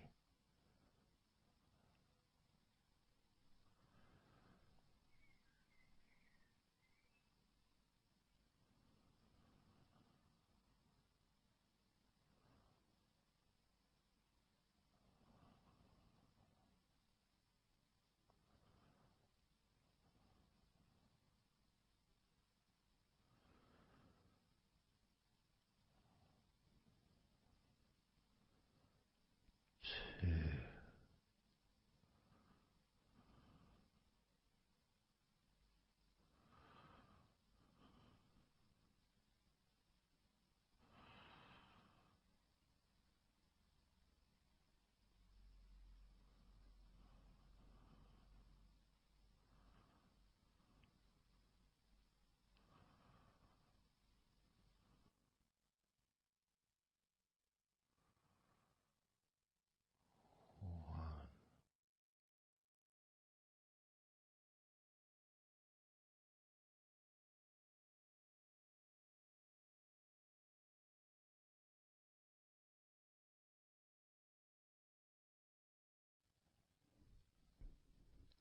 Just being here now.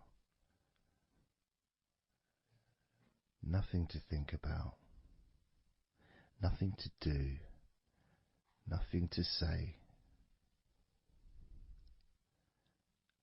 And everything just feels calmer. And this is your natural state of being. This is how you just normally feel when you take away all of that other stuff that we add. You know, things like stress and worrying and overthinking and anxiety, tension. generally thinking about stuff. When you take that away, which is what we're doing now,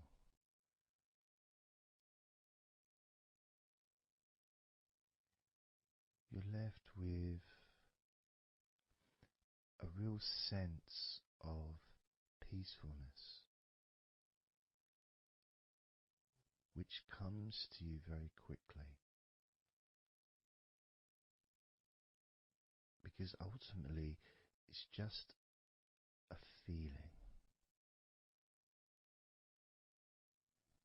A feeling of comfort.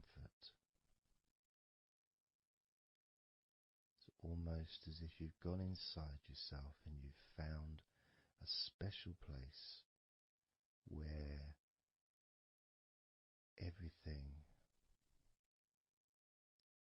is peaceful. A place where you can feel relaxed and your natural sense of comfort. A place where you can be you. Where you can accept yourself for who you are. A place where you're not trying to please anybody else, ever. A place where you can actually not just love yourself, but in some ways, more importantly, you can like yourself. Appreciate who you are.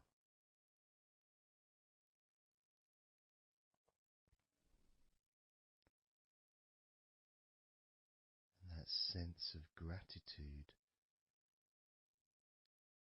is in the air all around you.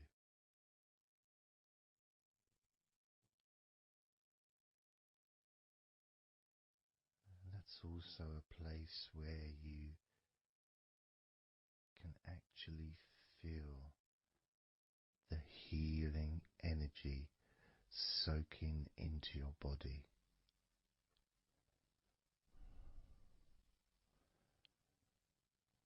Healing energy soaking into your body. And that healing energy spreads through your veins, traveling to each and every single part of your body.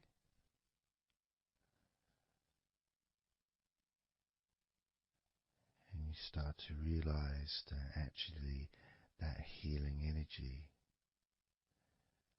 has not just entered into your brain, it's become part of your brain.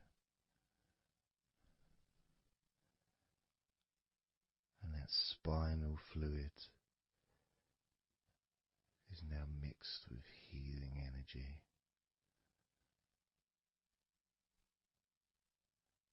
Not just allowing you to feel so much more relaxed and healthy in this moment,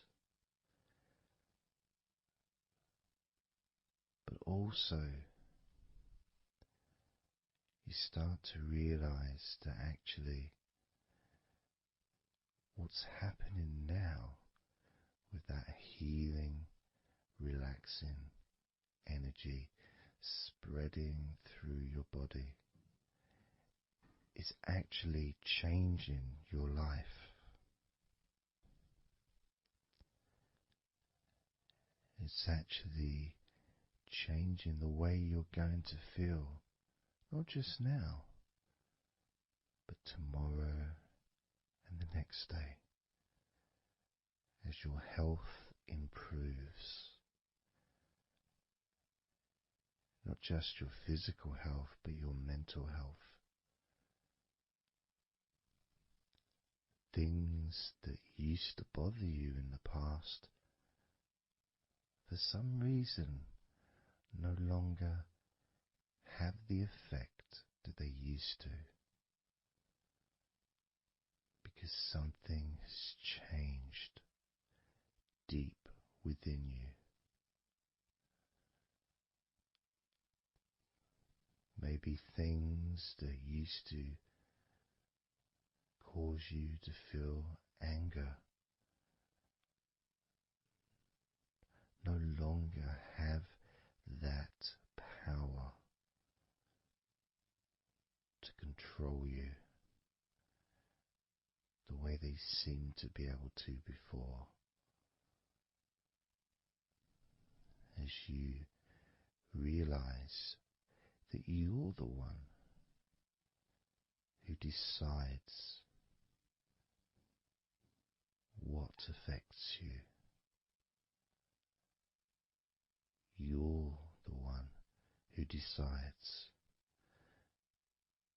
to feel relaxed and calm when you choose to enjoy noticing these natural developments of healing continuing to grow and improve your life day by day.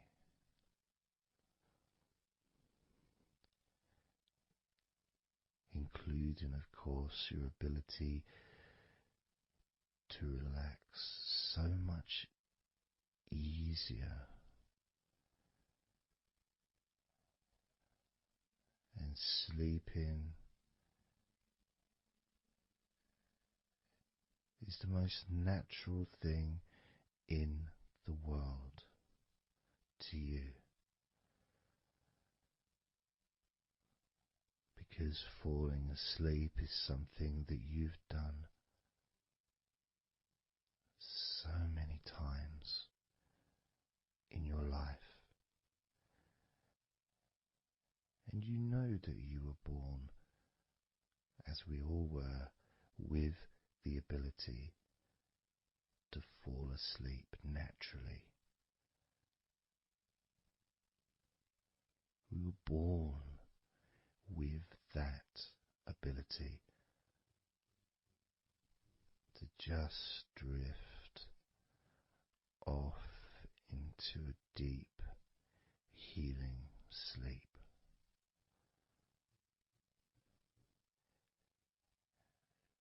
Even when we're kids, sometimes we'll fall asleep when we don't even want to. We try to stay awake. Maybe it's a birthday in the morning, or it's Christmas or holiday or something we look forward to. We don't want to go to sleep. But the more we want to stay awake, the more we just start to drift. And the more you fight drifting, the more you try and stop yourself from drifting asleep, the deeper and stronger that drifting becomes.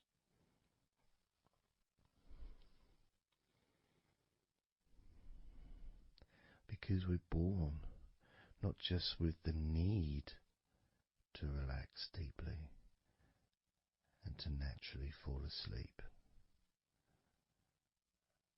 but it's our birthright. It's part of our DNA.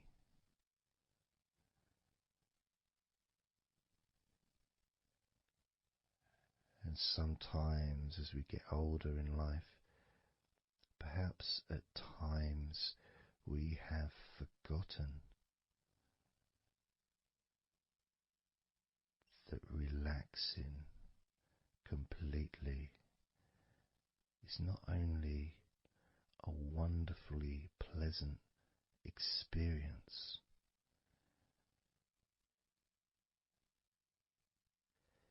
it's also really easy.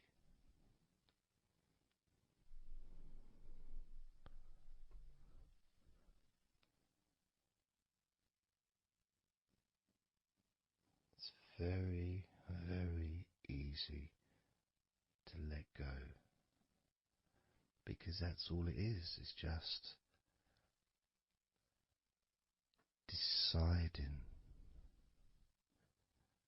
to let go.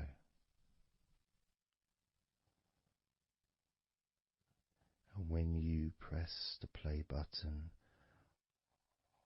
on my recordings, you have given permission for my voice to relax you. When you press that play button, you have given me permission for my words to affect you in a positive, only a positive way, opening up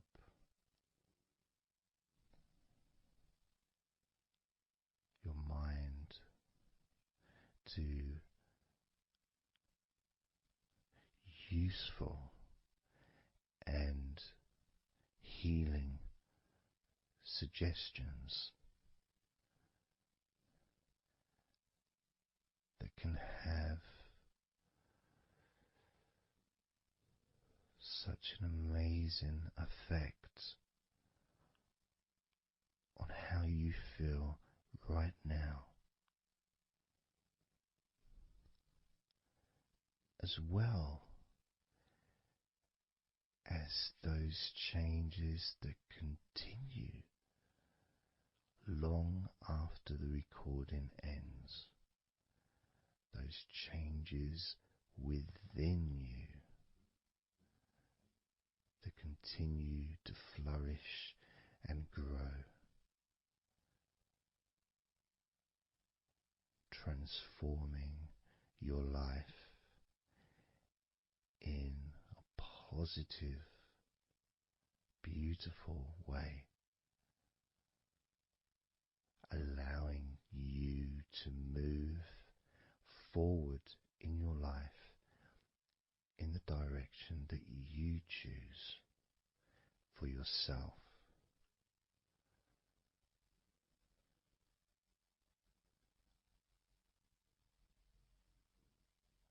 And this feeling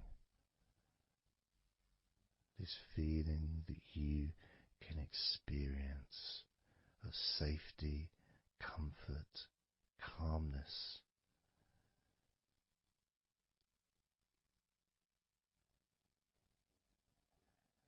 just feels so nice.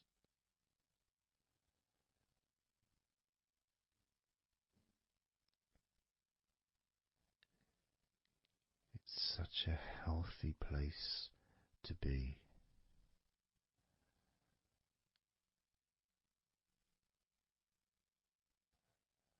And that positivity grows within you.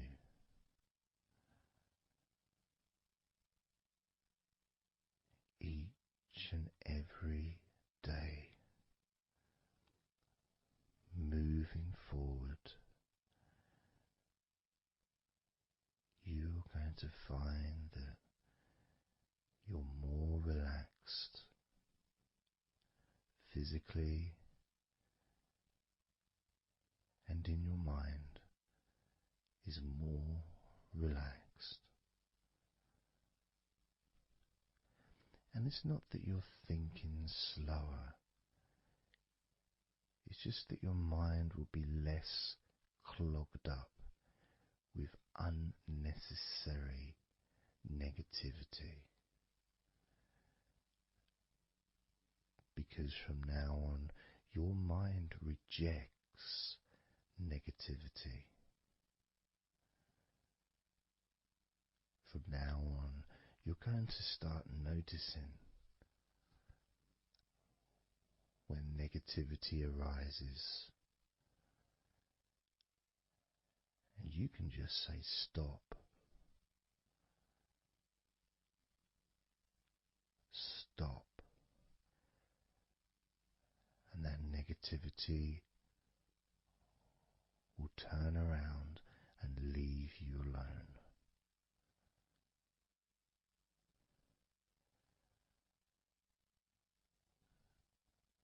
Stop, and that negativity would disappear.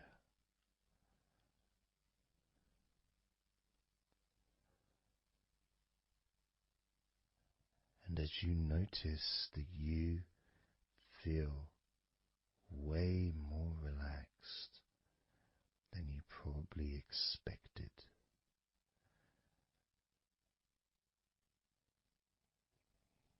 you can now congratulate yourself because you're the person that has done this. You are the one that has opened your mind up to the simple facts that you can feel more relaxed in your body and in your mind.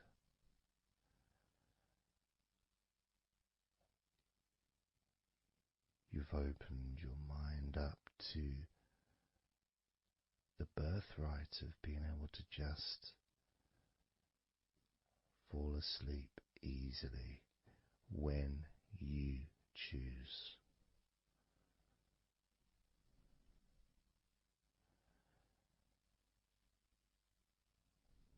And that's a nice feeling, don't you think? It feels nice, doesn't it? To feel calm with all that healing energy spreading through your body and your mind.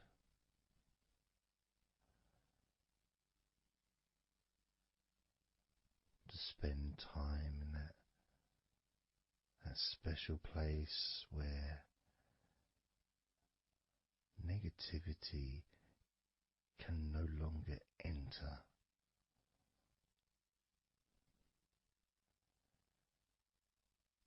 Negativity is banned, it's barred, it's not allowed entry. It doesn't deserve to be here, doesn't belong here. Negativity has no place in your life.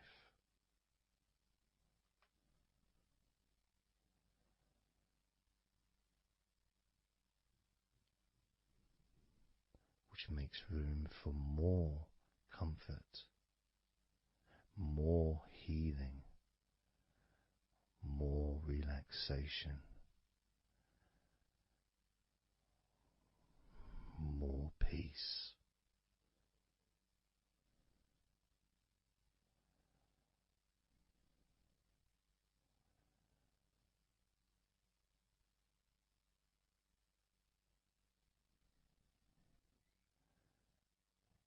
It feels nice, doesn't it?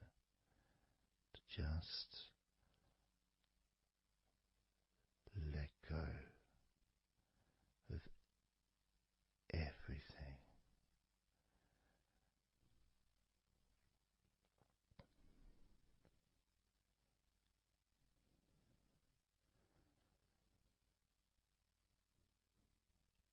And I'm going to count down now from 20 down to 1.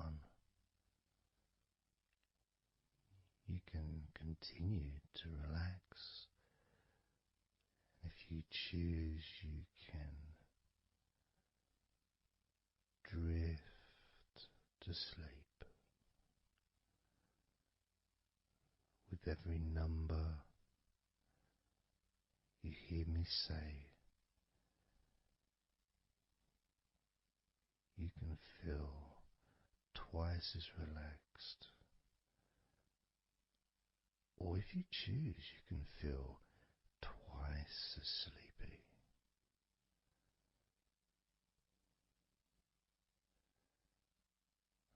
Now,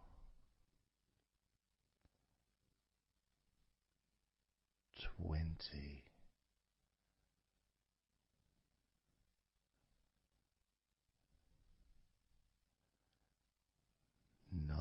18,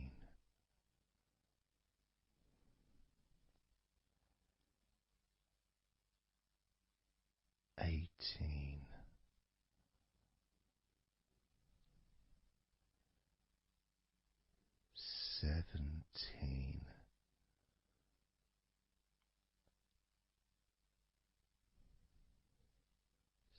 16,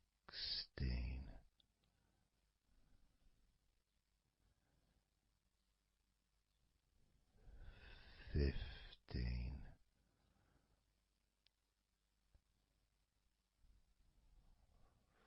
14,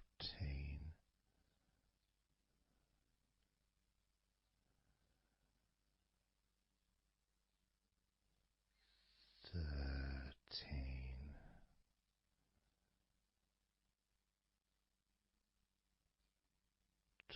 12,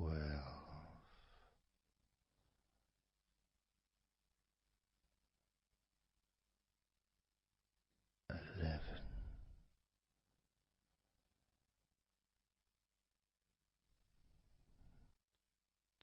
10,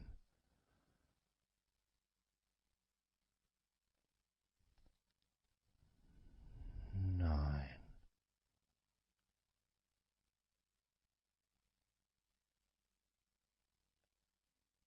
8,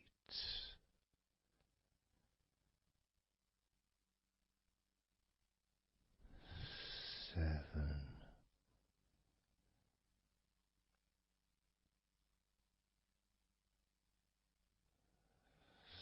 6,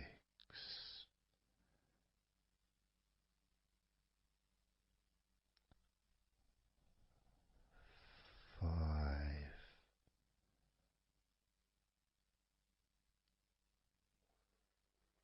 4,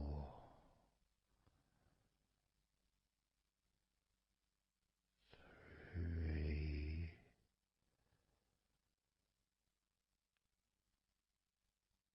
2,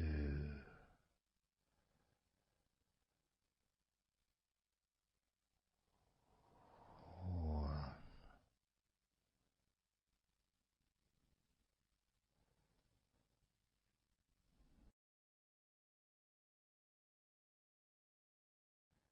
This is your time to just take a break. Your time to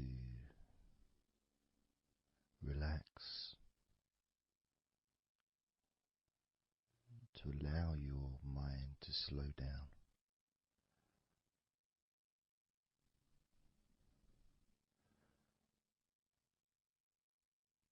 to give yourself permission to take a break from everything. And you're the only person that can make that decision. You're the only person that can actually tell your mind to just relax.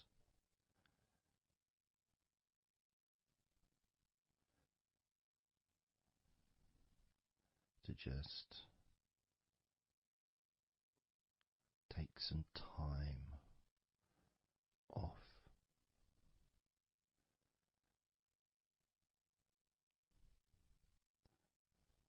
So that you can focus on your body, getting in touch with how you feel physically.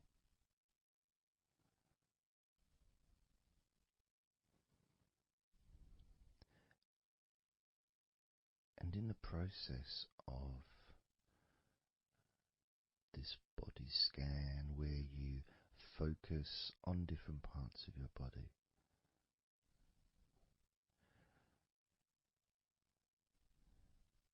those parts that you focus on and observe,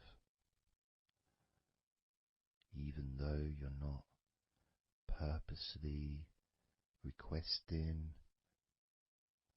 for those parts of your body to relax,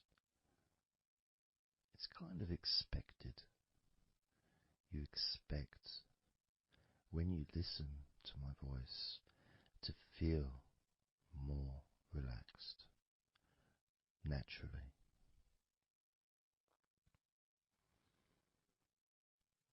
Because when you're listening to me, your attention is focused on my words,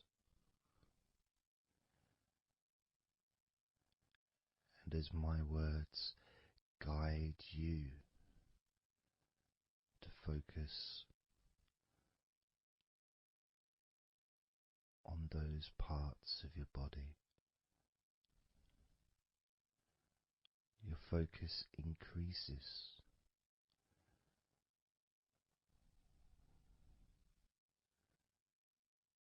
Which actually calms your mind.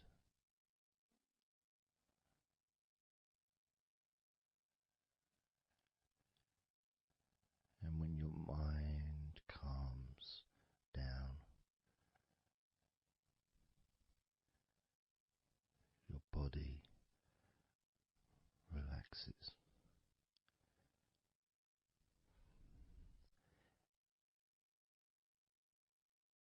And when your body calms down,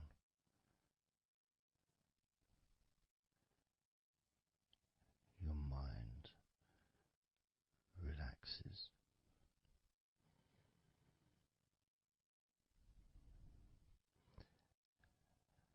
And even though we've not really started to focus on your body, you can already feel that healing energy spreading through your body, pushing out stress and tension, healing all the parts of your body, including your skin, your bones, your blood, all of your organs inside your body, all of the muscles, all of the fat, all of everything. Every hair on your body is filled with that healing energy.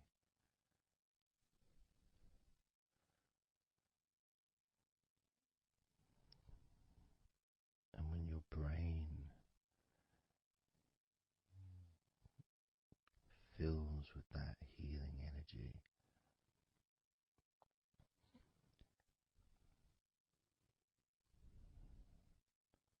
the feeling of comfort and relaxation increases.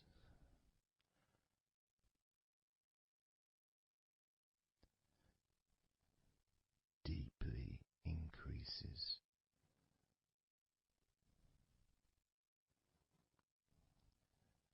In a way that your mind starts to feel perhaps a bit drowsy,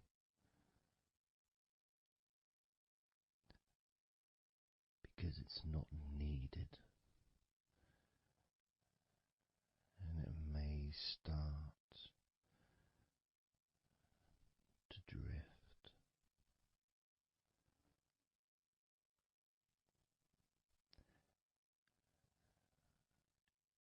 If that's what's needed. So if you're listening to this and what you need is deep relaxation, that's what you'll get. If what you need is to fall asleep naturally and easily as your mind drifts, that's also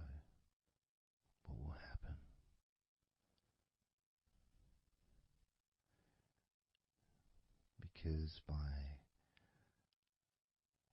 pressing that play button on the podcast and listening to me, you give permission for your body and your mind.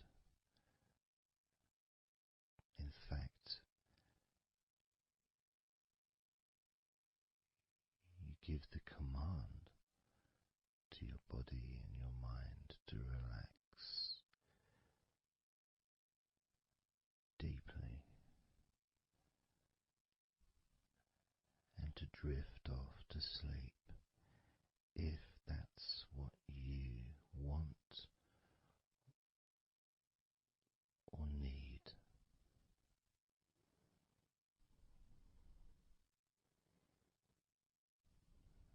And as I focus on the different parts of your body,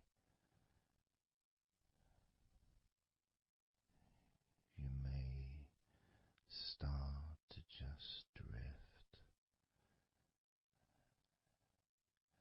and then you come back again and you hear me talking, and I'm focusing on a different part of your body. And you may find yourself drifting, but you don't realize you're drifting until you stop drifting and you alert again to my voice, focusing on a different part of your body starts to relax even deeper, because that drifting is basically you already in the sleep zone.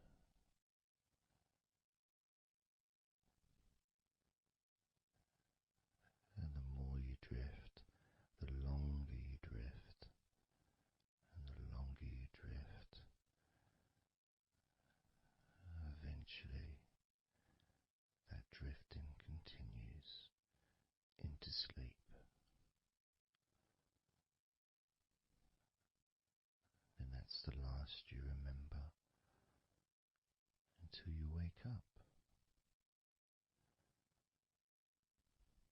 in your own time, when you experience the right amount of sleep for you. Because when you do, and if you do fall asleep, it's extremely pleasant, so relaxing, so deep, healing sleep.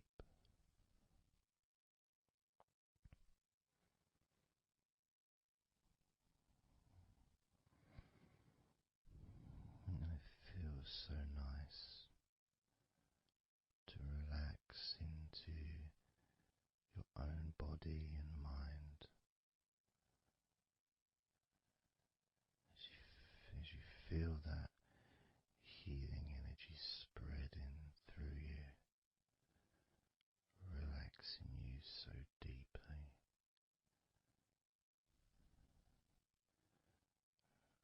relaxing you so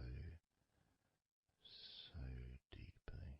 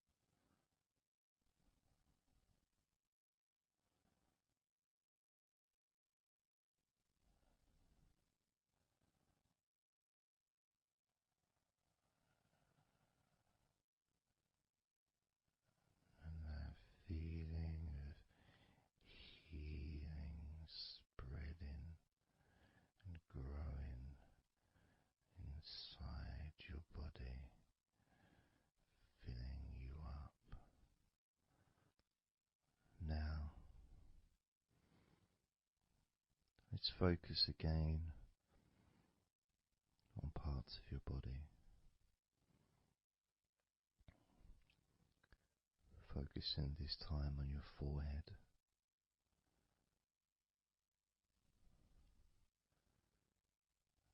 Now on your mouth, your lips, your tongue, the whole of your mouth.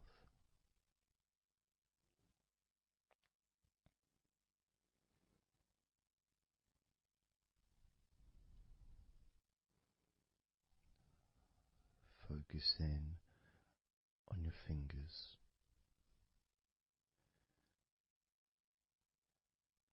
Maybe you could move your fingers a little bit so you can focus on each one individually.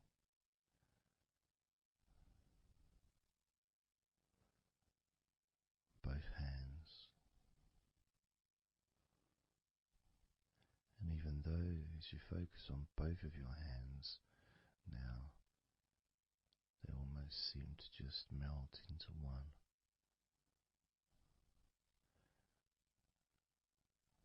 Where does your right hand start and your left hand end? It's almost as if they just mix together.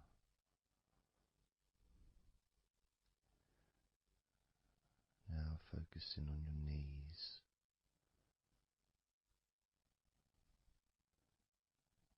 Just noticing how your knees feel.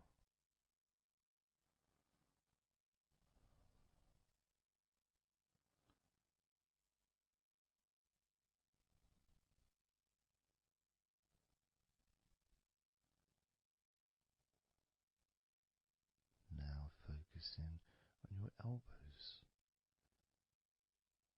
Focusing on both of your elbows.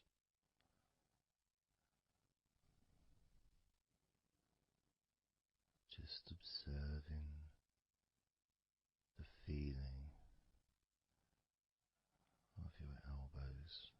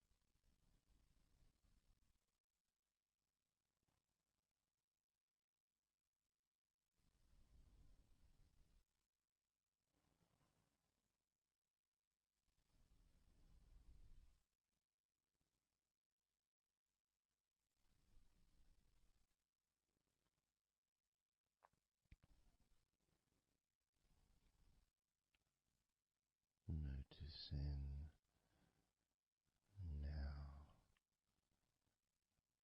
your toes on both of your feet.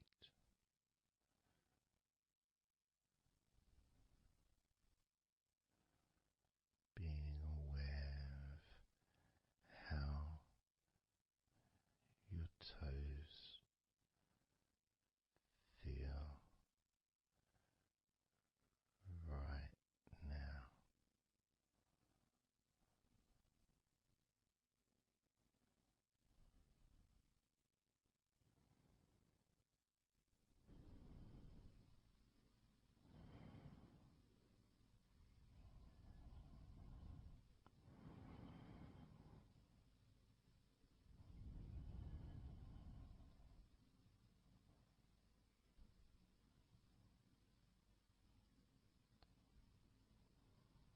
Noticing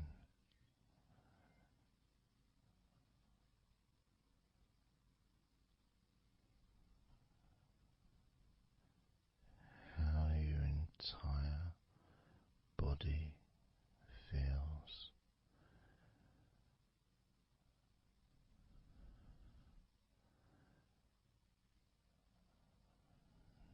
Noticing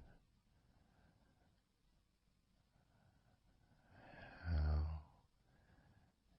your mind feels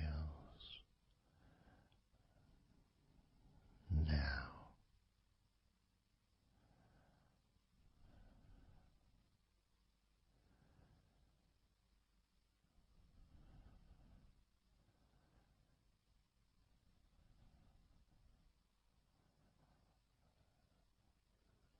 Letting go.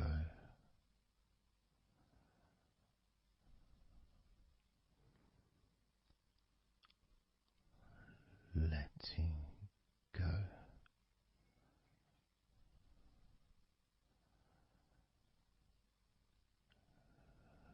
Letting go of everything.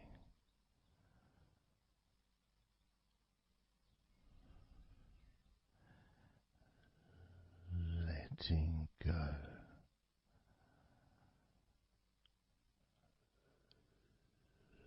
Letting go.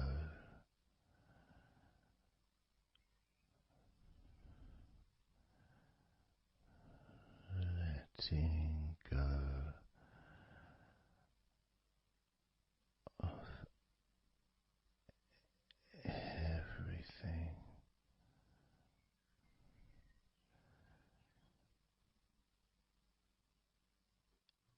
Everything.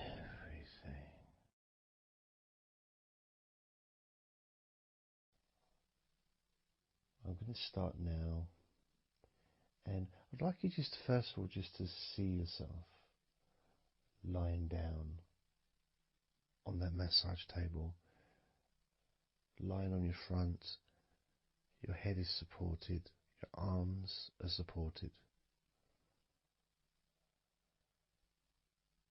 and you feel comfortable, and breathing is really easy,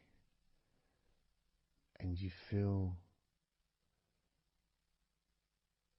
confident in how you look as well. So there's none of that issue of body problems or shyness, because I'm a professional, and this is a therapy session, so none of that stuff matters whatsoever. This is about you. This is about how you feel and how you can enjoy that sense of comfort and relaxation that comes from letting go and allowing my hands and my fingers to relax you by massaging your body.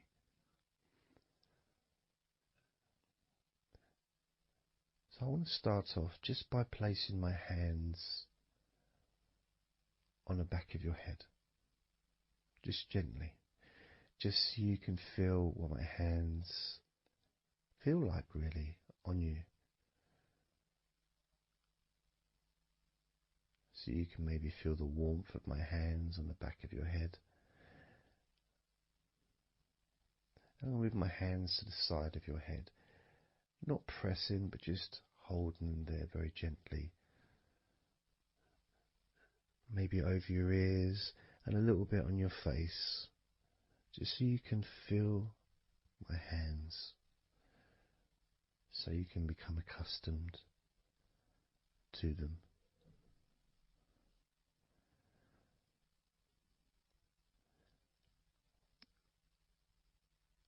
And now put my hands on the back of your head again and gently let them slide down onto the back of your neck.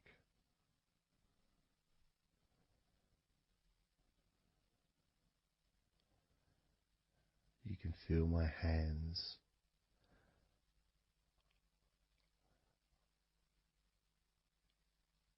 gently stroking the back of your neck to start with, just so you can get used to the feeling of my hands on your skin. Get accustomed to it.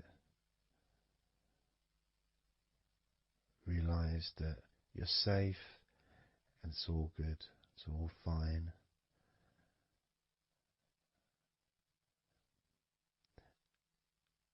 And I'm going to start gently massaging the muscles in the back of your neck.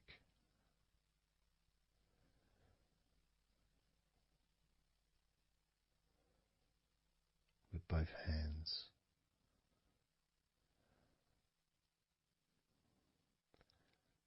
Now this is a very trusting situation really, because our necks are so fragile, and to have someone have their hands around your neck in that way can sometimes be problematic for people, which is why massages are quite good, because it allows you to relax and to get in touch with trust, to feel peaceful and calm.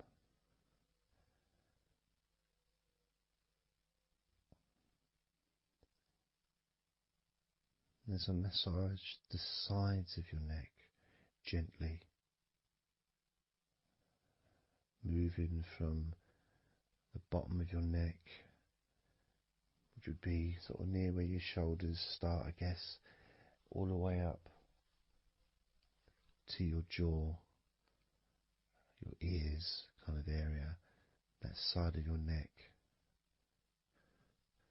Of course, is a lot longer than the front of your neck.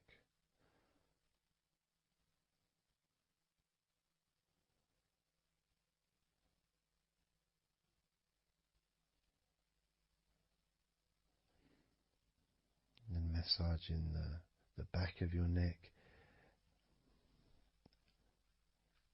especially that area where perhaps we hold tension. And as that area is massaged, you can actually feel a sense of release in the back of your neck.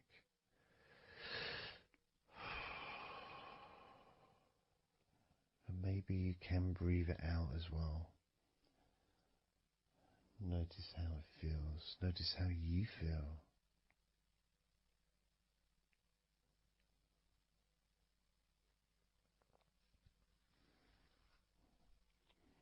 Then moving down to that area between your neck and your shoulders, that muscly area, starting to massage that area on both sides. I mean, this would be the area that a lot of people would massage if they were going to give you like a shoulder massage. Even that's not technically the shoulders, but it's all the muscles that lead to the shoulders, from the neck. And again, that can hold tension and stress. And when massaged, sometimes a nice deep massage is useful. And you decide how deep that massage is.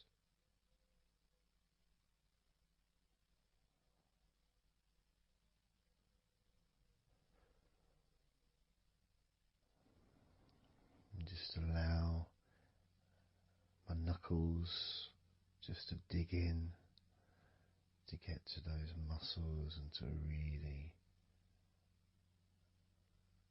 relax them. All the time being firm yet gentle with you.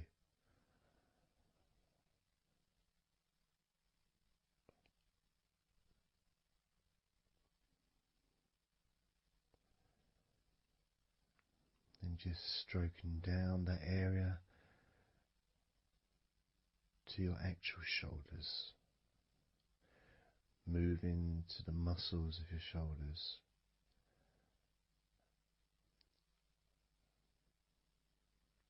And maybe initially just pulling up the shoulders a little bit off the table, just to give you a little bit of a stretch, but very gently.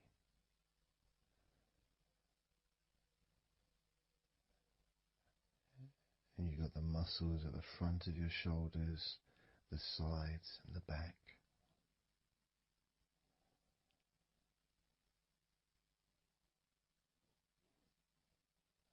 Again, this is a part that can really take quite a bit of pressure, quite a bit of needing, if you wish, to really release the tension, to really get into those muscles, and you can let your fingers in there and it can feel really nice. Sometimes just being stroked gently or being massaged quite strongly can all be beneficial to the relaxation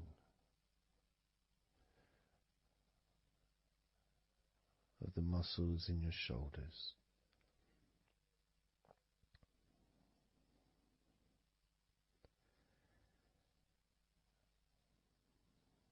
Now, as we move down your arms,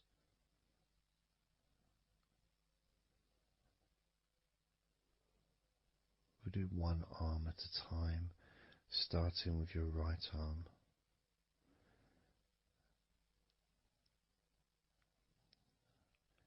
What I'll do is I'll just lift your arm up, just hold it to the side of you. Don't worry, it'll still be attached. And I just massage the tops of your arms.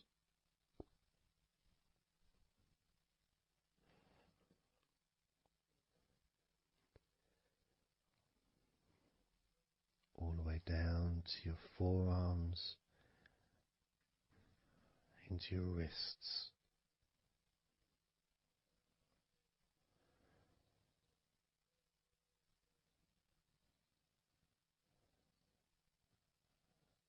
Gently massaging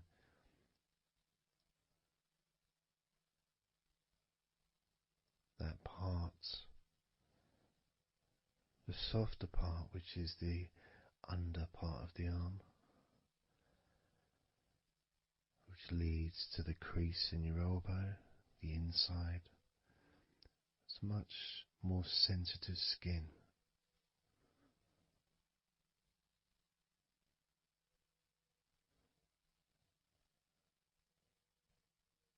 Sometimes just having that stroked can feel really nice, pleasurable and relaxing.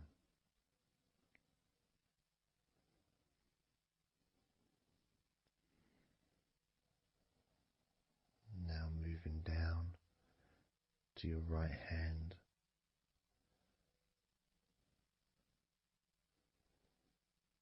Just holding your hand both of my hands.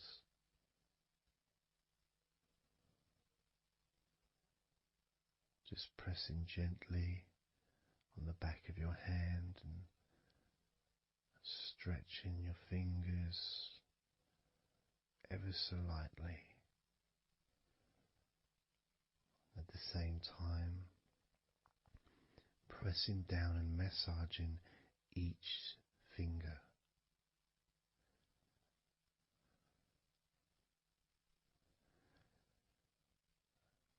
And then starting to massage the palms of your hand.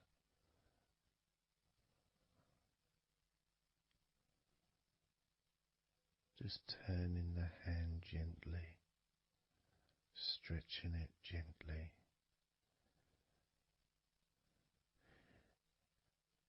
And actually having your hand held can really be an emotional experience sometimes, even if it is with a stranger, someone you don't know very well, like a massage person or a therapist maybe, because it's intimate.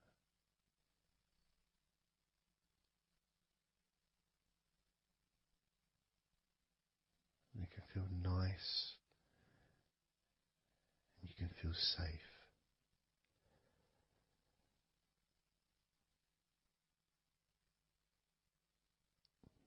And as I put that right arm back down where it was,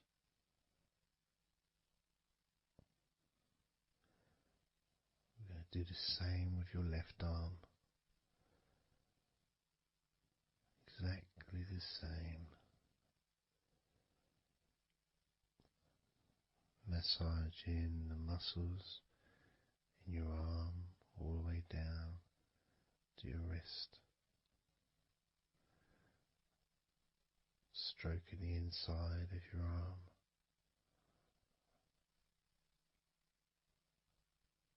Just being gentle or as firm as you require.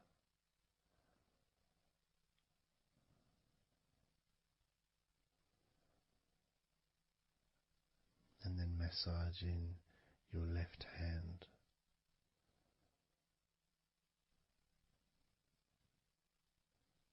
Stretching the fingers gently.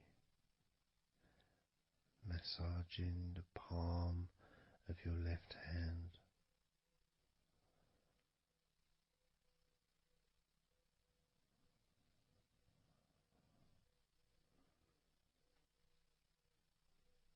You can feel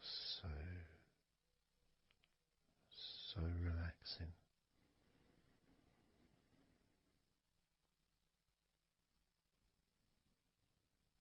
So comforting.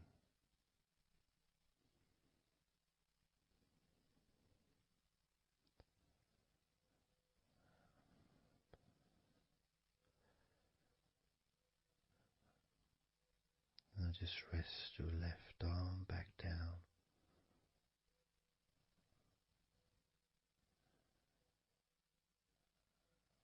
Start to massage your back, the biggest part of your body.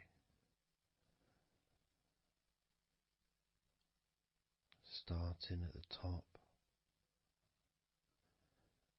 starting again where we already have been, that area at the top in between your shoulders, near your neck, going back and massaging that area again, but this time moving downwards.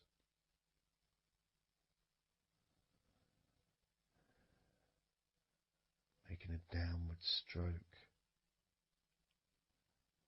to the middle of your back, working from the outside inwards, so massaging your back, but the outsides of your back, the parts where your arms would maybe rest against.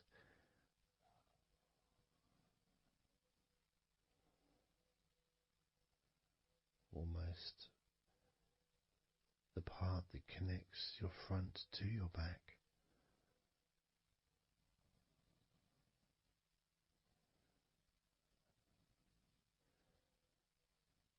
And just massaging down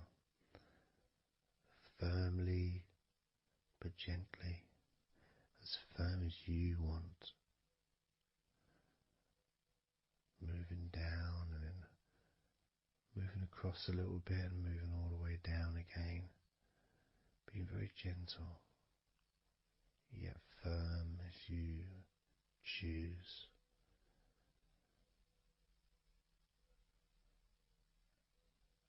Eventually we get to the spine. We can massage the muscles on either side of your spine, from the top of your neck all the way down to your lower back.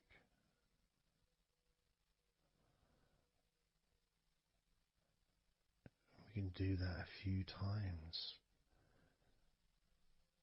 Sometimes people use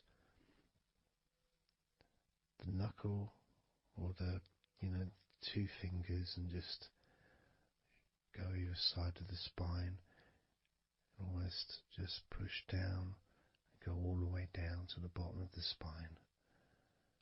Each time releasing tension and opening up the body, stretching your body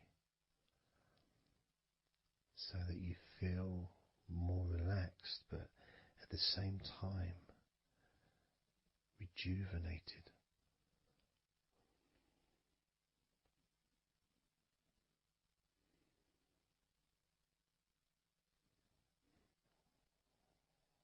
And now I'm going to move to one side, to your right side, and from the bottom of your ribs to your pelvis, I'm going to massage that area of your back. I'll stretch over the other side and I will pull the muscles gently and massage and push from one end, that side, all the way to my side, to the middle, in fact, to where your spine is. Massaging that side of your spine, the opposite side to where I'm standing. It's almost like kneading bread. There's that big area which is firm, yet lots there to massage.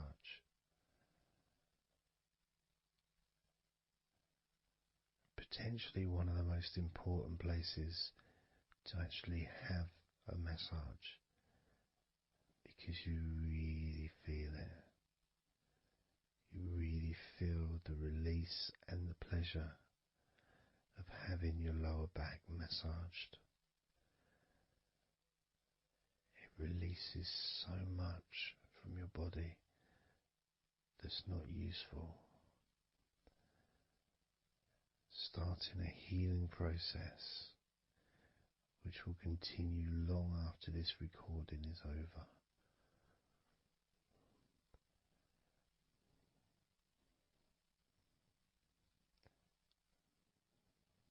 Massaging this part of your body not only feels really good for you, but it's actually fun to do, because it is, as I said, like kneading bread. It's a part that you can really get a hold of and really massage deeply, if that's your choice.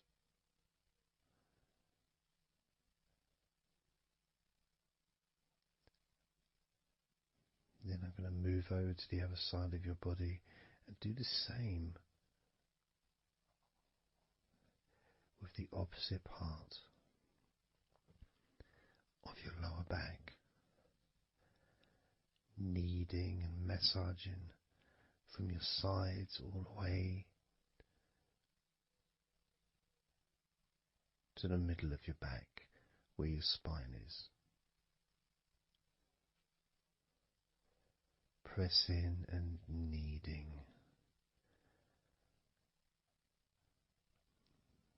Firm and gentle at the same time. It feels so releasing. This mixture of pleasure, comfort, release, calmness, relaxation, all mixed together.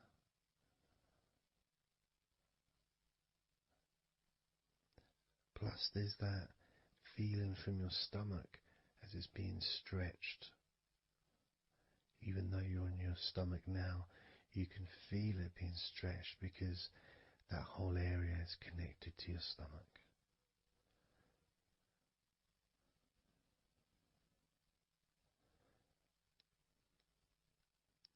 Now we're going to move further up to your top of your body, and I'm going to do the same. This time starting with your upper back, put my hands forward over and massaging that area up to your spine, from the side of your body up to your spine. So some of that massage area, the muscle tissue, or whatever, fatty tissue even, will be possibly from your chest. Because it's all connected, the chest and the back connect together. I'm going to be massaging and just pulling some of that skin from your side up and massaging that area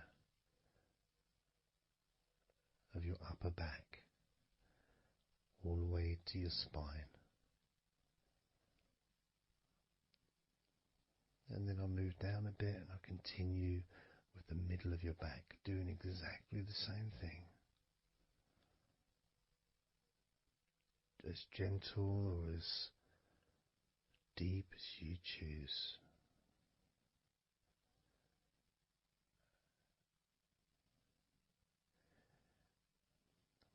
Now I'll move the other side again and do the exact same thing with the top of your back on the other side, from pretty much underneath your arm area really,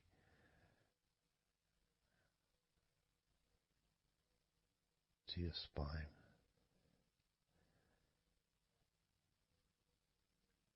And then continuing that all the way down, including your middle of your back.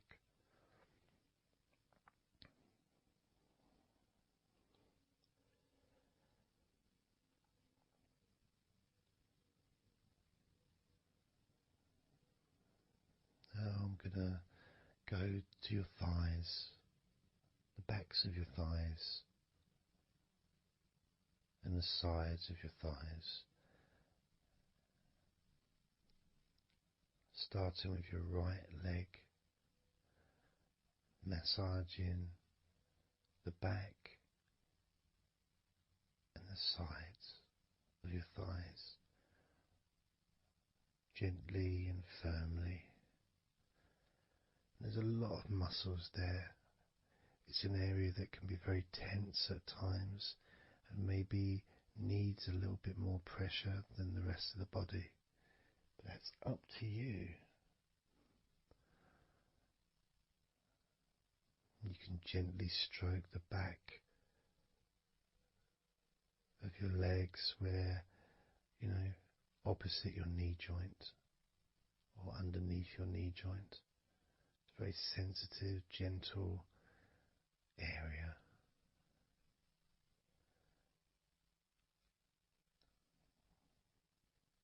And working down to your calf muscles, massaging your calf muscles thoroughly and deeply if you choose, using both hands and fingers, digging deep.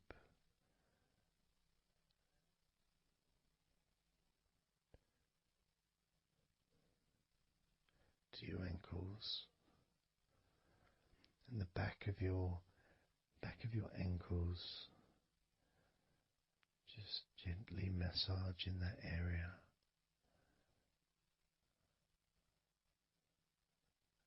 Maybe lifting the leg and stretching it a little bit.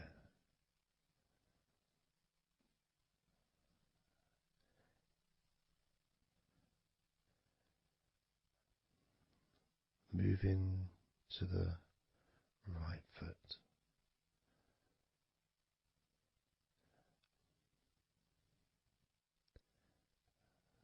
Massaging the bottom of your feet and the sides of your feet.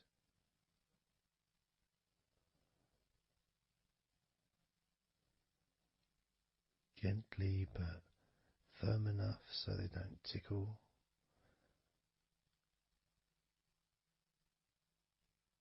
And just allow the pleasure that you get from having your feet massaged to just overtake you. As I continue to massage your feet, the bottoms of your feet, the sides, your arches, your heel. You can put a lot of pressure into your heel and it feels amazing.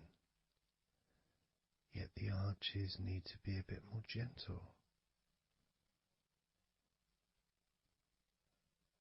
Stretching your toes gently and massaging the bottoms of your toes with my fingers, each one individually.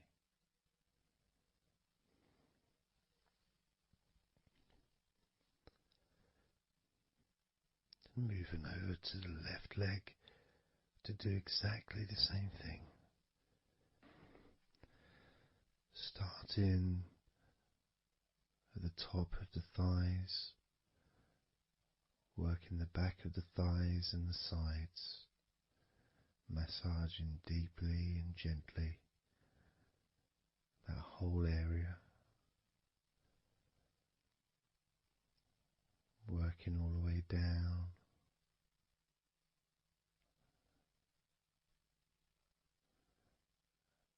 And this is an area that maybe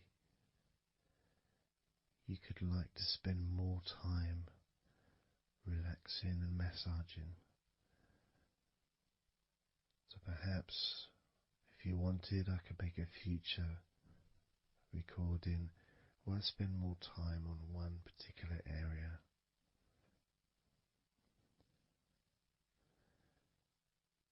As you move down to your calf muscles,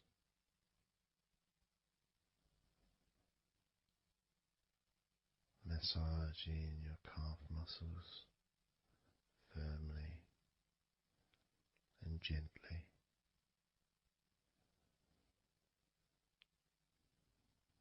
Moving down your ankle and to your feet, massaging the backs of your feet, the bottoms of your feet, stretching your toes and massaging each toe individually. And that feeling of pleasure and release that you experience when you're having your feet massaged feels really good.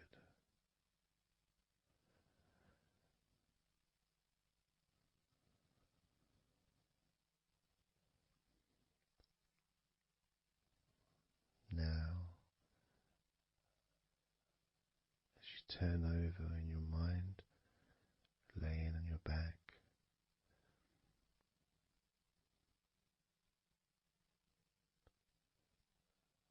I'm just going to start again at your neck area.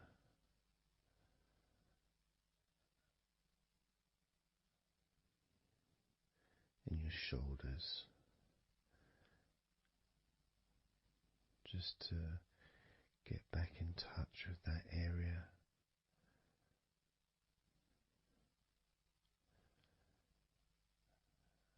And as we move up,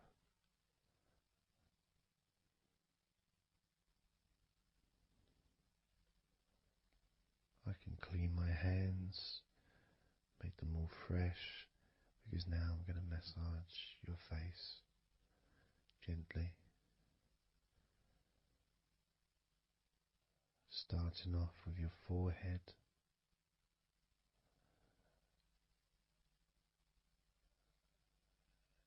your eyes are closed, and I can just stretch your eyes a little bit, pushing up on your eyebrows.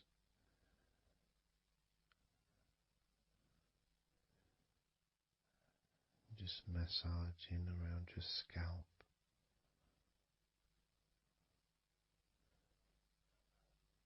Massaging down your cheeks, around your ears, into your jaw, gently. The sides of your neck, your chin,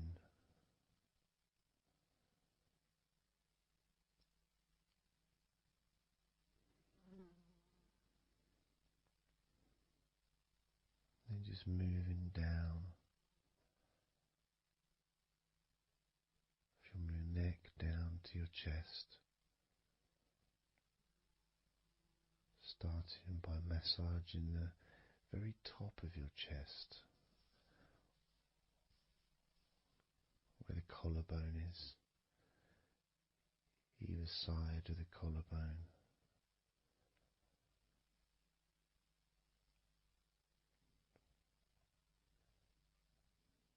And then just massaging the whole of the chest.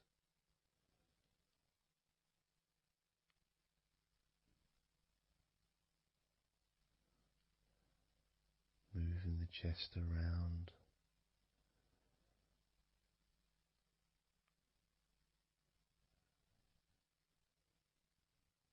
Because it's quite a large area, you can move from one side to the next. Moving my hands from underneath pretty much where your arms are, stretching up, stretching some of the muscles of your back in the process. Moving up over your chest, and then moving down again.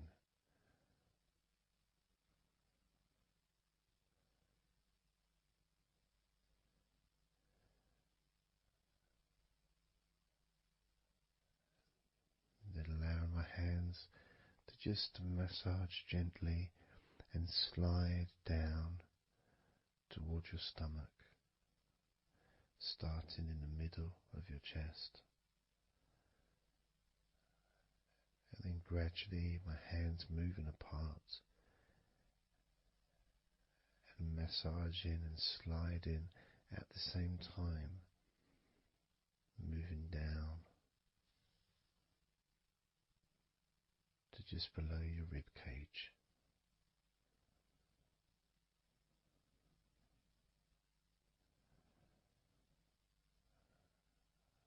Moving down,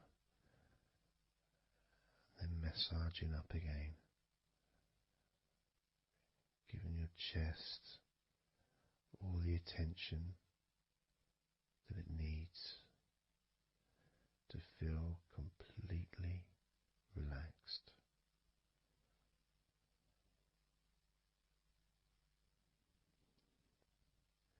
Remembering that I'm also going to be focusing on your sides as well, an area that really doesn't get much attention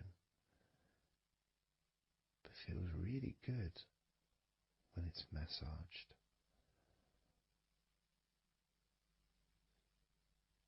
stroking my hands down the sides of your body, just below your arms, all the way down to your hips.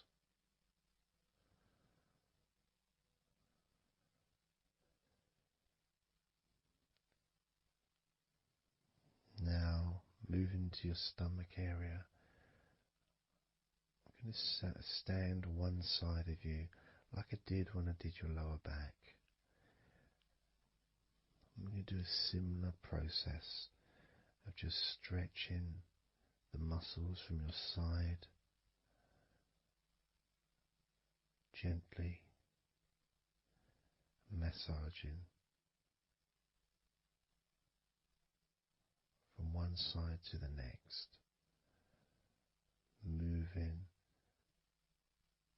that whole area from below your ribs all the way down to below your belly button.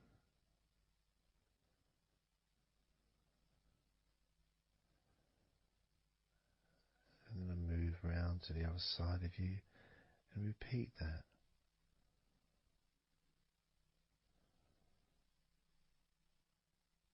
Process of relaxing deeply, calmly. You feel loose, you feel free. And there's something about having your stomach massaged that's different from any other part, because we do have a tendency of holding a different kind of stress in our stomachs that we may not be aware of.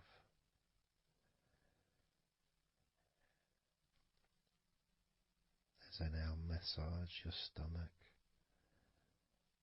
the front of your stomach, making circles around your belly button,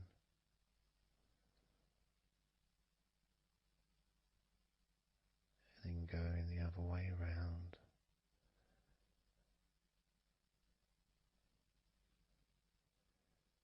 There's a gentleness and a freedom that comes from feeling how you're feeling.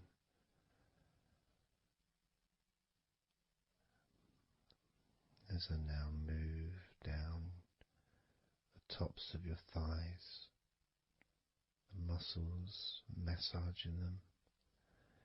And I can do this with two legs at the same time, pressing down, massaging deeply those muscles in your thighs, the front of your thighs.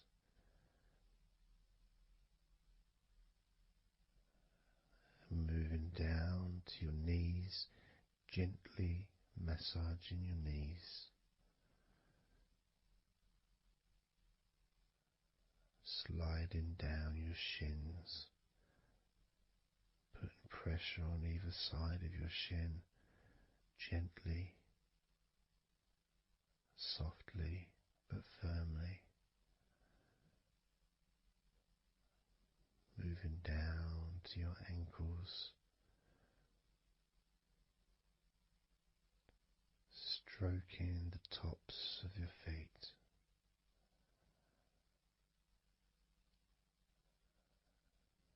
And then with each foot in each hand, just gently massaging the whole of the foot. The top, the bottom, your heel, your ankle, your toes.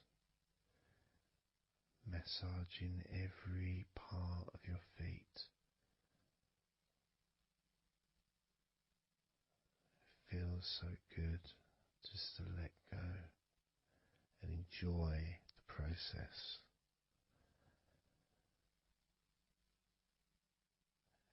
Enjoy feeling so deeply relaxed.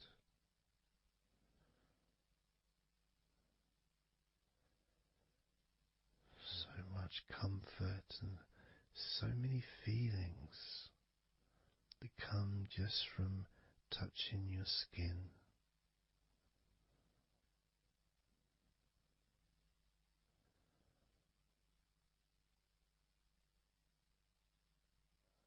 And you can just lie there for as long as you choose, enjoying the feeling of deep comfort from being massaged by me.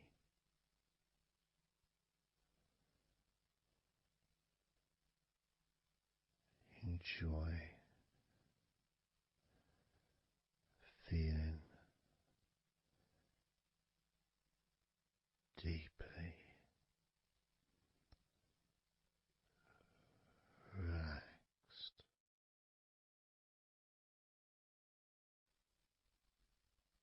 And all we're going to do is blow out some candles in your mind.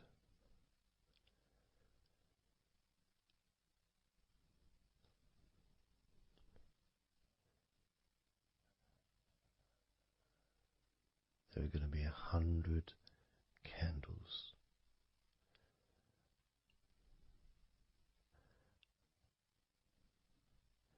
And you're going to blow each one out individually, one by one, starting at 100 as I count down,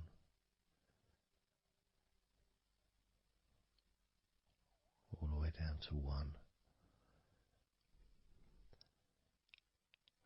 And each time I say a number,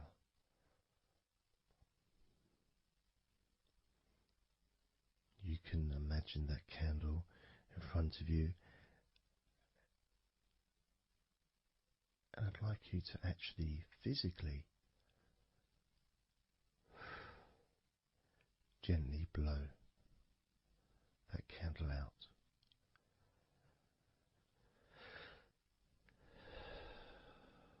Just so it's not a big blow, it's just a gentle, and that candle will extinguish.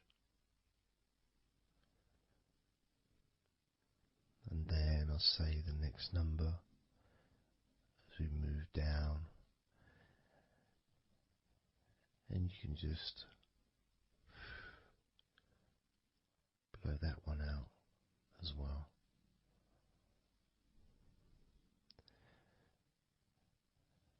And as we move down the numbers, you'll find yourself feeling more and more relaxed. And if you need to sleep, you'll also find yourself becoming incredibly tired and sleepy. In fact, you may struggle to blow out all 100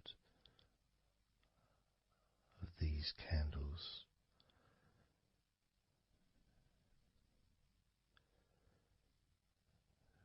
As you feel more and more deeply relaxed,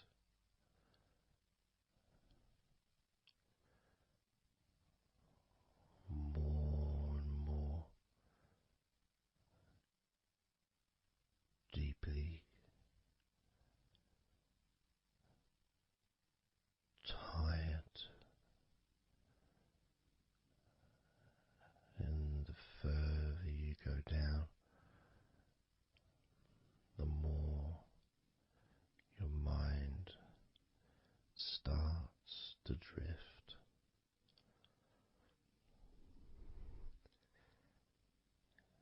And you may find that you stop listening to me after a while.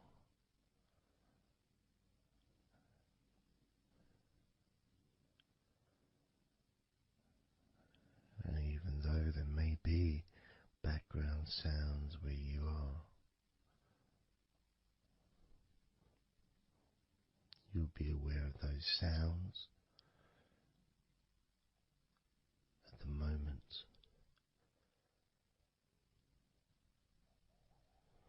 You may start to just not even notice them at all because they're unimportant.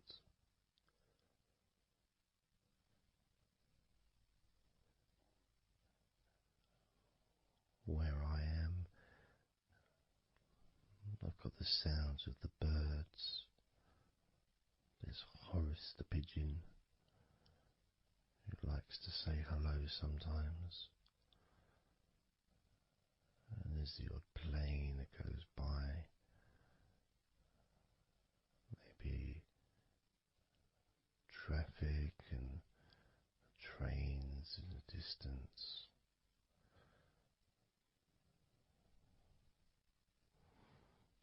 But none of that seems important whatsoever. The more candles you blow out, the less important anything is. The more candles you blow out, the further you seem to move away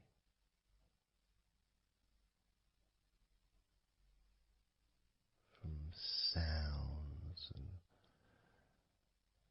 from general day-to-day stuff.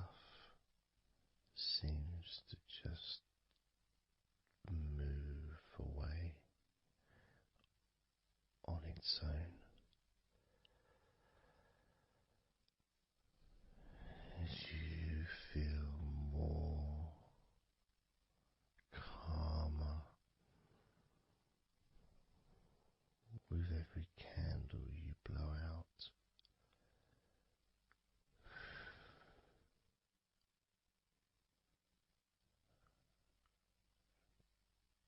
Guiding you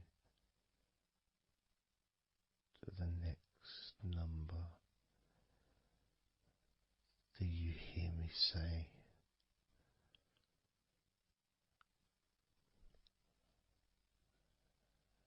And then you blow that candle out too.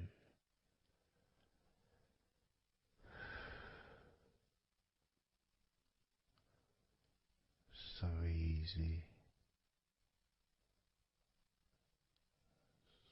So simple.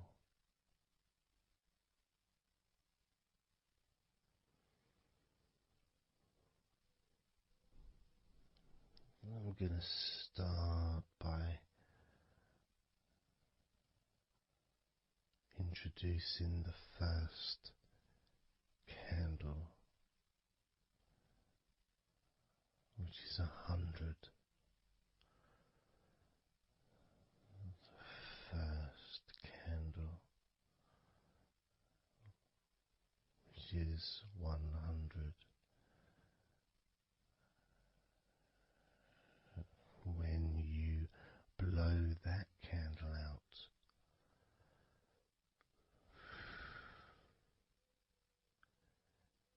you'll find immediately a slight change in how you feel.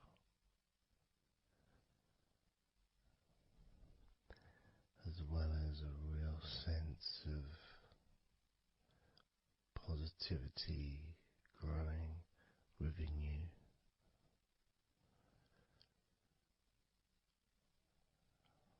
Relaxation and sleepiness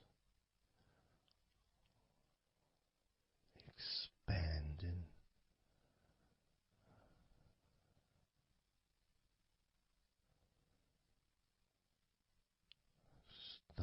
with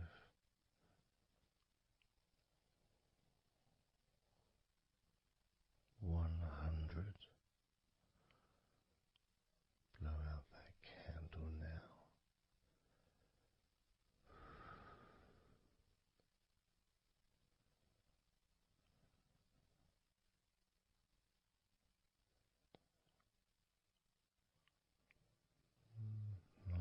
99.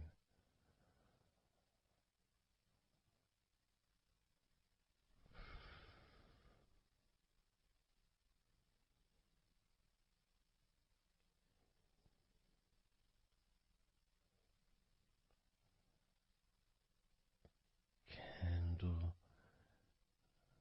98.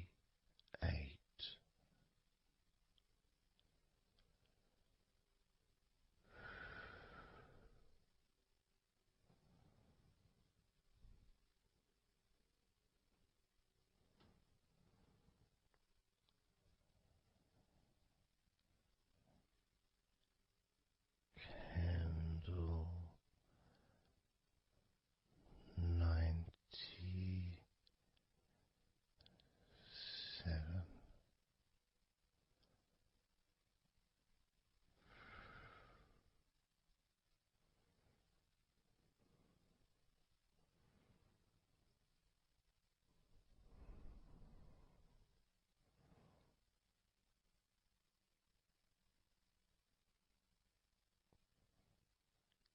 Candle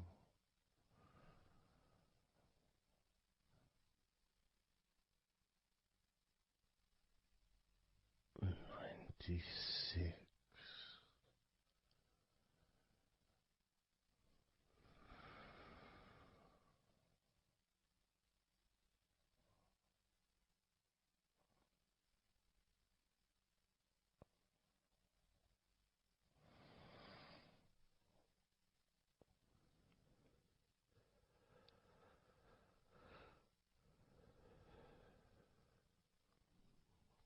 Candle 95.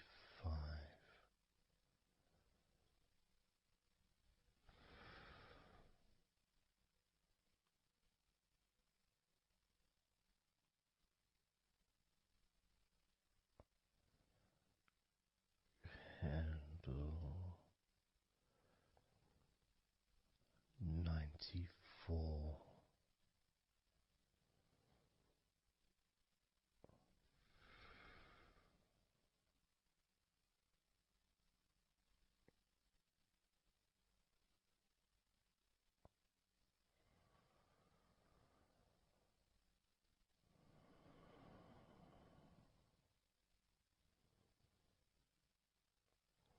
Candle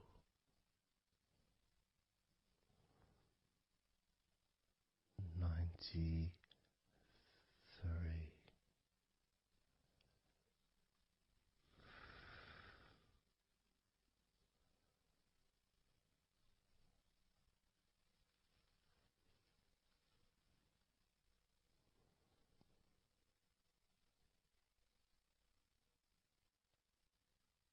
Candle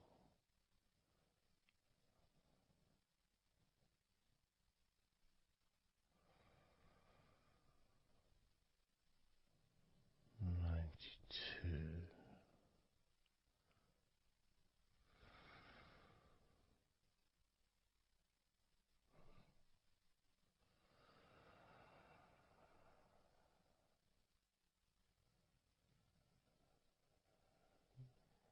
Candle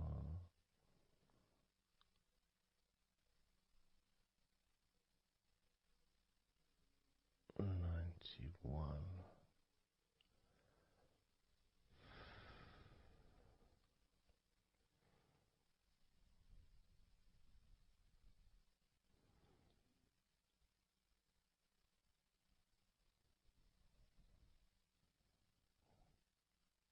Candle 90.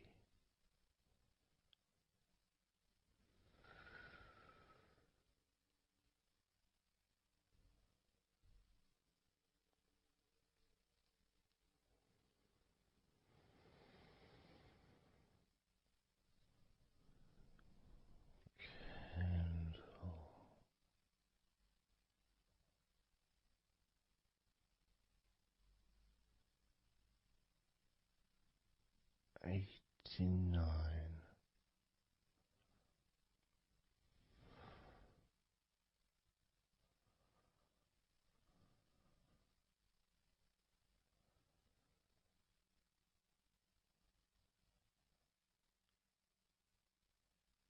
Candle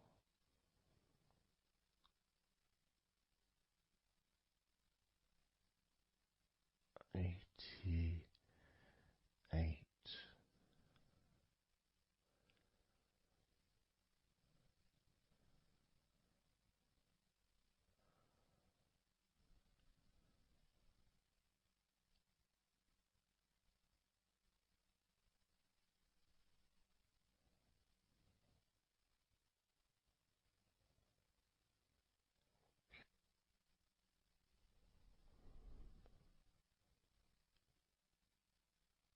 Candle 87.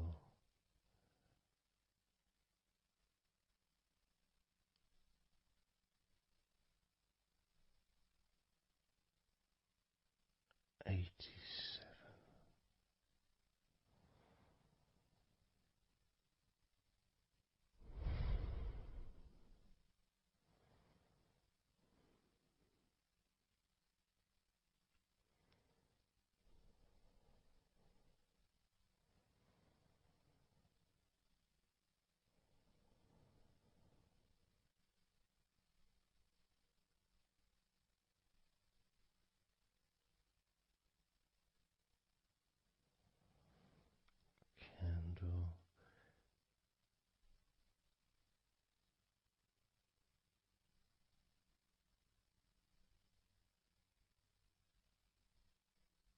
86.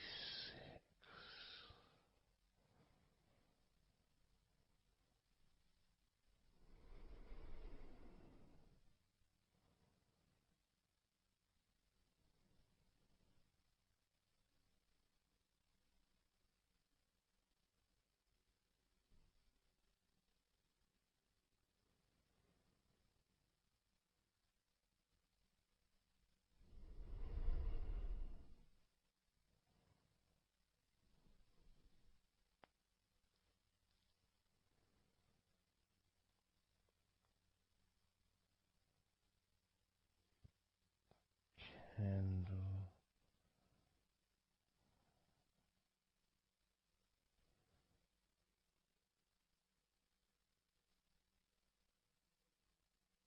85.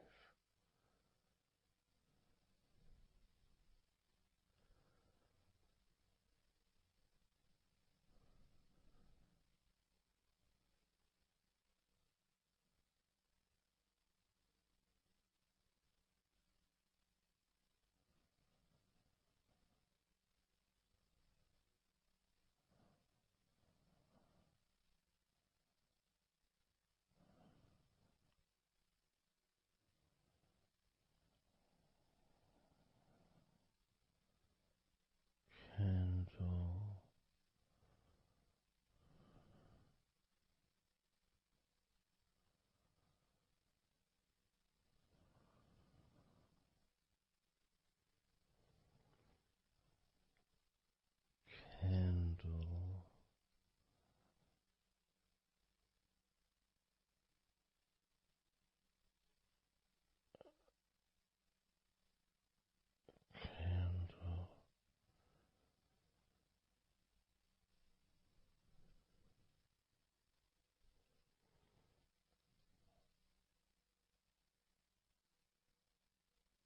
82.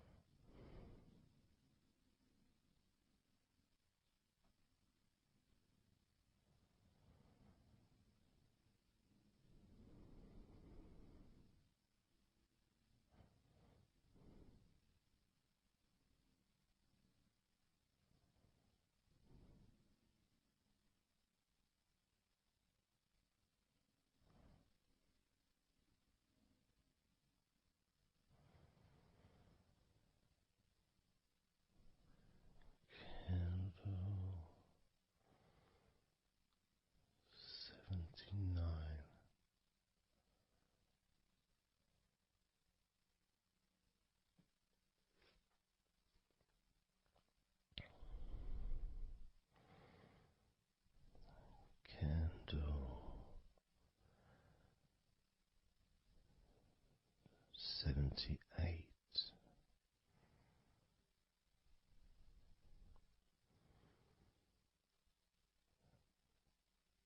Candle 77.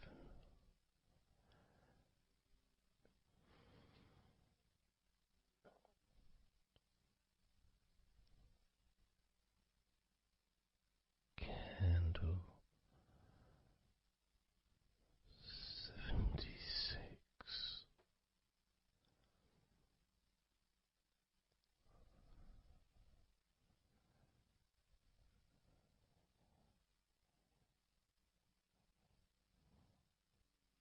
Candle 75.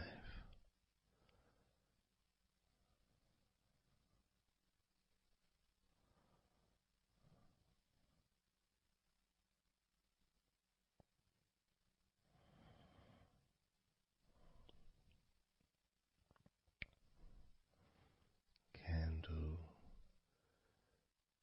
74.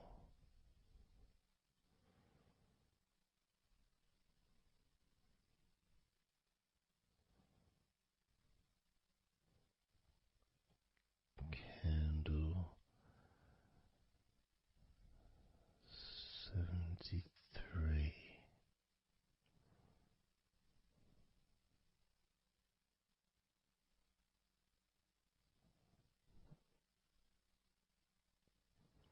Candle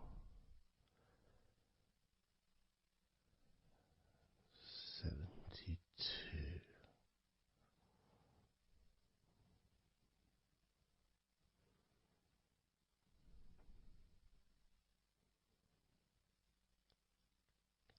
Candle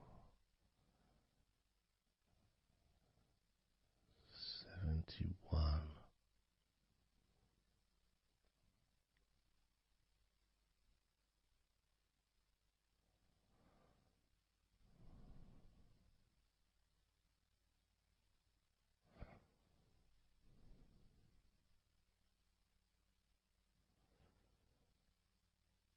Candle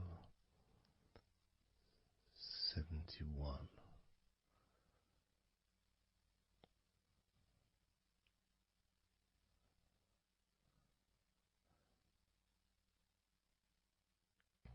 Candle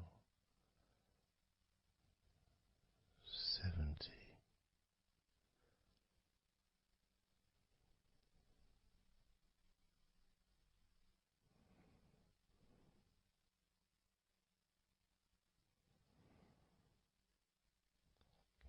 Candle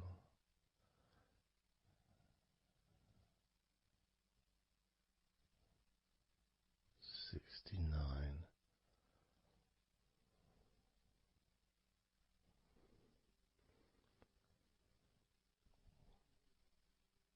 Candle 68.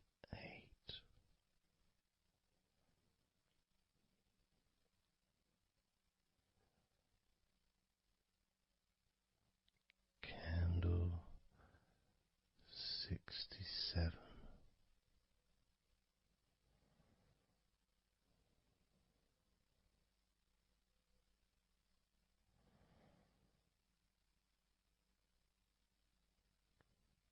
Candle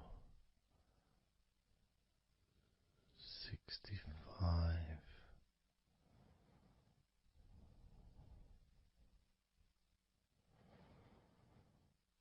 Candle 64.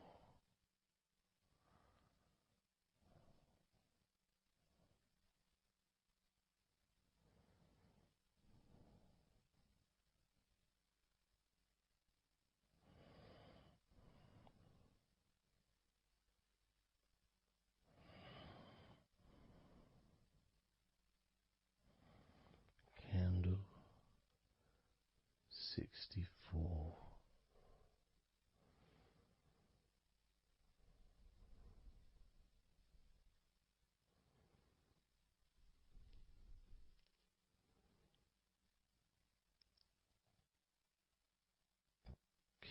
candle 63, candle 62,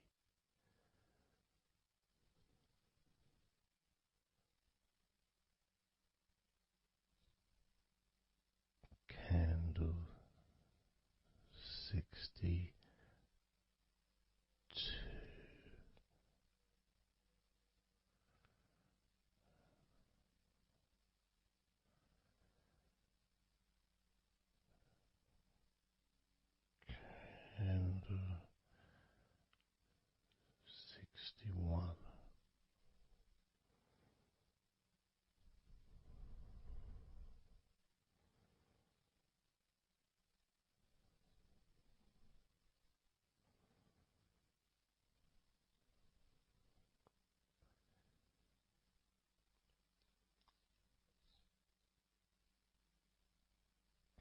candle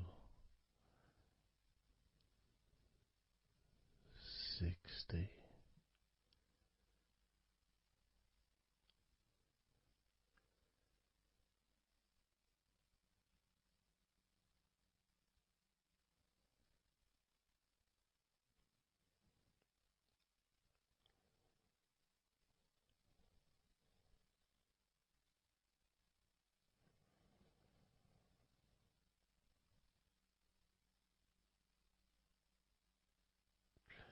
candle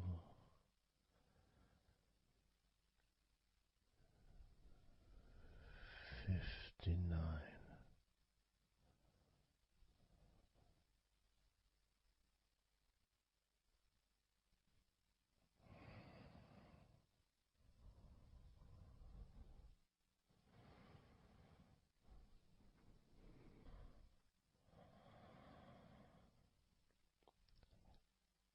candle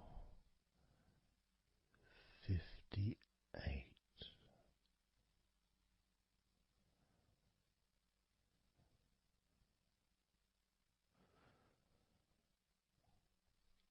candle 57,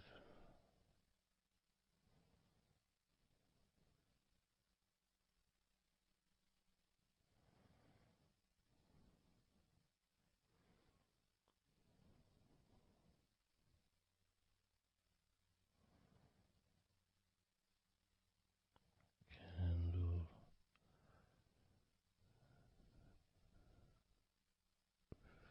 56,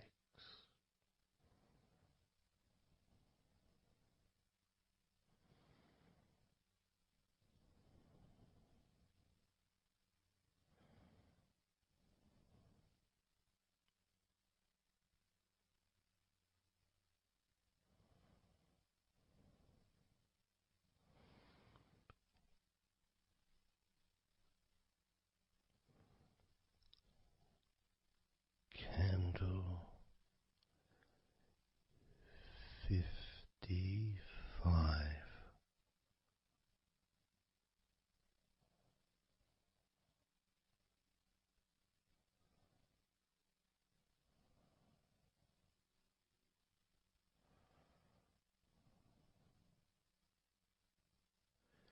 candle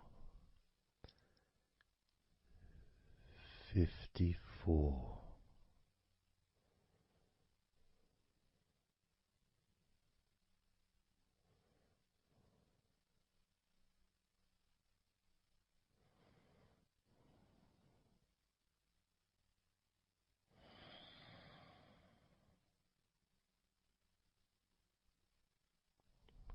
candle 53,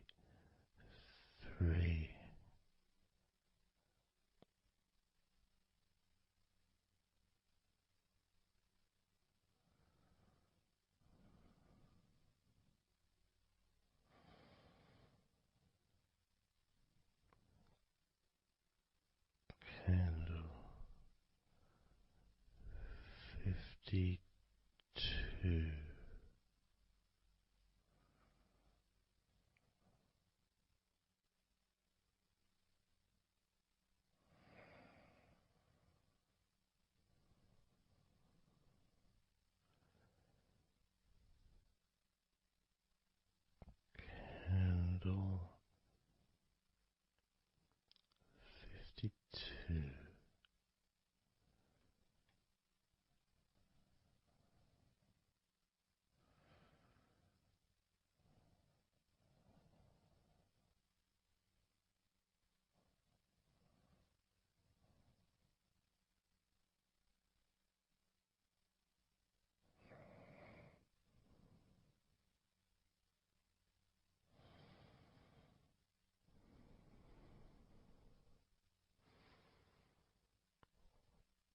Candle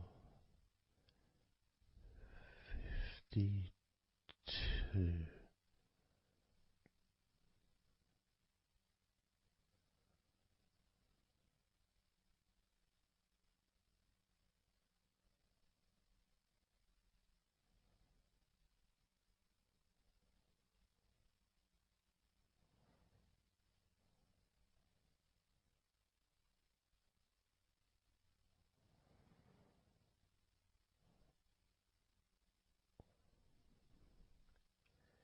Candle 51.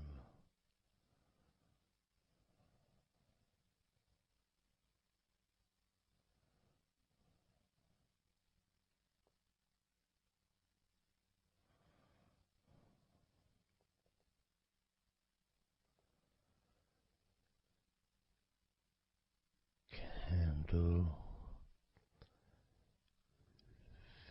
50.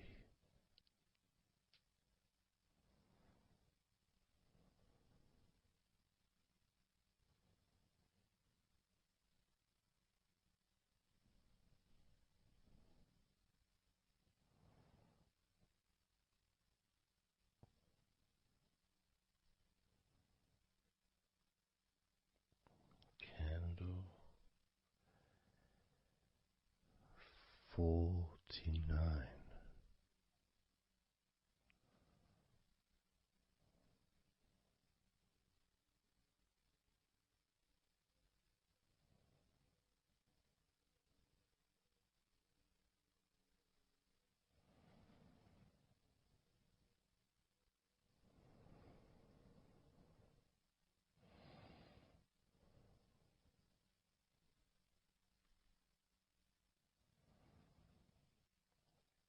Candle 48.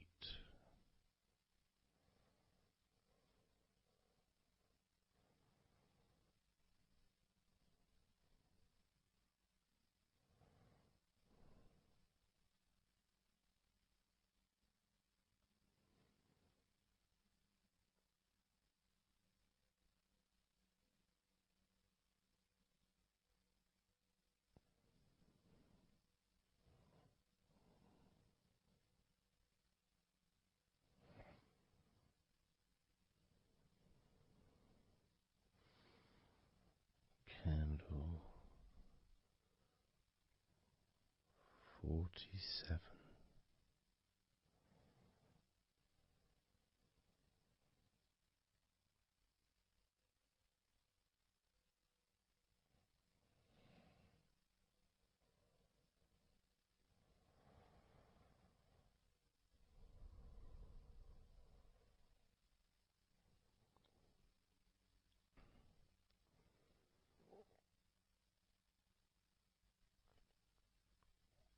Candle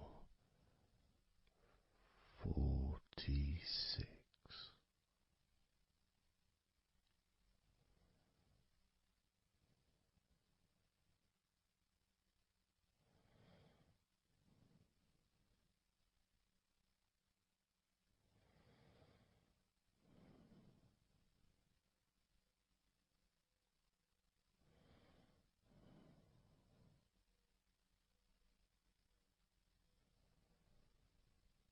Candle 45.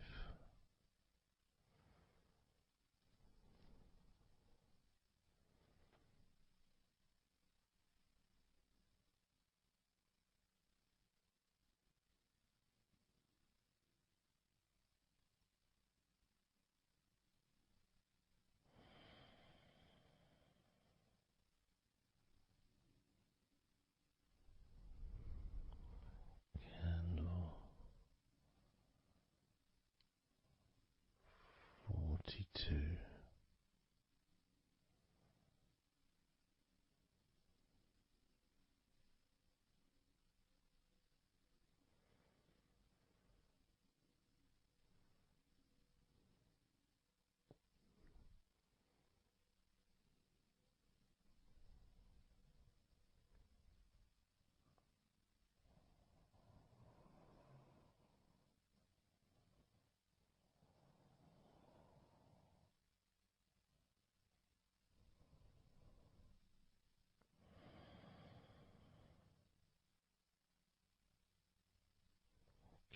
candle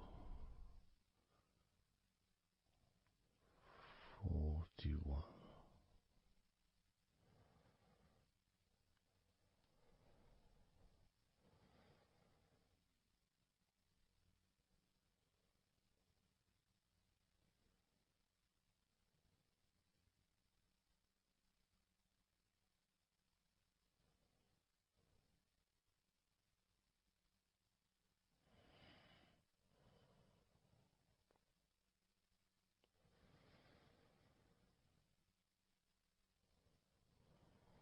Candle 40.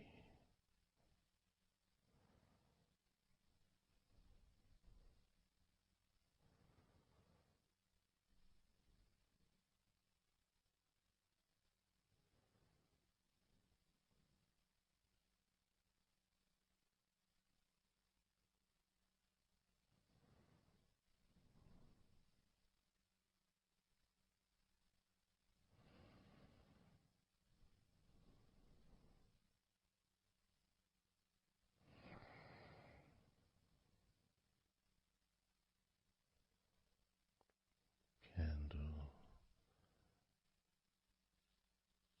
39.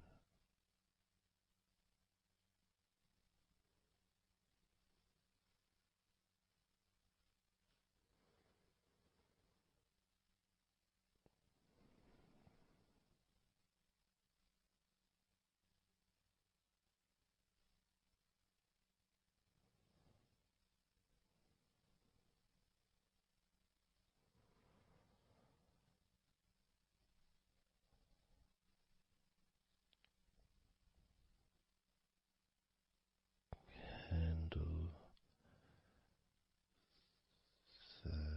38.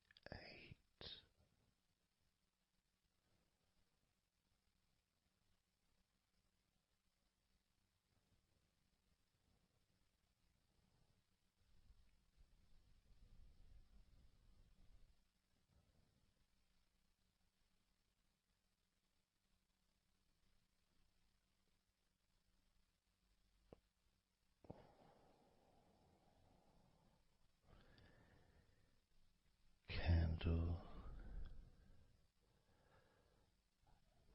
37.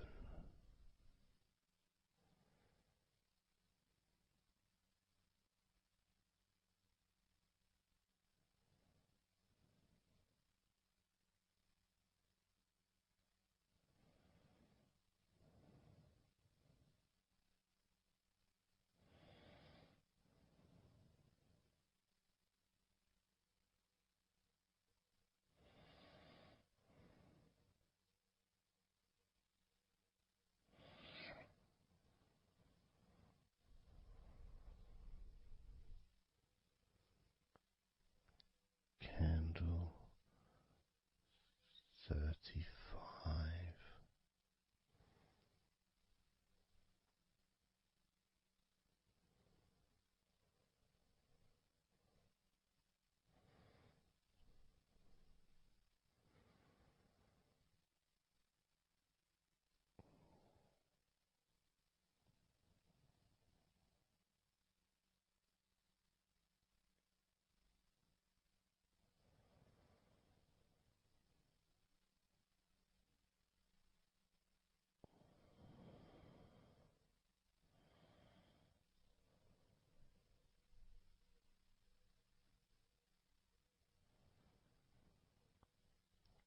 Candle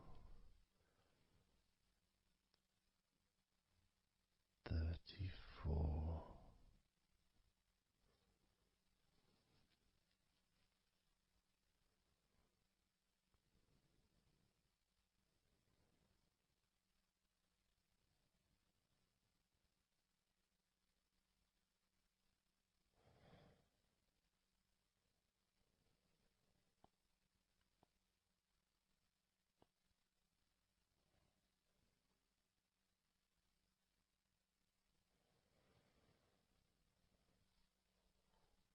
Candle 33.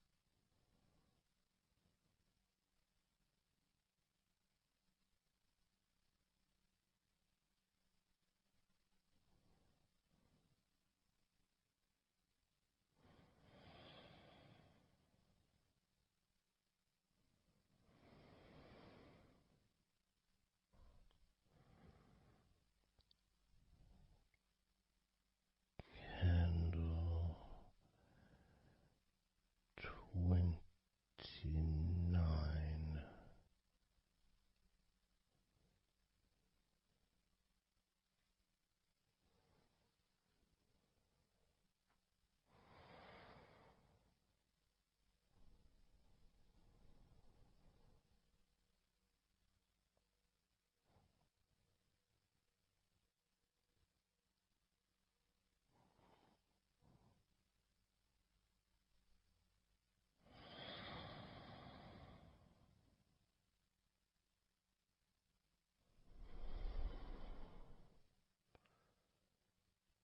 Candle 28.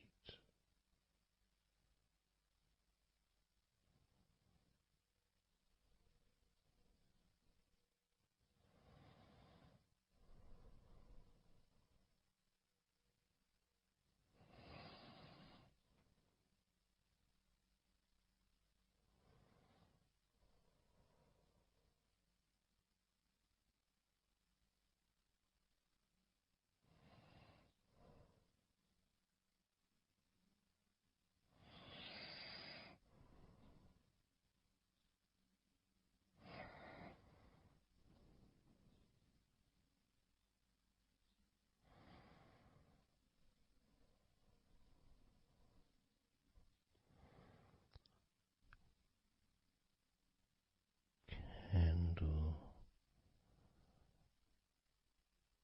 27.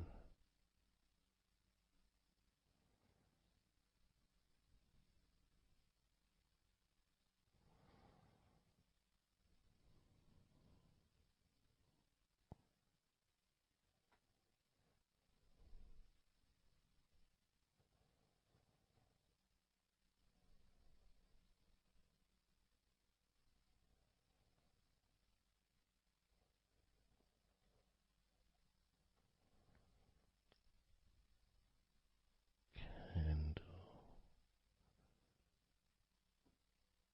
26.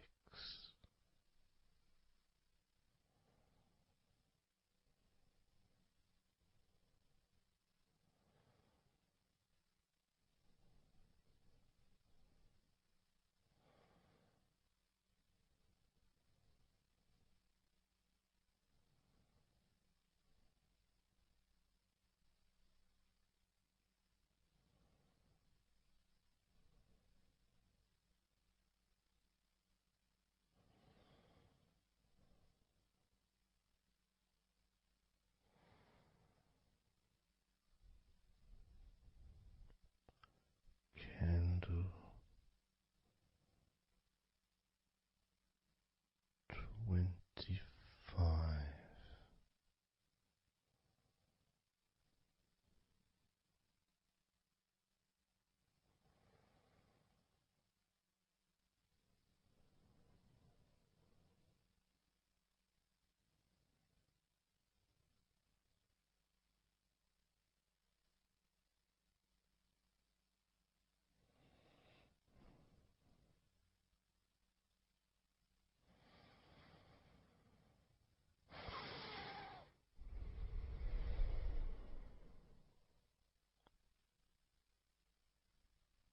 Candle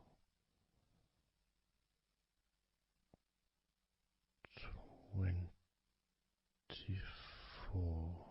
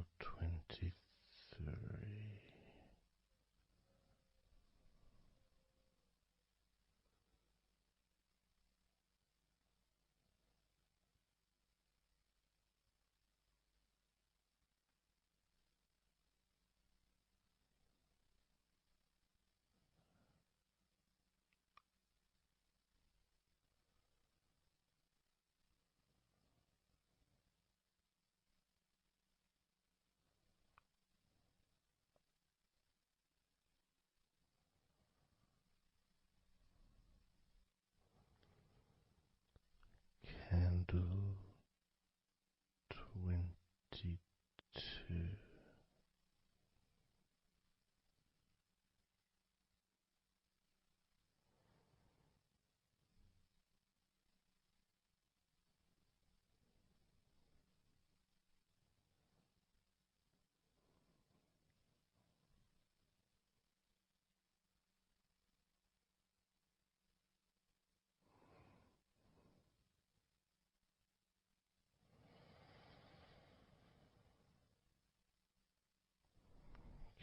Candle 21. Candle 20.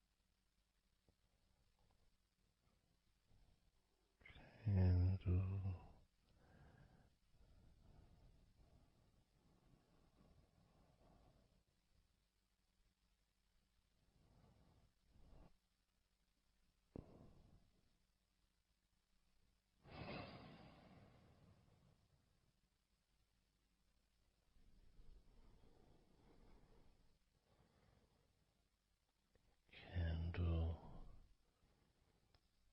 19.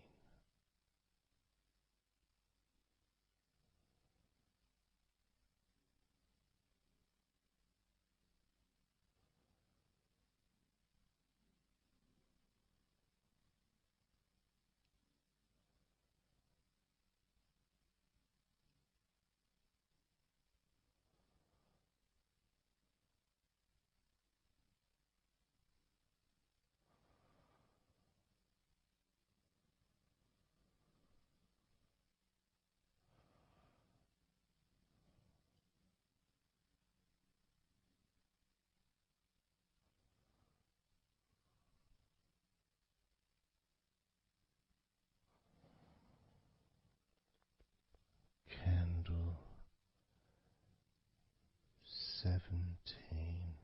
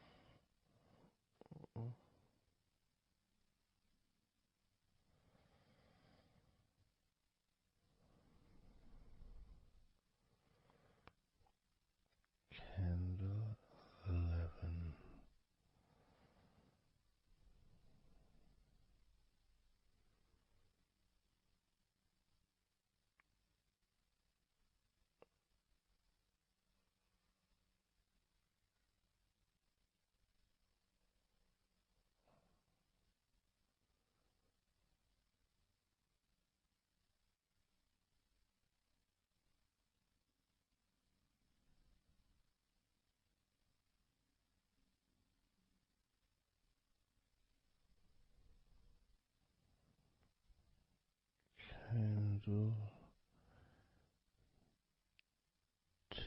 10.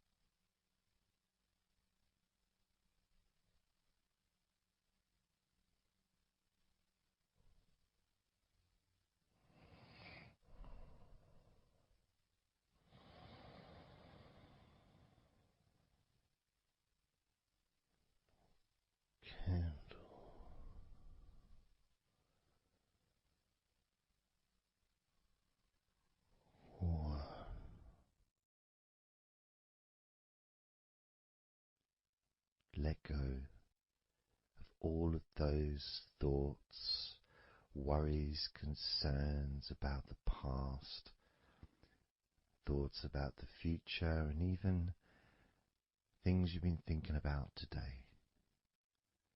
Just let it all go, because none of it is useful in this moment.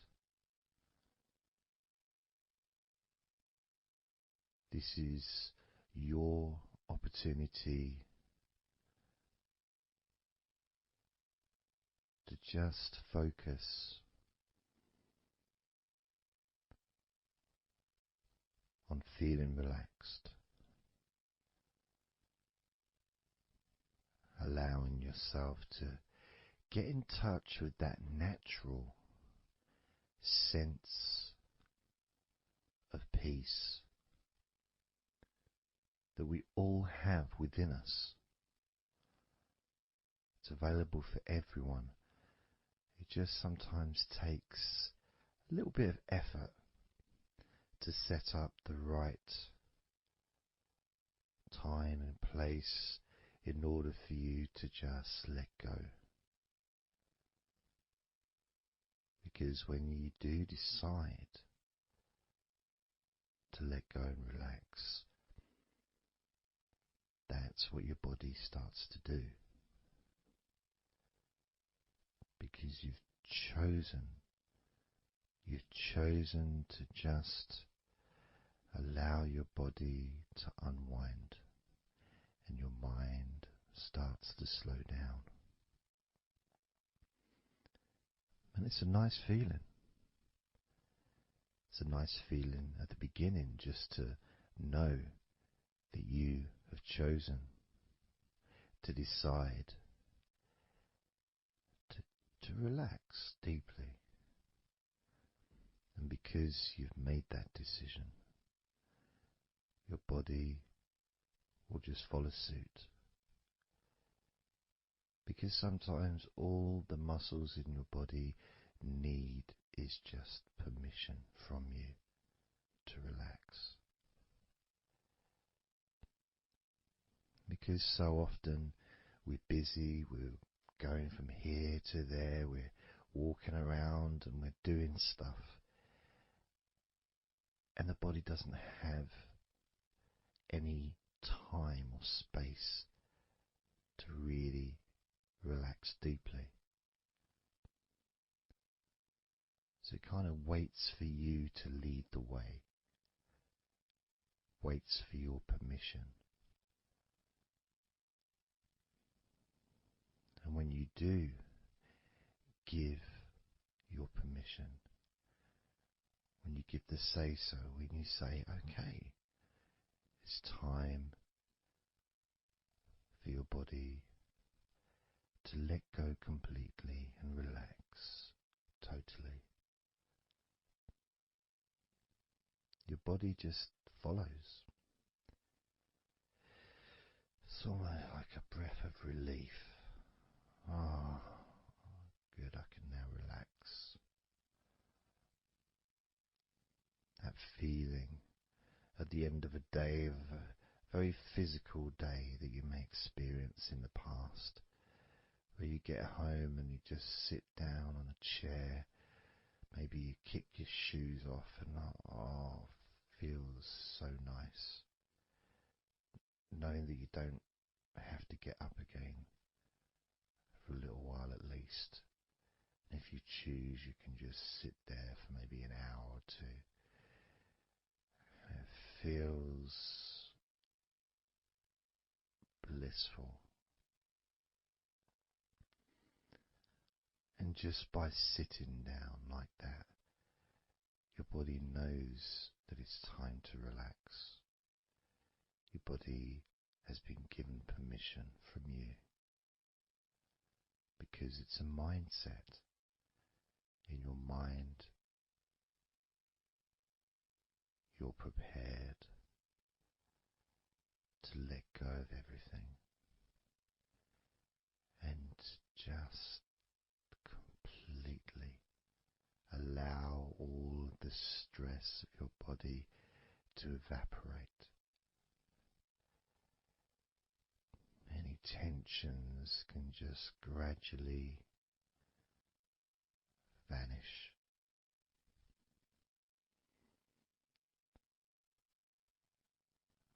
It's almost like magic, really.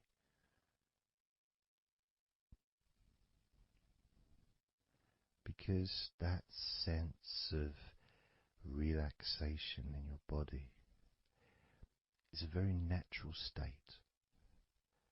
It's not something unusual.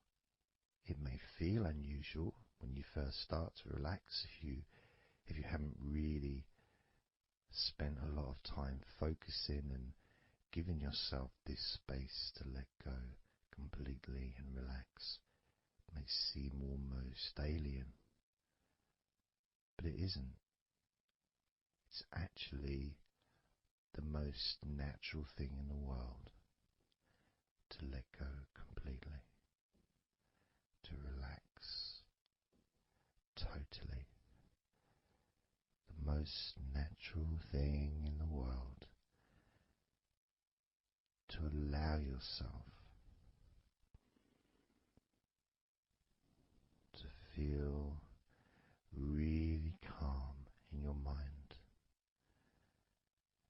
And it is almost like a literal unwinding.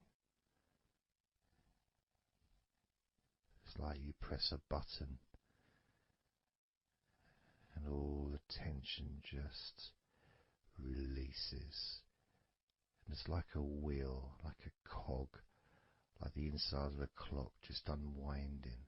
And it's almost like you could see the little wind up knob that's used just going the opposite way that you would use to wind it up.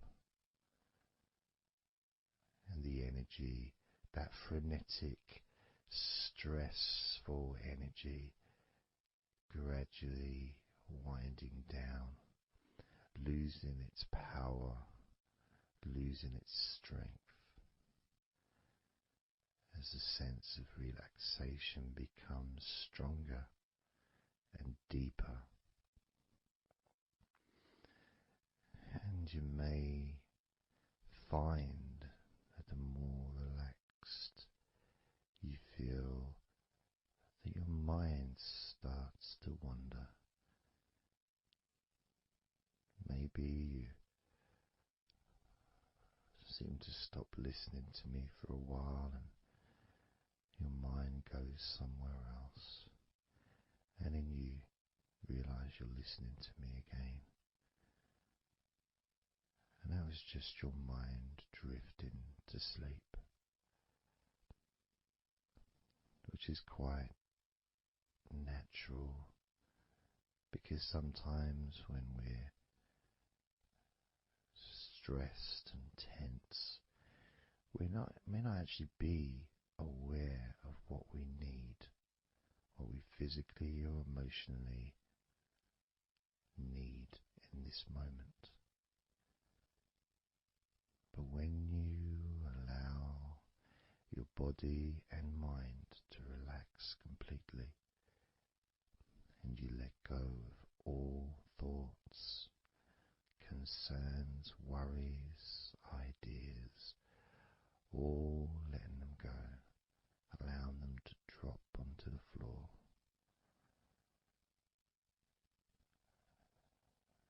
you start to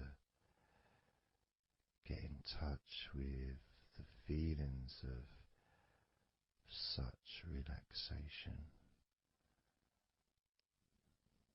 It feels so nice to be in touch with the calmness of the different body parts as they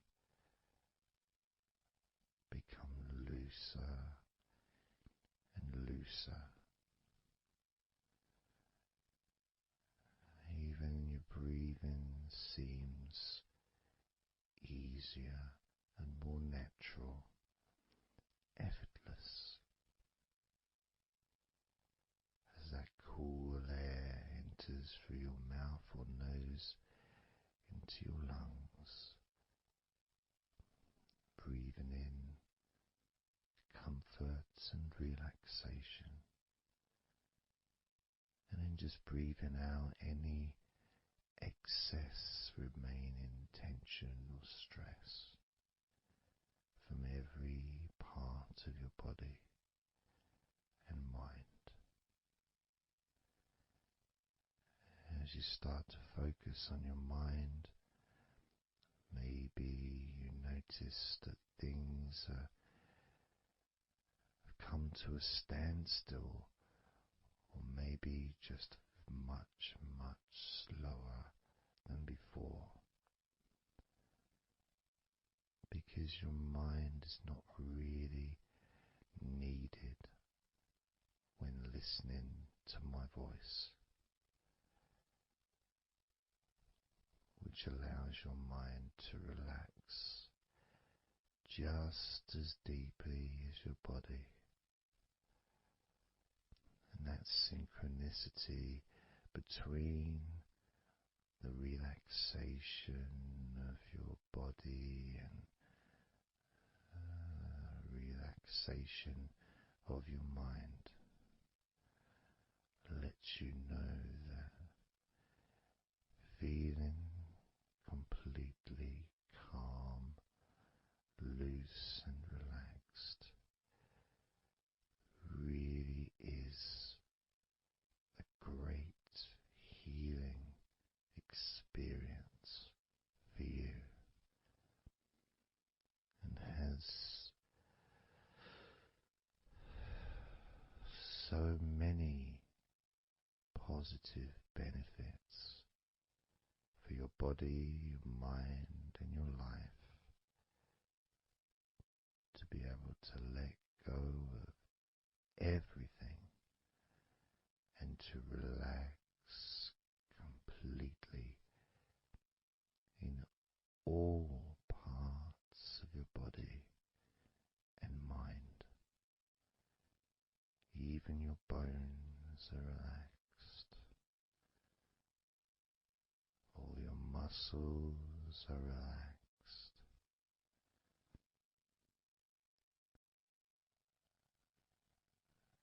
Even the skin that covers your body is relaxed. Every hair that you have is also deeply relaxed.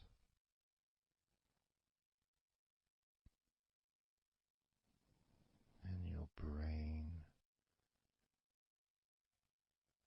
really starts to feel the benefit of this healing relaxation.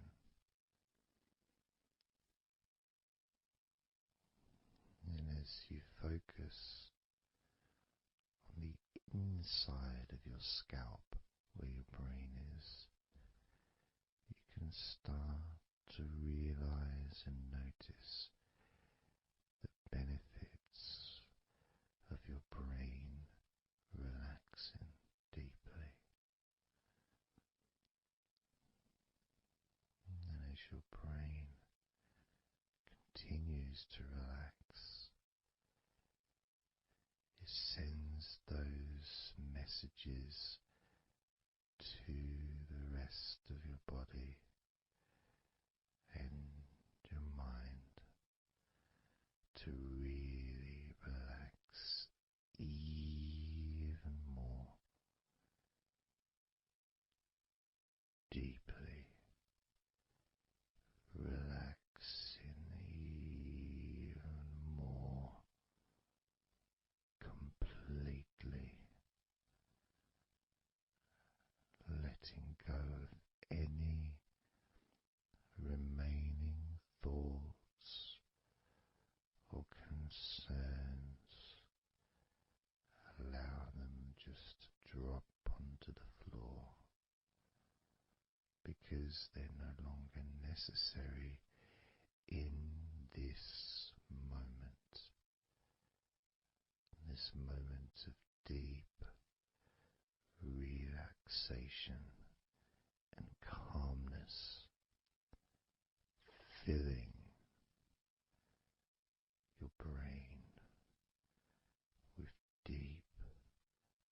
concentrated healing,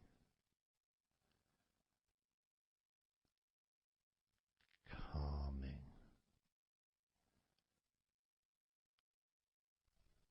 relaxing every part of your brain, feeling so loose and comfortable, so relaxed and peaceful. Your brain feels so light and so healthy. And that sense of deep, deep comfort really does allow you to enjoy those ever increasing sensations of comfort that are spreading throughout your body, relaxing each and every muscle of your body even deeper, even deeper, much more deeper than before, much more comfort spreading through your body and your mind, feeling so peaceful and calm, so very, very peaceful in every part of your body, letting go of everything, everything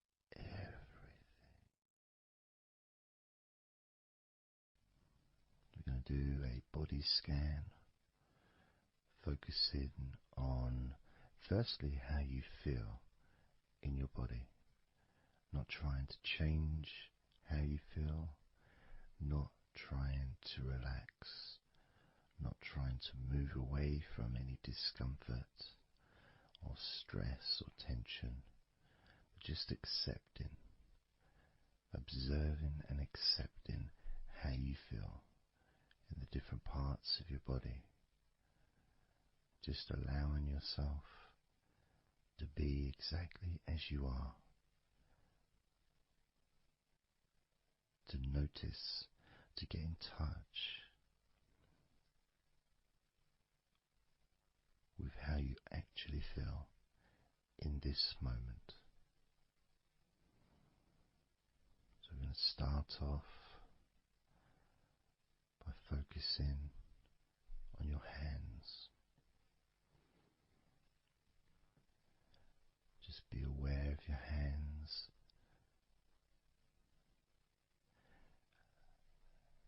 I'd like you to move your hands around. Just maybe move your fingers a little bit. Open and closing your hands very gently. Just so that you can get in touch with how your hands and your fingers feel. With very, very slow movements.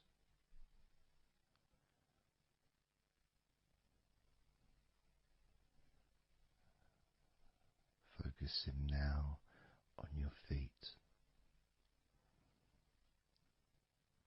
And if you can, just do kind of an equivalent with your feet as you've just done with your hands. Maybe turning your ankles, moving your feet around, moving your toes gently, but only very gently and very slowly, noticing how your feet feel in this moment.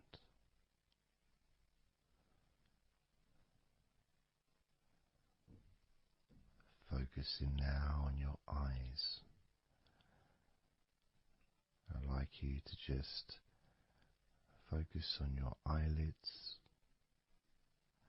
Maybe you can open and close your eyes a couple of times to really get in touch with how you feel when you do close your eyes. The muscle changes in your eyes when you do close them. Maybe raising your eyebrows, which stretches the tops of your eyes. Perhaps squinting your eyes, scrunching up your eyes, just so you can really get in touch with all aspects of how your eyes feel right now.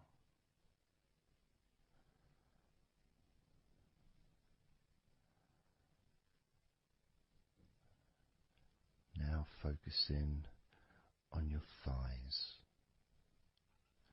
And I'm going to just ask you to gently tense your thighs, just very, very gently, just enough so you can become more attuned to the physical sensation of your upper legs, the front of your thighs and the backs of your thighs. Noticing and observing how your thighs feel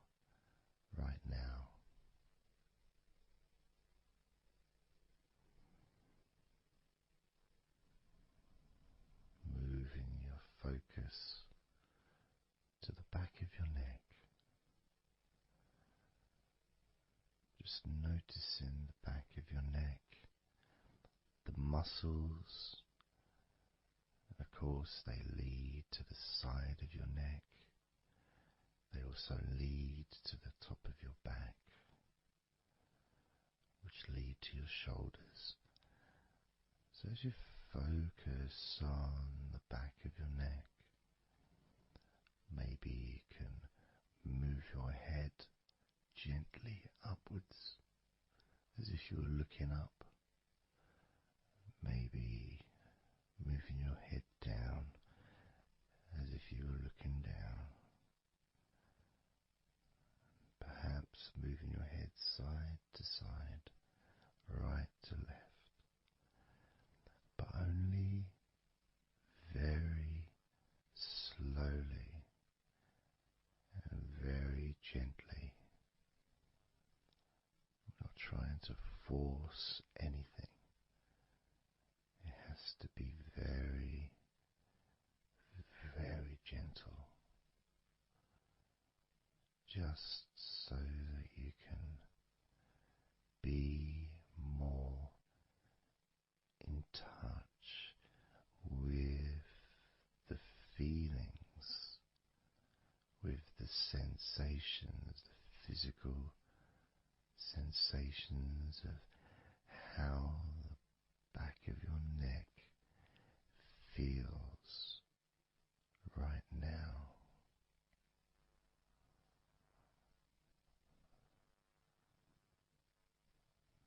As we now focus on the tops of your arms, the parts where your biceps and your triceps are, between your elbow and your shoulders. As you focus on those parts, the tops of your arms, you may like to just tense them, but very, very gently and slowly, so you're not straining or putting any pressure whatsoever on your arms. It's just so that you can gain more of a sense of how your upper arms are feeling in this moment. And just noticing as you gently, very gently and slowly tighten the muscles and then let go. Notice how the tops of your arms feel right now.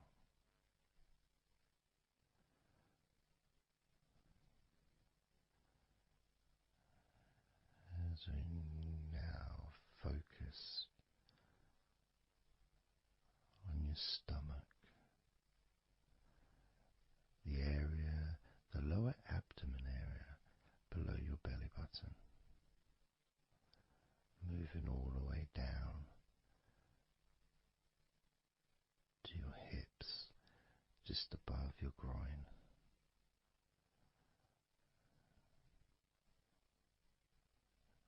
Maybe you're able to tense these muscles in that area very, very gently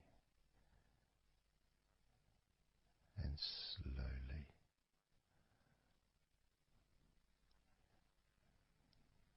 If that's a difficult thing to do, then maybe you can just move your body, pushing your stomach up, maybe moving a little bit to the side, using your hips, just so that you can get more in tune with how your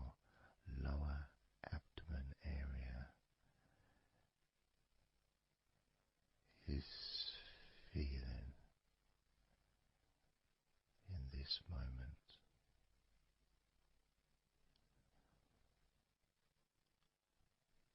Just noticing the physical sensations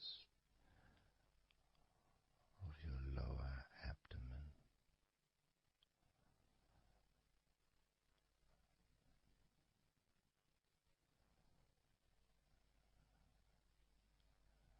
As we move your attention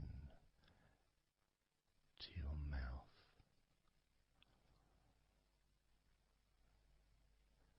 noticing your lips and inside your mouth, your teeth, your gums, your tongue.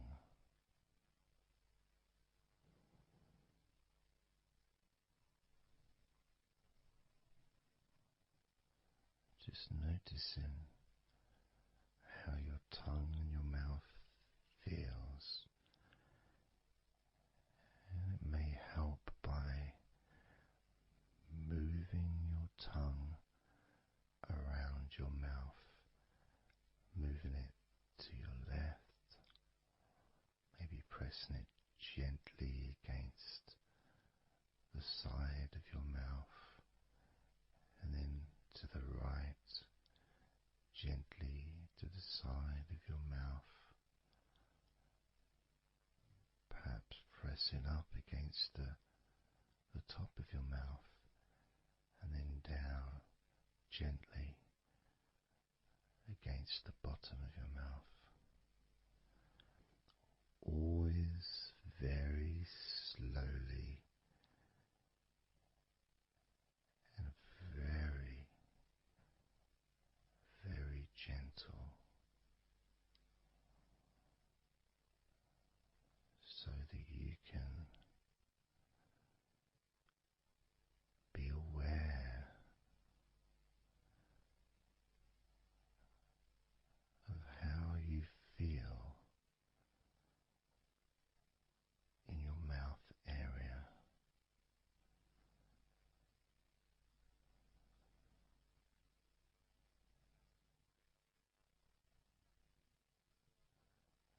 Now we're going to focus on your wrists.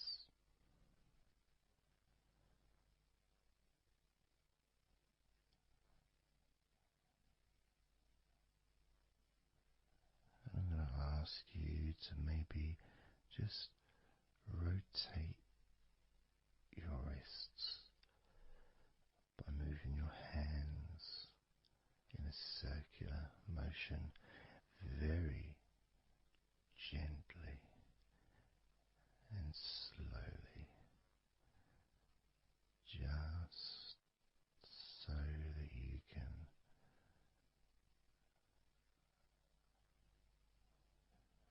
feel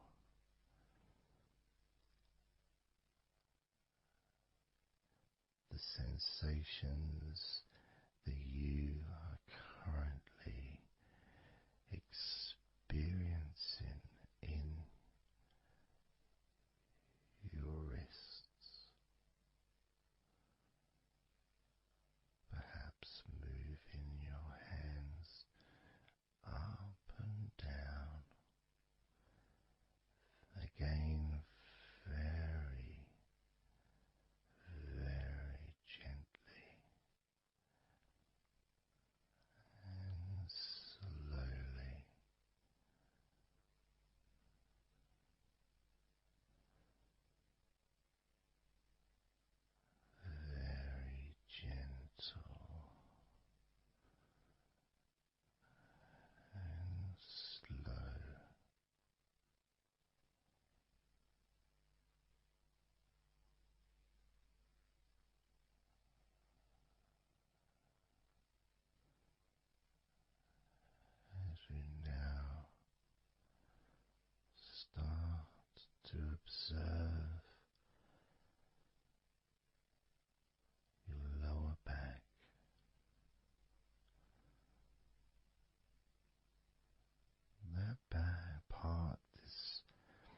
just above your hips, where your coccyx are,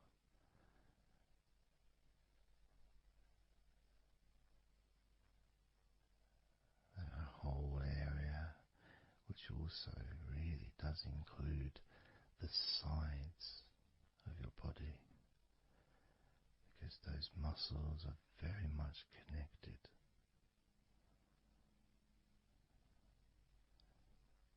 As those muscles also move into your hip area, connecting to your buttocks, the sides of your hips,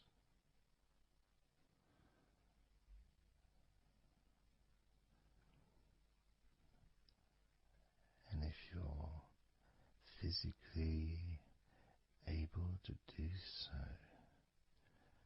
maybe you can very gently just move your body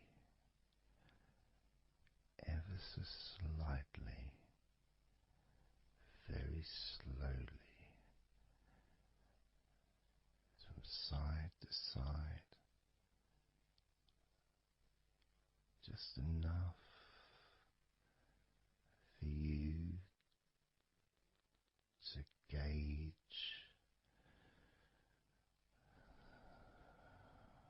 how you feel in your lower back.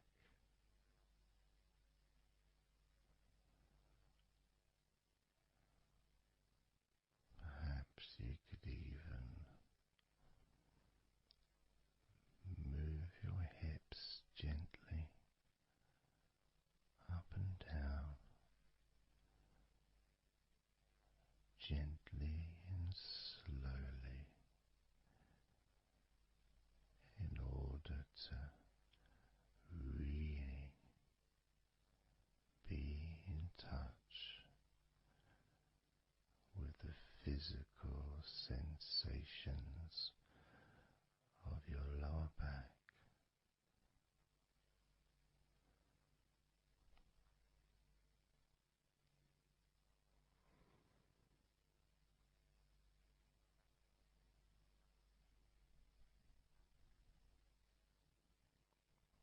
As we now move your attention to your jaw, that area from your chin all the way up to near where your ears are, the whole of your jaw.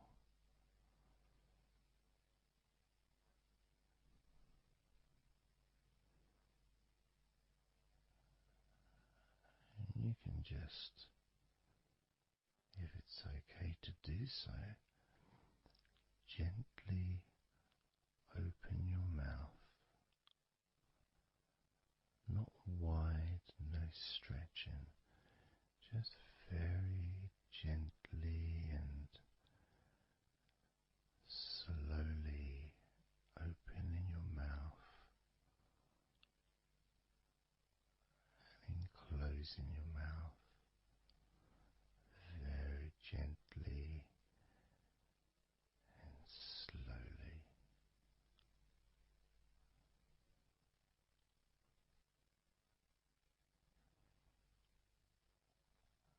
So you can be in touch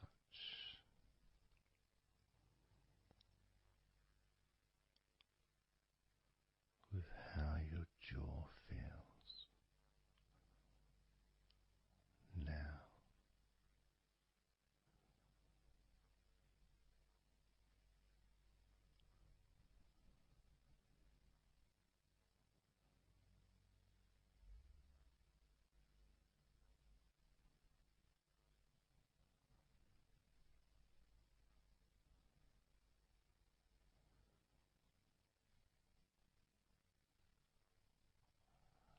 Noticing now your chest area,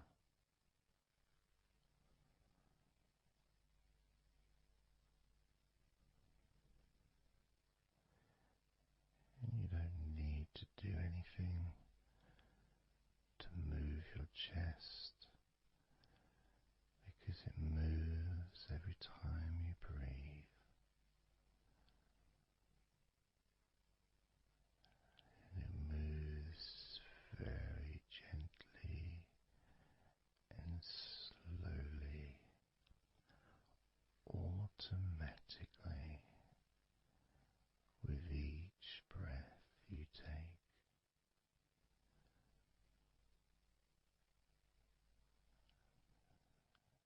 As you focus on how your chest feels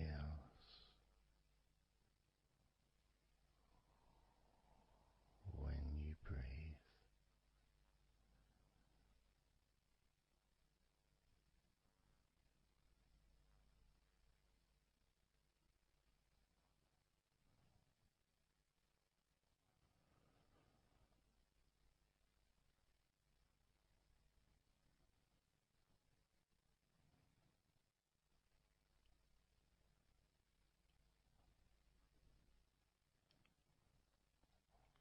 Moving your focus to your forearms and your elbows.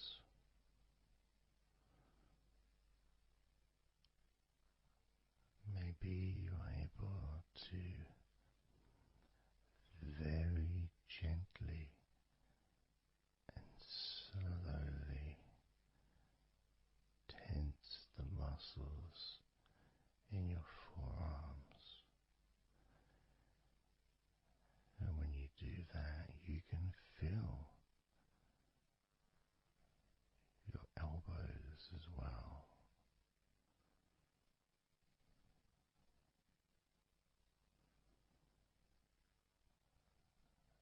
Very gently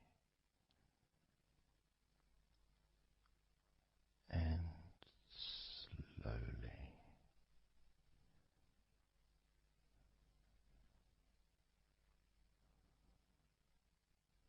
Gently and softly observing your forearms and elbows.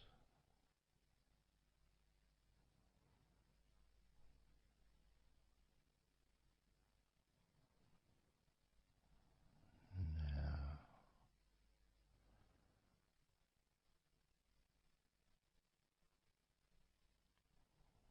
you can focus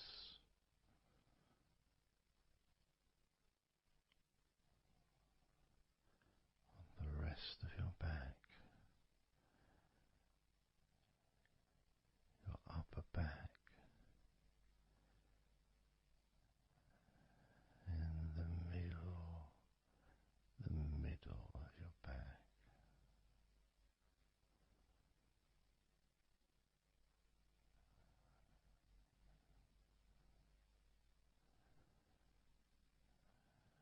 Again, this part of your body moves also every time you breathe. You may not notice that usually,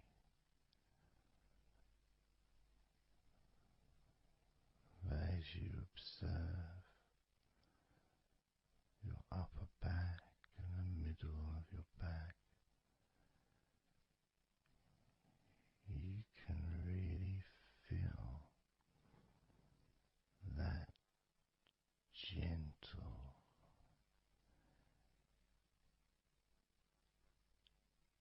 and slow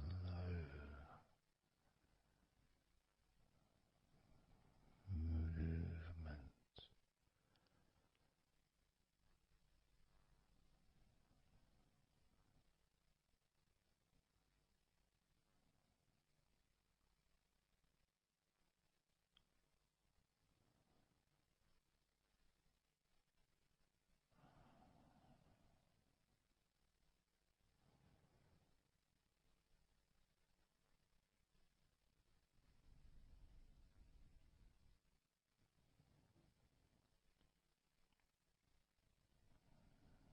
moving your focus into your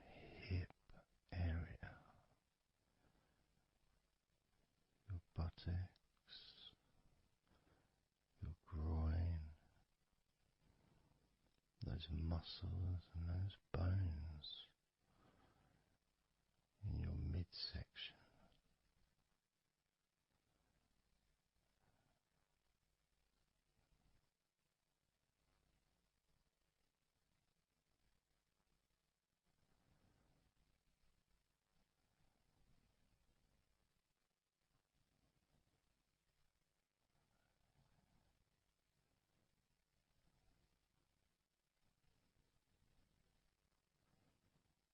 Just noticing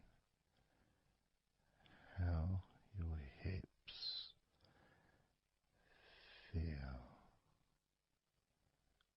right now.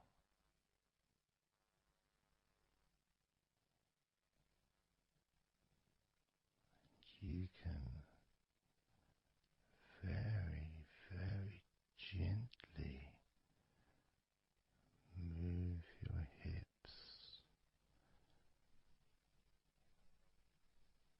maybe side to side, very gently and slowly.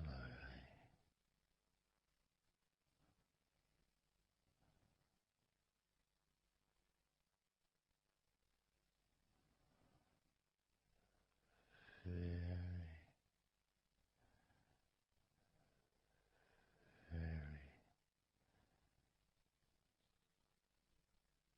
gently,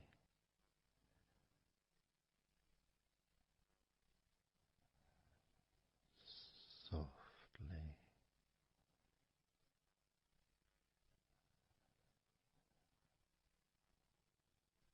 and slowly.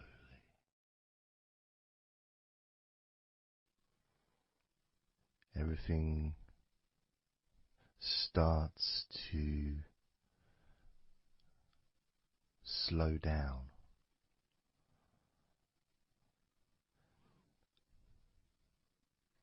including the thoughts in your mind, and your mind itself just starts to gradually, it doesn't have to be instant, but just gradually starting to, it's almost like time is stretching.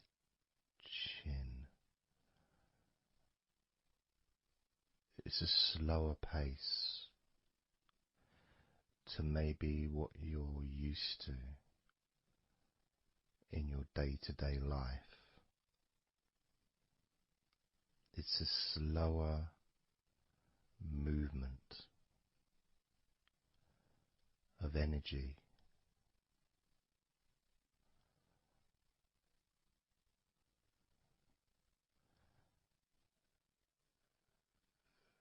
Very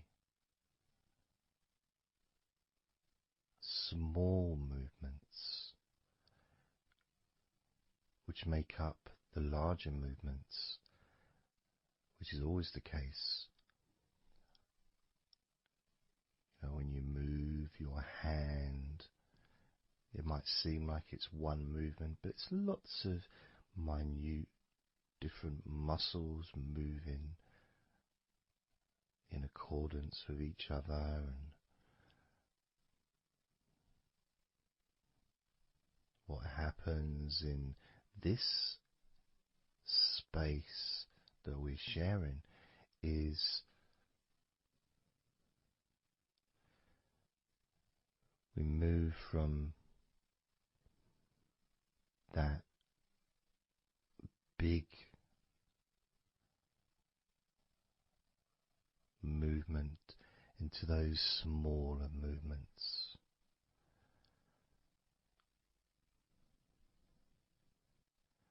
Starting to focus on how your body feels, but not just as a whole, not just, oh, I'm feeling this way, I'm feeling stressed or tense, or I'm feeling relaxed and calm, I'm feeling this way, I'm feeling that way, starting to notice that your body begins to present to you small feelings around your body.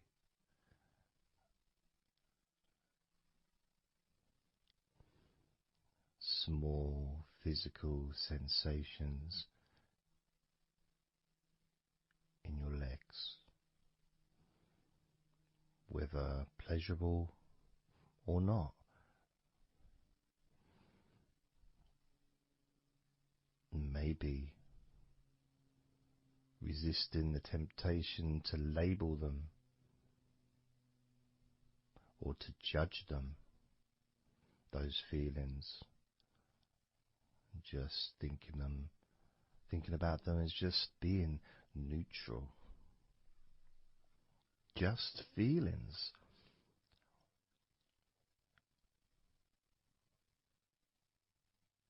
Not being particularly concerned, but just noticing what your body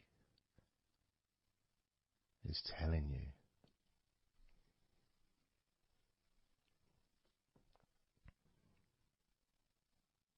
The feelings in your arms. Instead of feeling the whole of the arm, maybe notice those individual feelings of all those different muscles and the skin, the hairs of your arms, all the internal parts of your arms, the veins,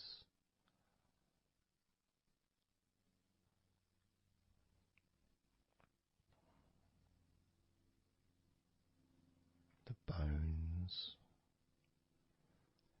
Just being aware of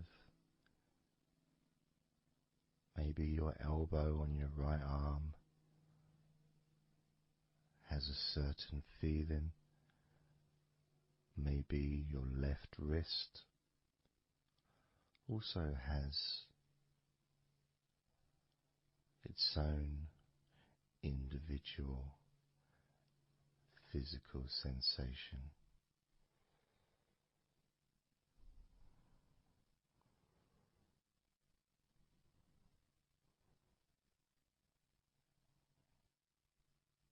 What about your forearm on your right arm? Your right forearm.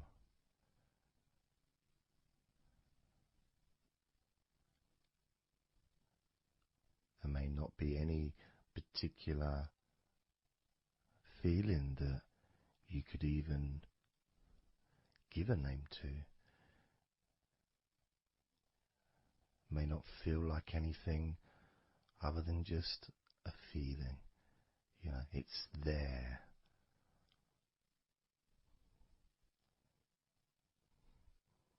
The feelings in your shoulders. Perhaps your shoulders, when you think about them, kind of almost like they're the same, you know, the same feeling. Almost like both of your shoulders are just one thing. But of course they're not.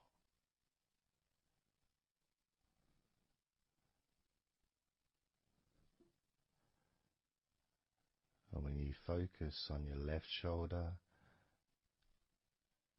and then on your right shoulder, maybe you find that you move the muscles a little bit.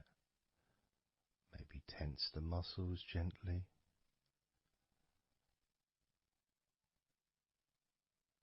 Noticing the difference in each shoulder.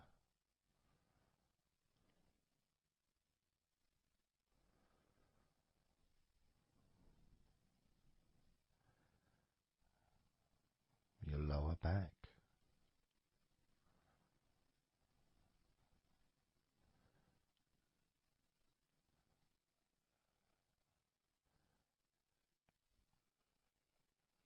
The left side of your lower back and the right side of your lower back.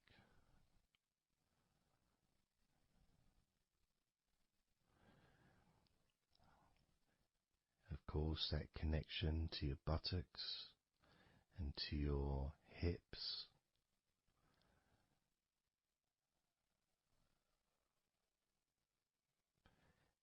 and also moving up into the middle of your back.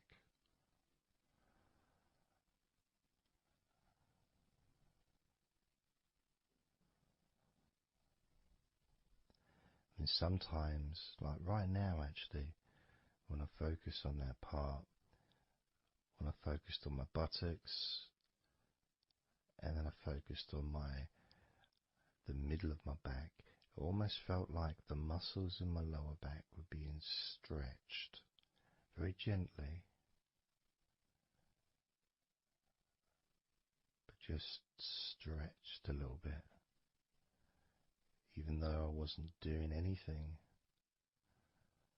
to try to stretch your lower back. It just seemed to happen.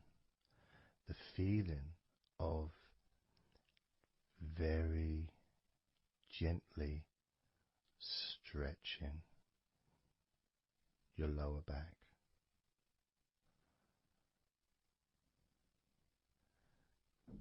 Comes along, that feeling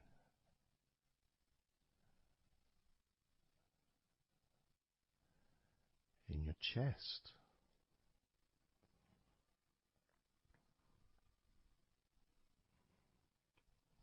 Just noticing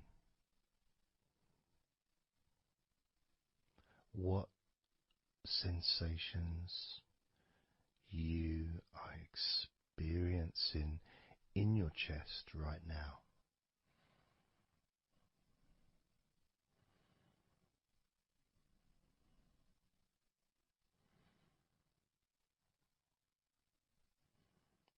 And there's so much of the chest. Obviously there's the collarbone leading to the chest. You've got the chest bone. You've got the muscles in your chest. And of course, if you're female, there's possibly the breasts. If you're male, you've got the different, well, mine aren't that different these days, but there may be more muscles at the top of the chest, but at the side, underneath, it's pretty much the same. Whether you're a man or a woman, there's muscles there, muscles that stretch out to your back, as well as breast tissue which stretches and moves into your back. So just being aware of your chest.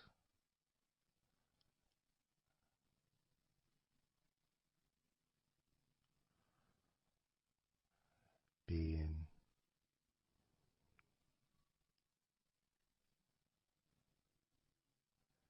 with whatever feeling there is in your chest.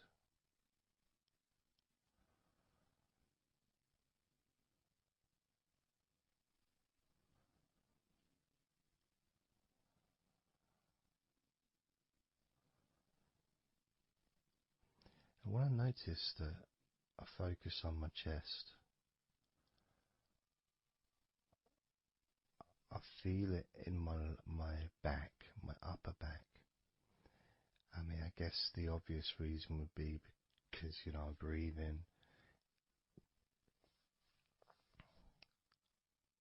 in,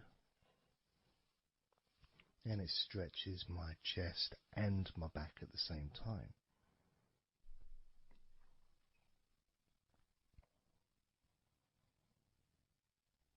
Yeah, it feels okay.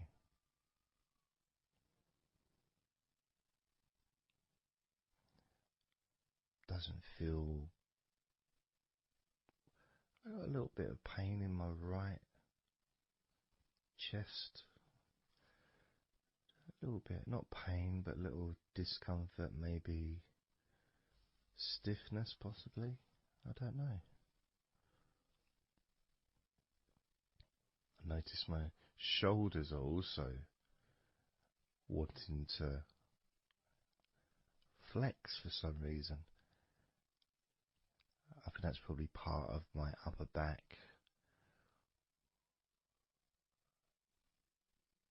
That connection between my shoulders and my upper back. Because I can move my shoulders and stretch the muscles in my back. Moving the shoulders backwards or up, which then moves I think it's the scapulars in your back.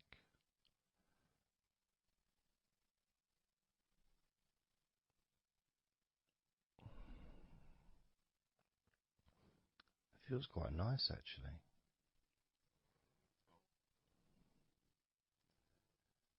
The good thing about this is you can, if you want to, you can just flex or stimulate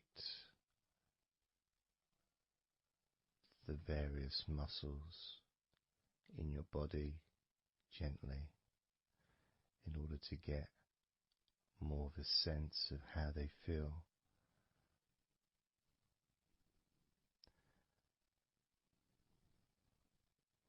And when you're relaxing,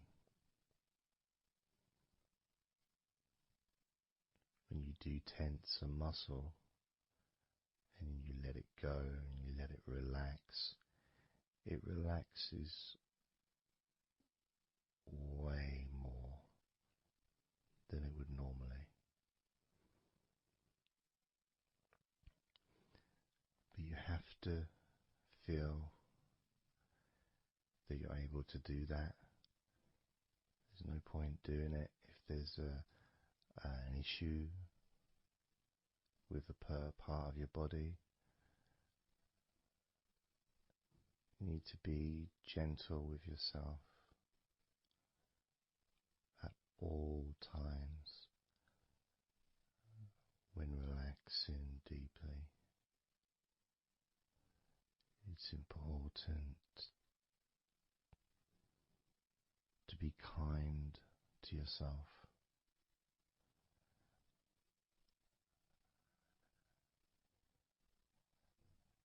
As you notice your mind, how much has your mind slowed down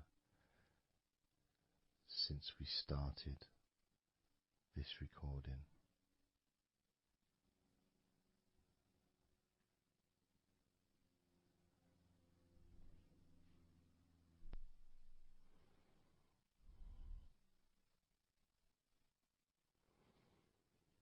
How calm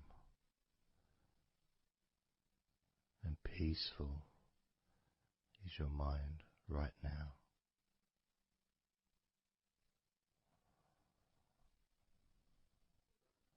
With nothing to think about and just my voice to listen to, because you know the intention behind this recording is relaxation. At the very least, for you to feel more relaxed at the end of the recording than you did at the beginning.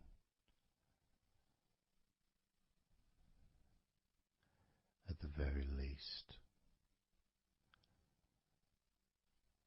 for your mind to slow down as your body continues to relax.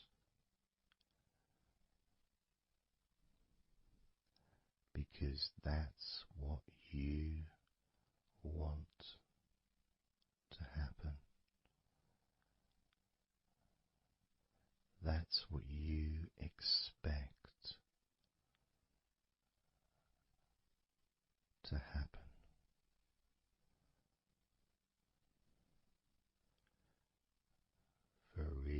relaxation, to feel your body.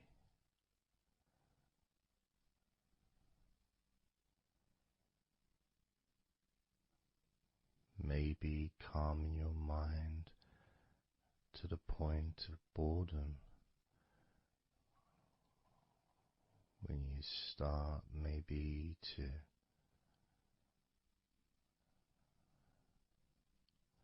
drift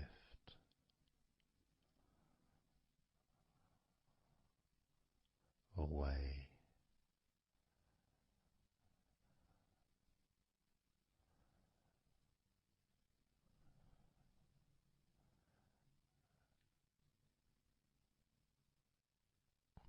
Drifting.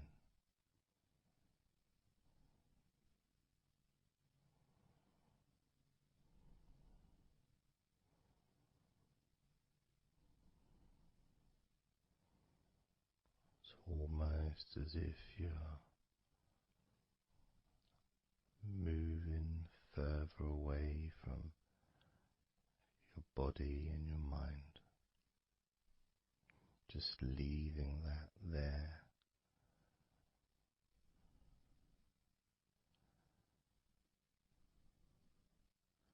Kind of like in an escape pod in a spaceship, a movie, a space movie, you know, when they get into that little pod and it sends them far away from the spaceship.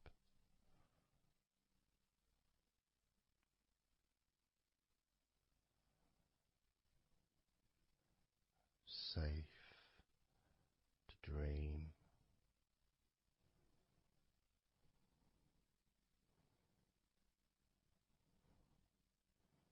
And continue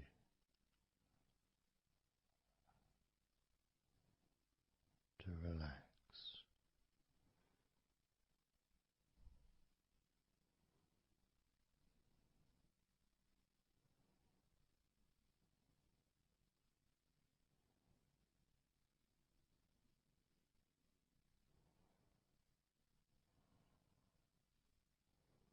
Drifting.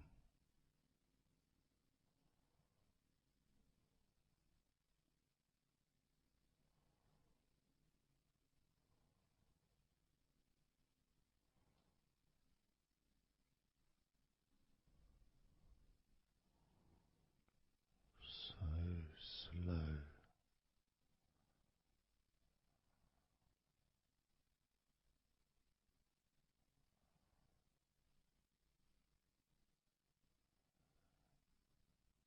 And peaceful.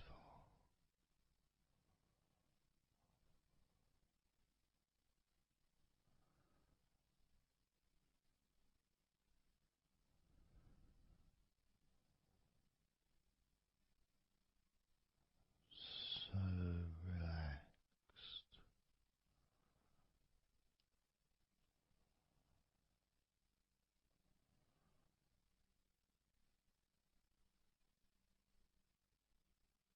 And peaceful.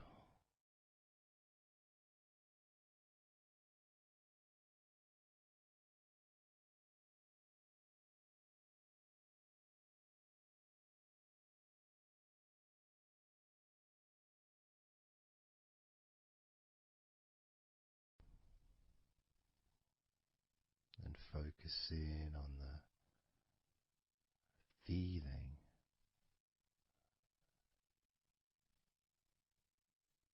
of those individual parts of your body that are relaxing one by one.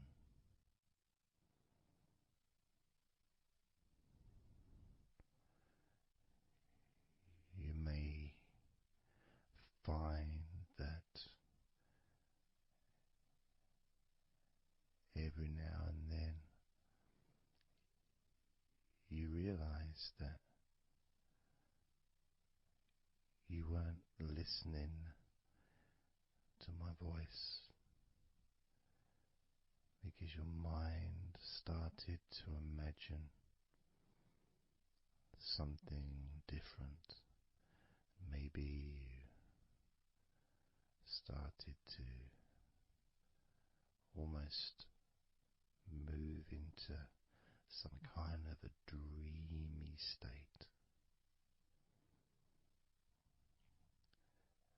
And then you become aware of my voice again. And even though you may want to focus on my voice, you may also wish to allow your mind to just drift naturally into that space of comfort and safety.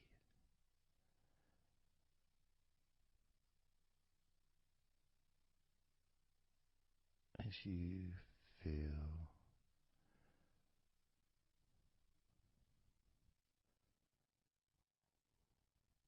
more comfort spreading through your body like a warm blanket, covering you gently, keeping your body at just the perfect temperature.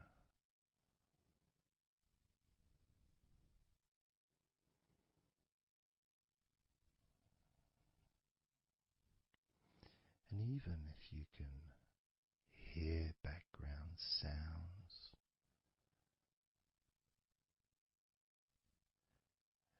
they just don't seem to matter anymore.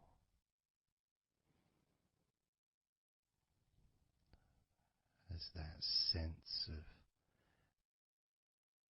peace spreads through your mind,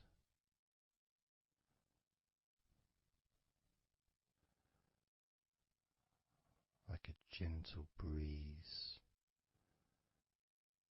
yet strong enough to blow away all negativity, strong enough to remove from your mind any anxiety or stress that was there before.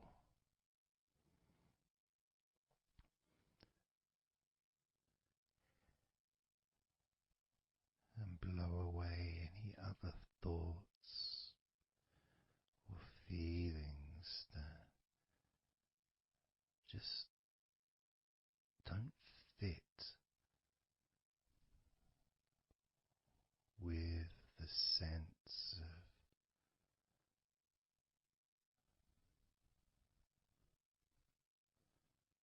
relaxation that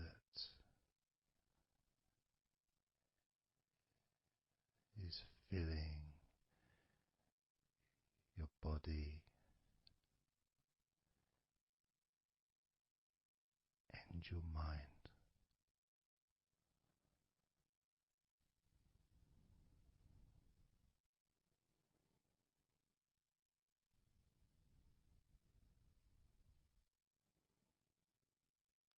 And as you focus on your mind, I'm going to count down from 10 down to 1. And with each number you hear, your mind will become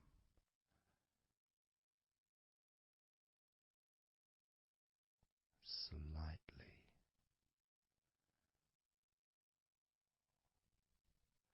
more relaxed. Just slightly.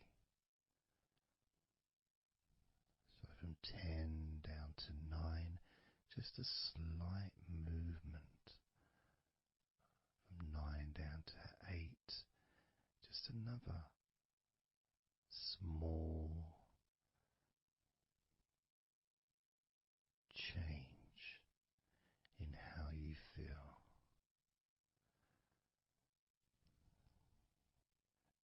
8 down to 7. That feeling is a gap, almost like a gap that starts to get wider. The gap between those feelings that you used to have in your mind compared to the feelings you have that are growing now. Feelings of comfort and security and confidence. And that gap becomes wider. 8 down to 7, 7 down to 6. And when you get to 5, your mind will start to have a certain physical sensation, almost like there's a magnet outside of your head sucking the tension and the stress and any remaining feelings that you don't want, sucking them out through your skull.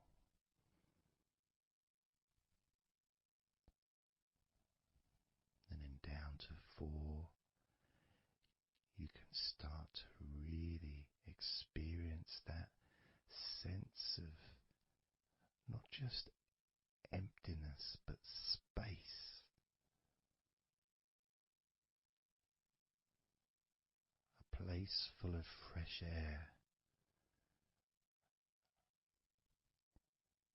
A place where you can stretch.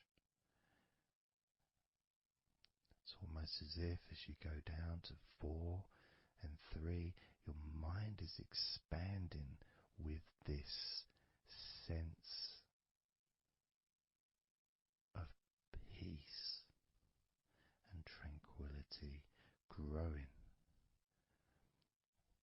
As it moves down to 2, when you get to 1, your mind just feels exactly how you want to feel. It's almost a perfect feeling.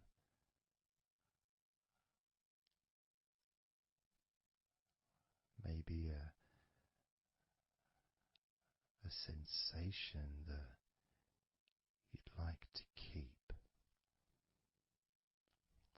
A place that's safe where nothing can affect you at all.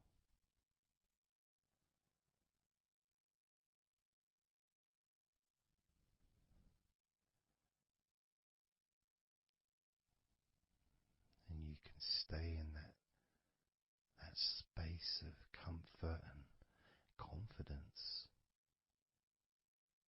Confident in your own ability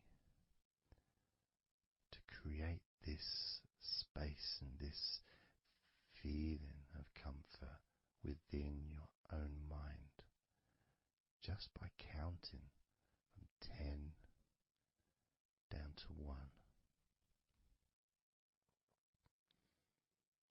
And this is something that you can do yourself when you're on your own. A time when you can maybe sit down, maybe just for a few minutes. Close your eyes and just count slowly from 10 down to 1. And re-experience these feelings in your mind.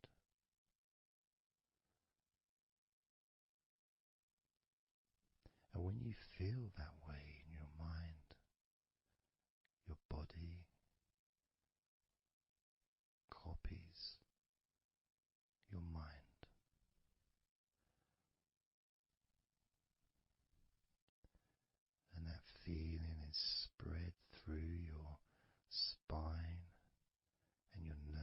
system into every part of your body.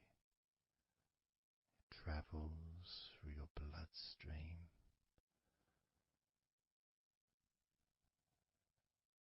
healing and relaxing every particle of your existence.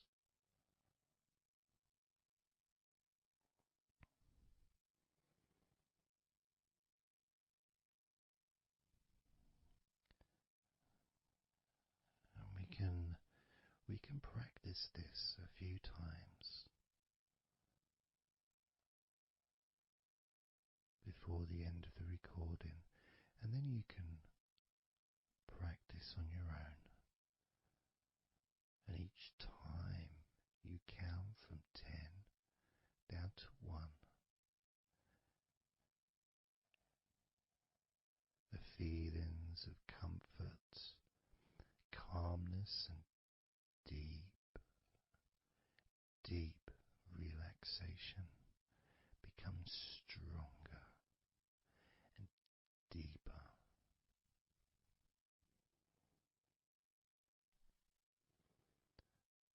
Filling your mind and your brain with these positive chemicals that spread throughout your body, relaxing you so quickly, relaxing your whole body and mind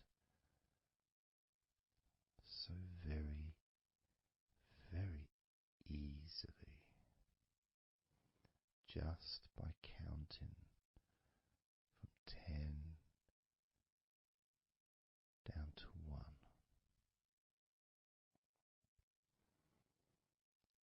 So we're going to do it now. I'm going to count from 10 down to 1, and I'd like you to repeat the number after me. So when I say 10, you can just repeat to yourself 10.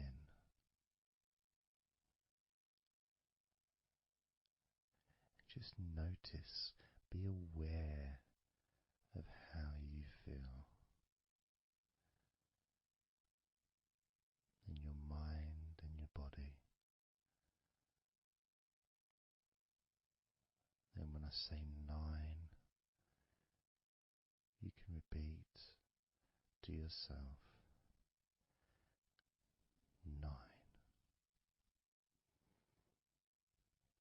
Again, noticing the increase in comfort and calmness in your mind and in your body.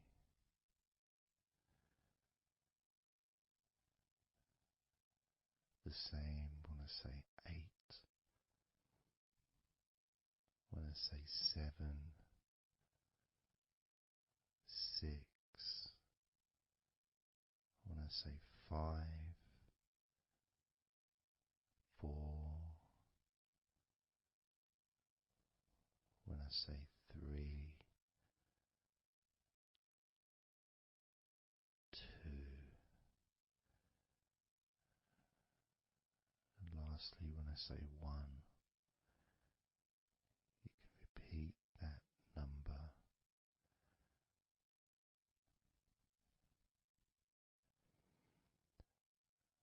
Now, of course, when you do this on your own, without listening to me, you can say the numbers at whatever speed that you feel is necessary for you, so you can adapt. So if you feel you want to say the numbers 10 down to 1 faster than I do, then go ahead and do that. Or if you feel when you do it yourself that you'd like to have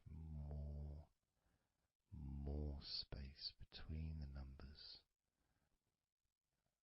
maybe take a lot longer to get from 10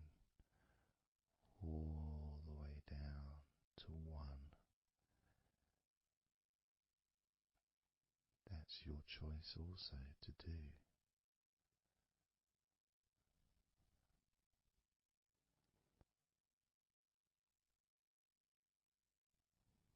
So I'm going to count from 10 down to 1.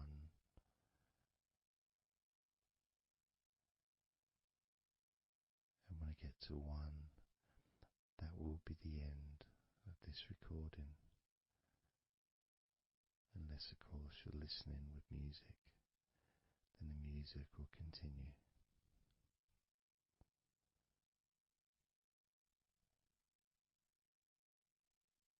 10.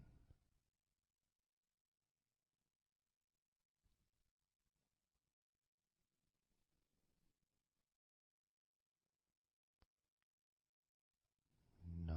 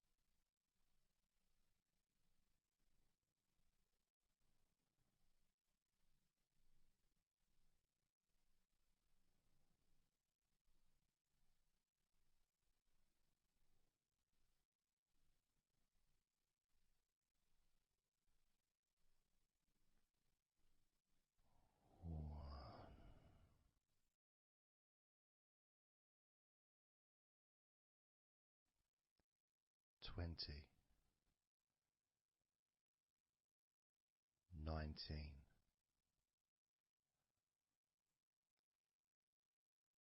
18, 17, 16, 15, 14, 13,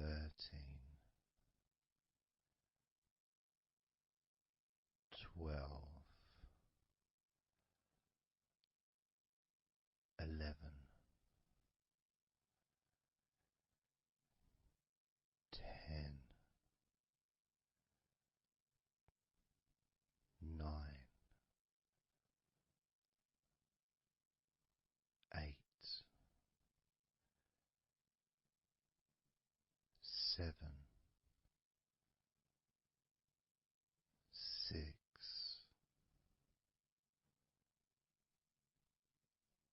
5,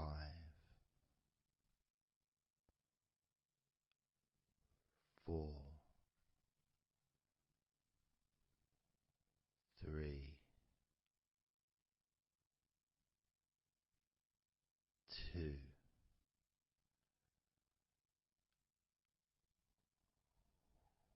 1.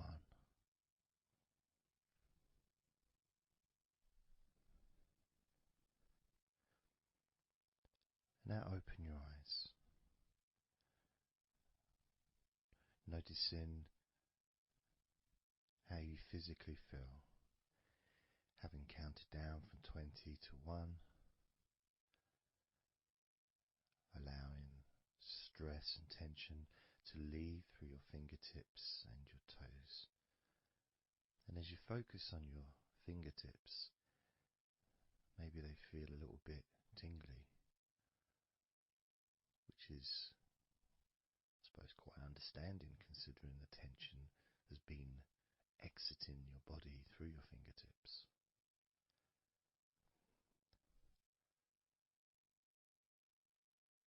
So now we're going to count from 20 down to 1 again. This time you're going to feel relief of tension and stress, any anxiety that you may have,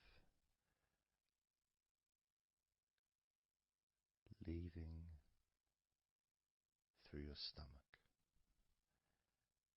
Just leaving through your stomach, almost as if it's just releasing the whole of your stomach, from your navel to just above your chest, or below your chest rather. So surrounding your belly button area, that whole area, you can feel the tension of your body, whatever's left, just releasing from that area. And you may notice that your stomach will become very relaxed as I count down from 20 down to 1. Now, 20, 19, 18,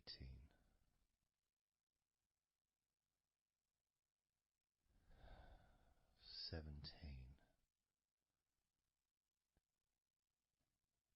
16, 15, 14,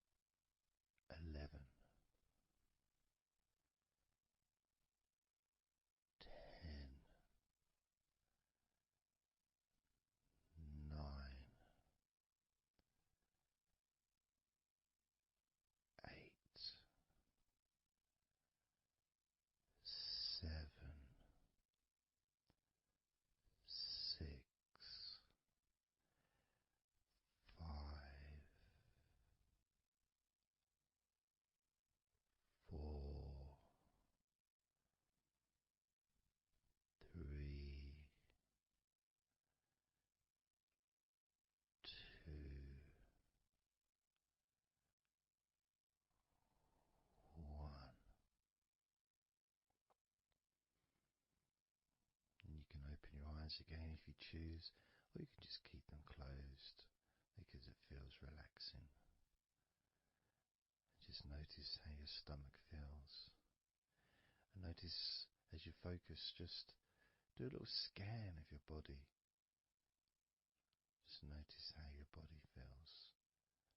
Focus in on your upper body, your back, chest, stomach, legs, arms, hands, feet. Just noticing. And you may start to feel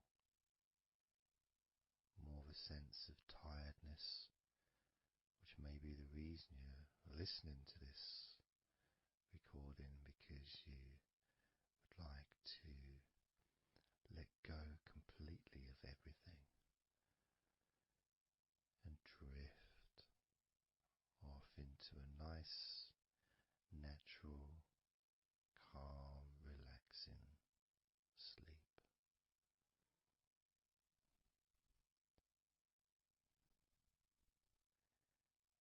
So now we're going to focus on your forehead. And if you choose, you can incorporate your eyes in this focus as well. So your forehead and your eyes. Just that whole area, basically. Almost as if you were wearing a mask, like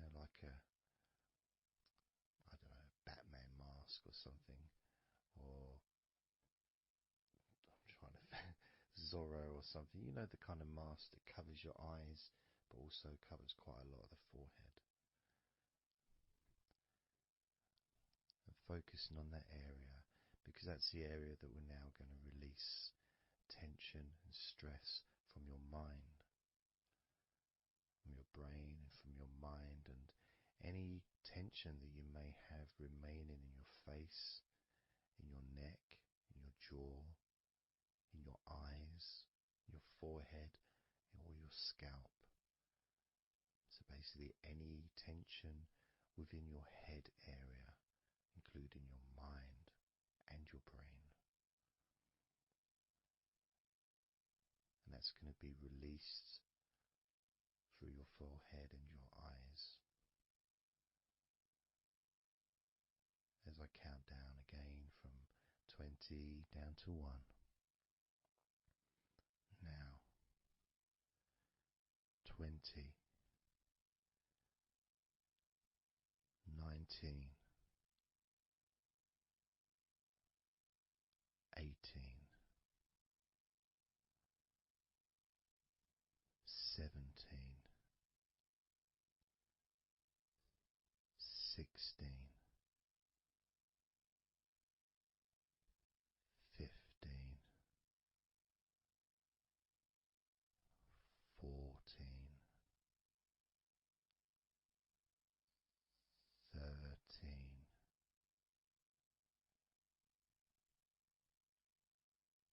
12,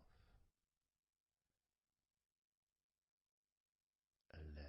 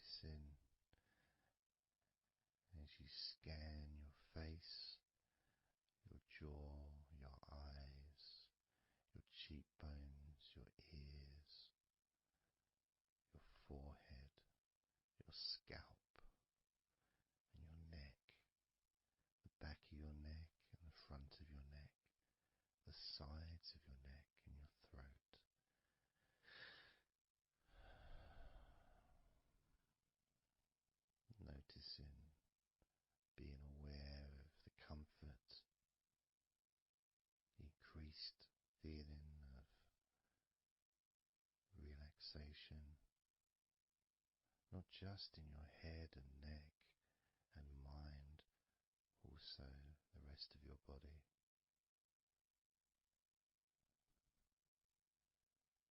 Just notice how loose and calm you feel, and how easily it is to just let go completely. Let go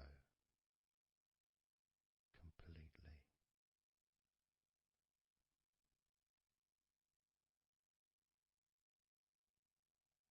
How easily.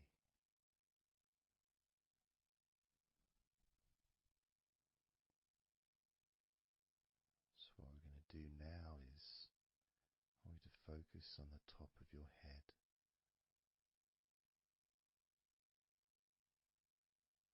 And we're going to allow every last piece of tension or stress that might be lingering or hiding in your body or mind or head to just be sucked out at the top of your head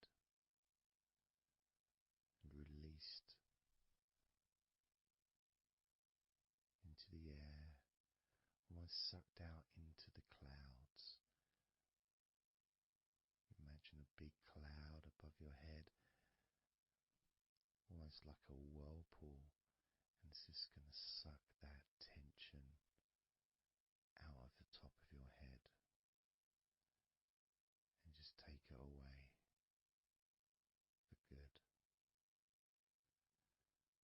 As you focus, imagine an opening in the top of your head where that tension and stress and any remaining issues, maybe worries or concerns that are of no use to you now, can all be sucked out of the top of your head and taken away. As I count down again from 20 down to 1. Now, 20,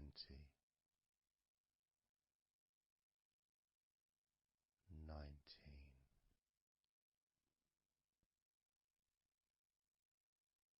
18,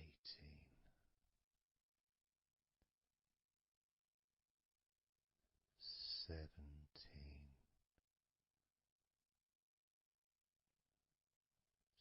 16,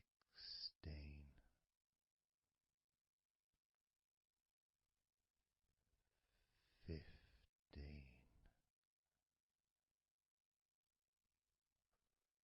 14,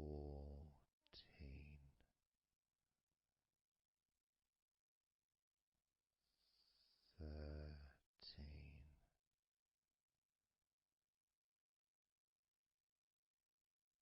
12,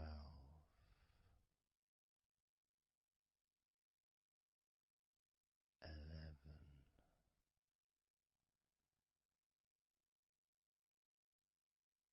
10,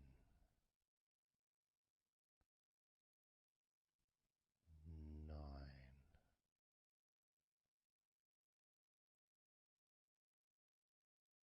8,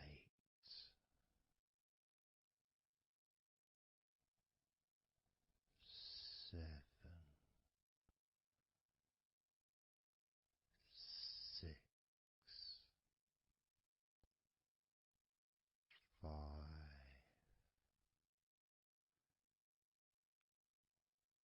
4, 3,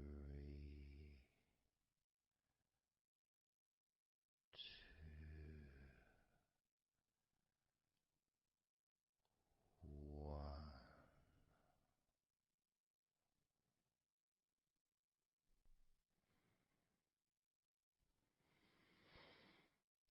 Breathe,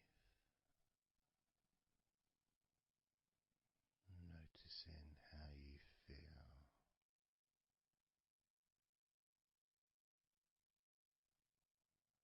how relaxed and calm you physically and mentally feel right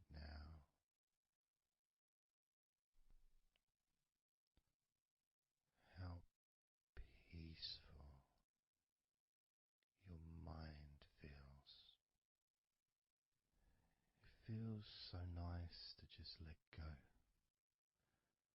to give yourself some space to breathe easily, to think calmly,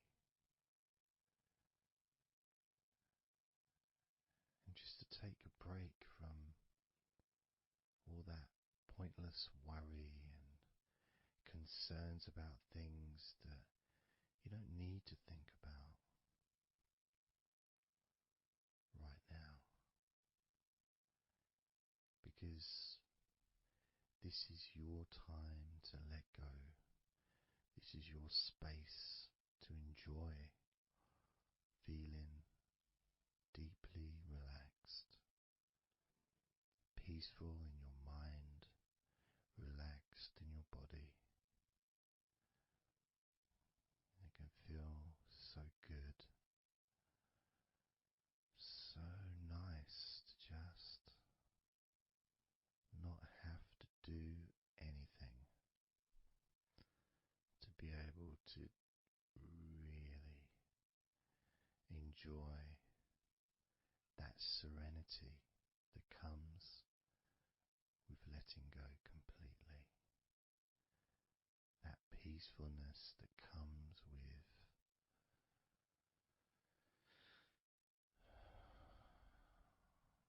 being in this peaceful space. And you can keep this sense of calmness for as long as you choose.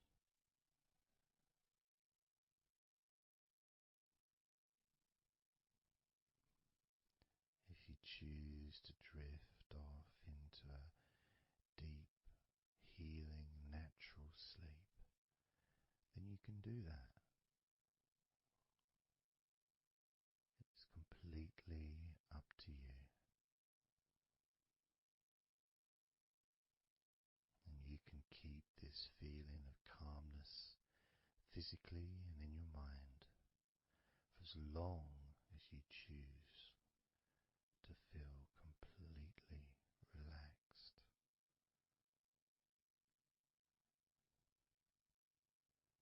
Completely relaxed. And I'd like you to make up your mind that you're going to relax.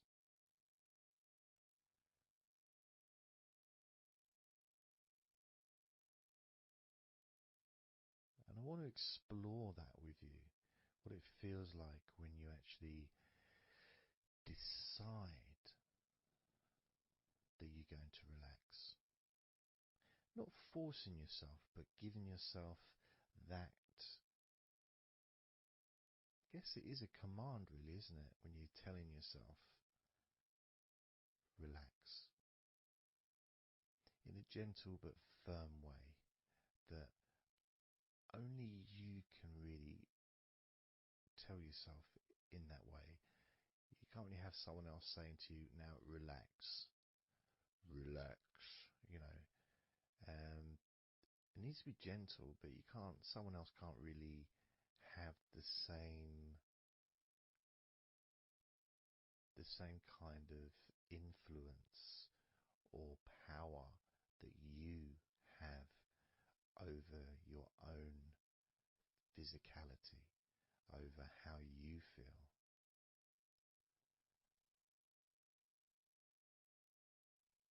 Because when you say it to yourself, it means more.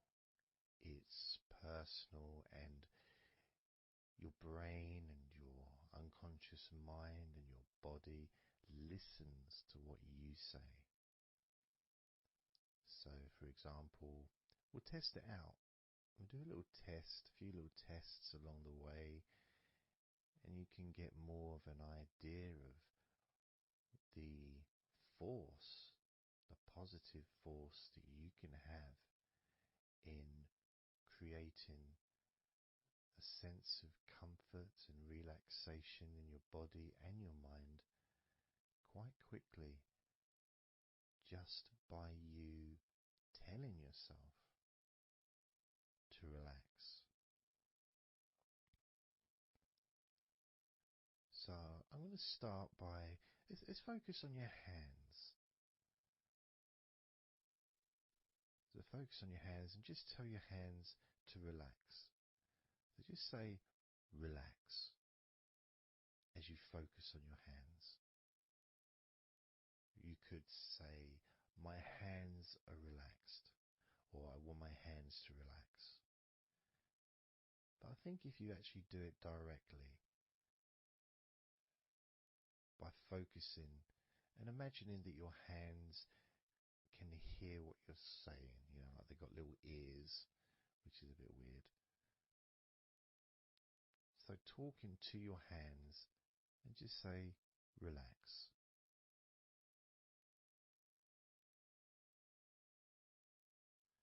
Noticing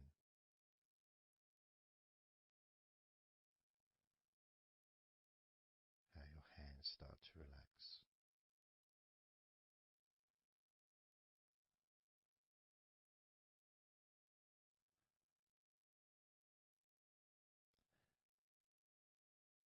Now focus on your eyes and tell your eyes to relax.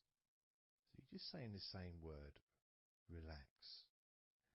And find the right tone for you.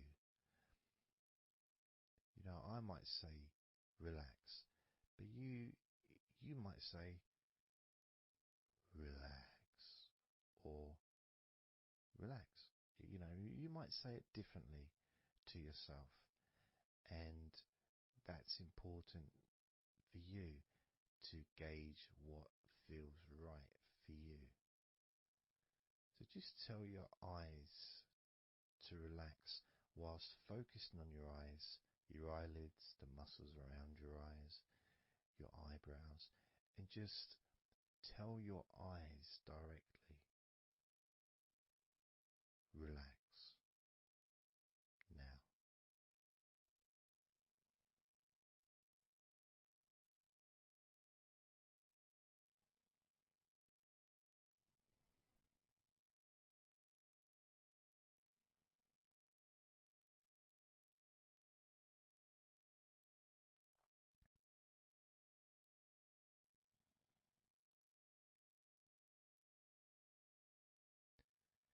Now I just did that myself, and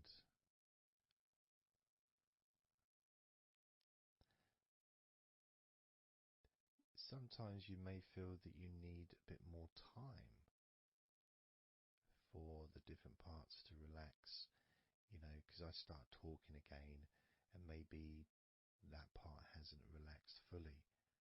But what will happen is it will just continue to relax even though I'm talking. And that's happening with my eyes. Something else I noticed is when I started focusing on my eyes, they actually almost they got worse before they got better in a way.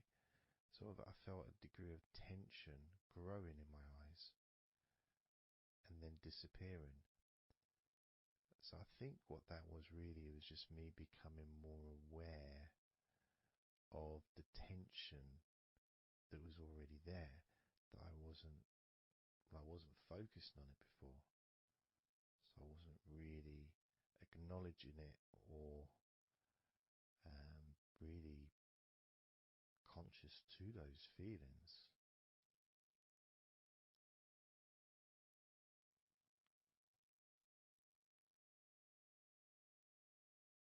Yeah, my eyes are still continuing to relax, as well as my hands actually.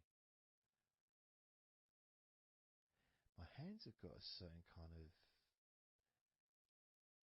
energy, like not buzzing, but I can kind of feel a degree of energy in my hands. Maybe that's where the tension's being released. Maybe that's causing that.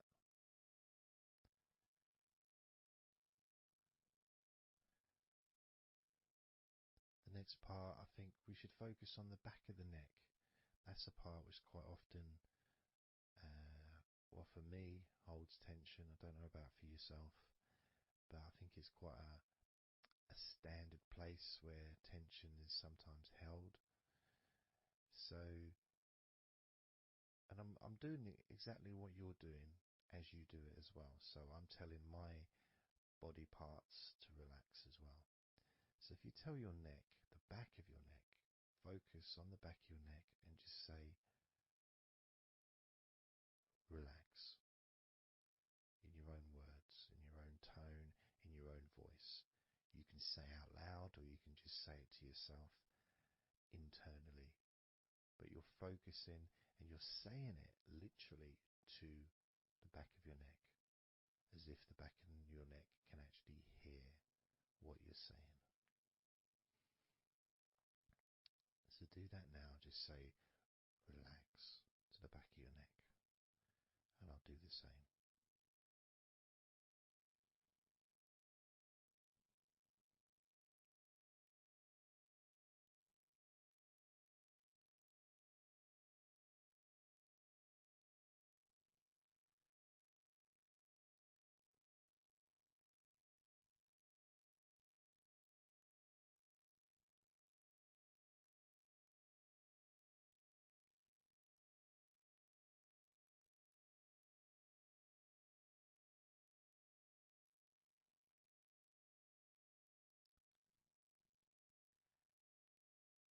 Now what I noticed, and you may have had a similar thing, is even though I was focusing on the back of my neck,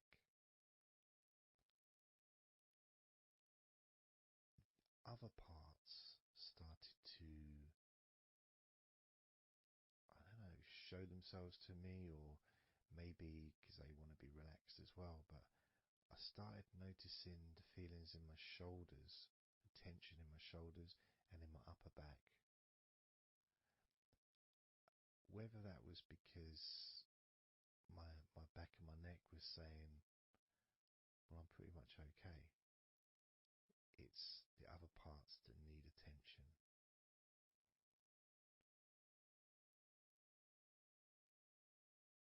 But my back of my neck is still relaxing. But I just became more aware of other parts that needed attention. Now this might happen, and it's not, it doesn't mean that it's going wrong. It just means you're being notified of more places that also want to feel relaxed. So I'm going to focus on my upper back. So you can do the same. Even if you don't have any feelings of tension that are obvious in your upper back, you just focus on your back and the whole area from your shoulder blades down to the middle of your back, down your spine. I mean, with me, it's more the shoulder blades that are more, yeah, that's the parts that are really sort of giving me the nod that it needs relaxing. So I'm just going to ask that part to relax. And you can do the same now.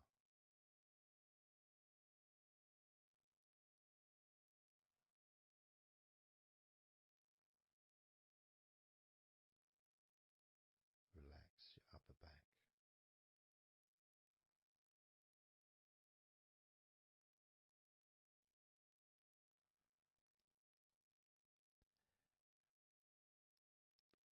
Something strange happened there, and this often happens. I've been doing this for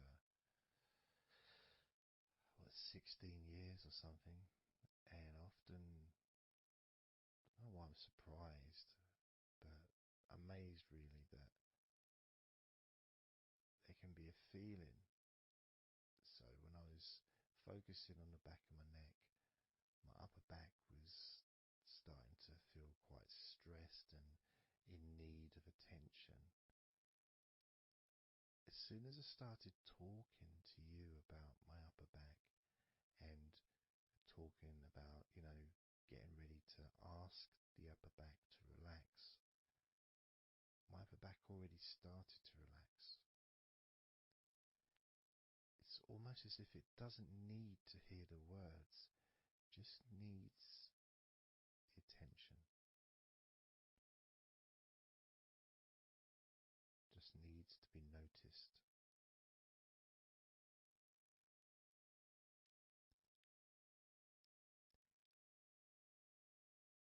That is something that often happens in this type of situation, is when you start to relax a couple of parts of your body, as we've done with our hands, our eyes and our eyelids, and now back of the neck, top of the back, upper back. The rest of the body seems to just take notice and decide in its own way to start relaxing. Other parts of your body start to just become looser. I suppose it's kind of like a bit of an avalanche, you know. The little ball starts rolling, and before you know it, the whole of your body is completely relaxed and calm.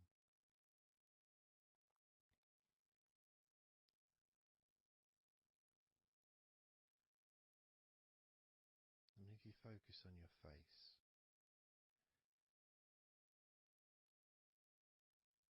you focus on your eyes,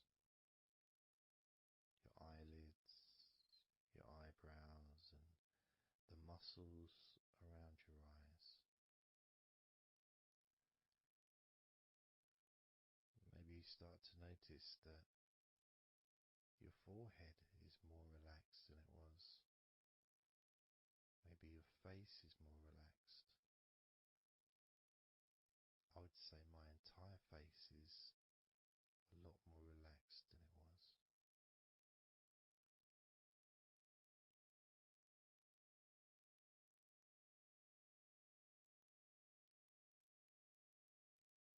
So we're going to focus now on your shoulders. Again, just like before, just tell your shoulders. I mean, you can do them individually. You can do right shoulder, left shoulder. I just generally do both at the same time. And just tell your shoulders as you focus on them in your mind. Focus on how they feel. Maybe you can see them in your mind's eye. And just tell your shoulders to relax.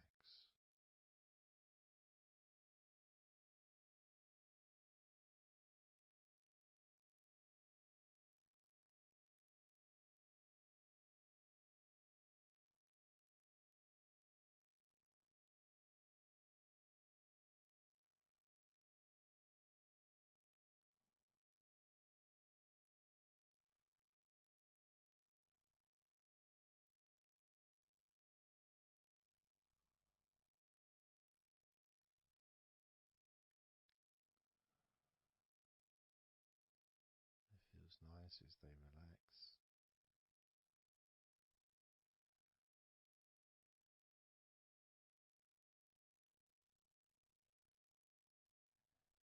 But I do notice, probably especially with my back, is the connection between the different parts. The back, the shoulders, the neck.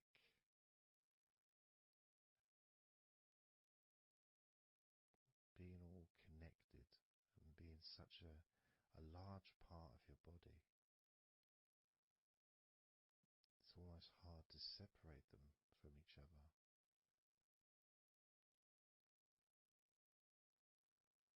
And my lower back has started to relax on its own.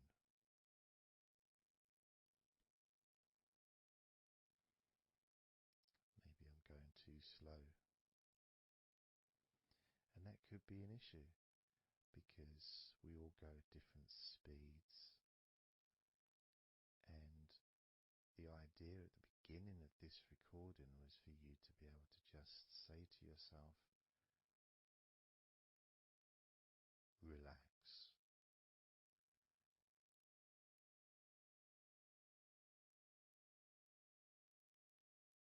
Without focusing on any particular part of your body.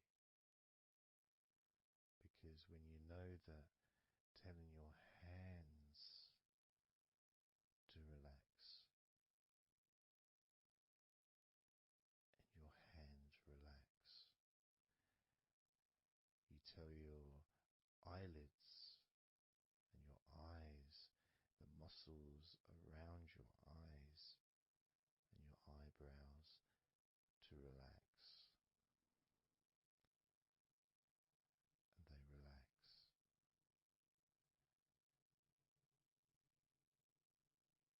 You tell the back of your neck to relax, and it relaxes.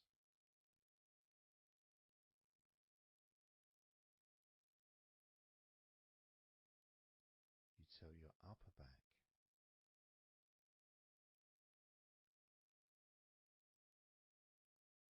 to relax,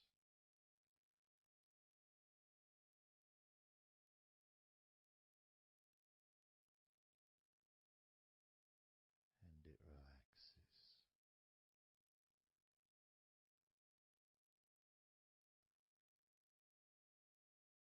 You tell your shoulders to relax,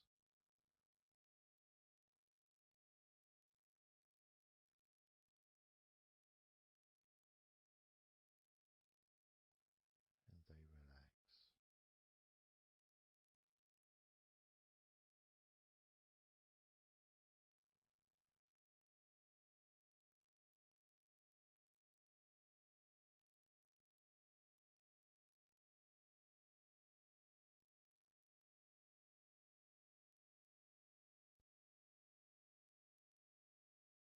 And when you told your hands to relax, they relaxed, and they continued to relax.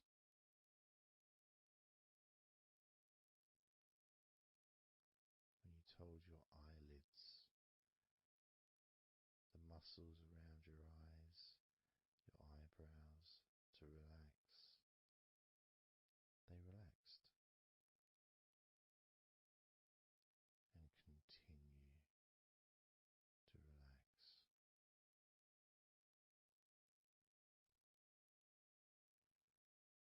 When you told the back of your neck, focus on the back of your neck, and told it to relax, it relaxed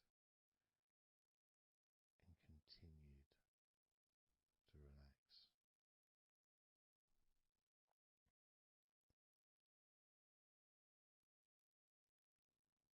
When you told your upper back to relax, it relaxed and continued to relax.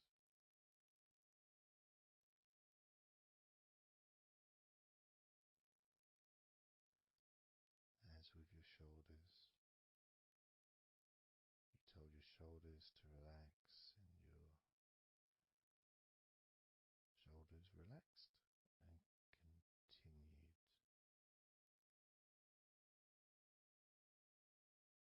to relax.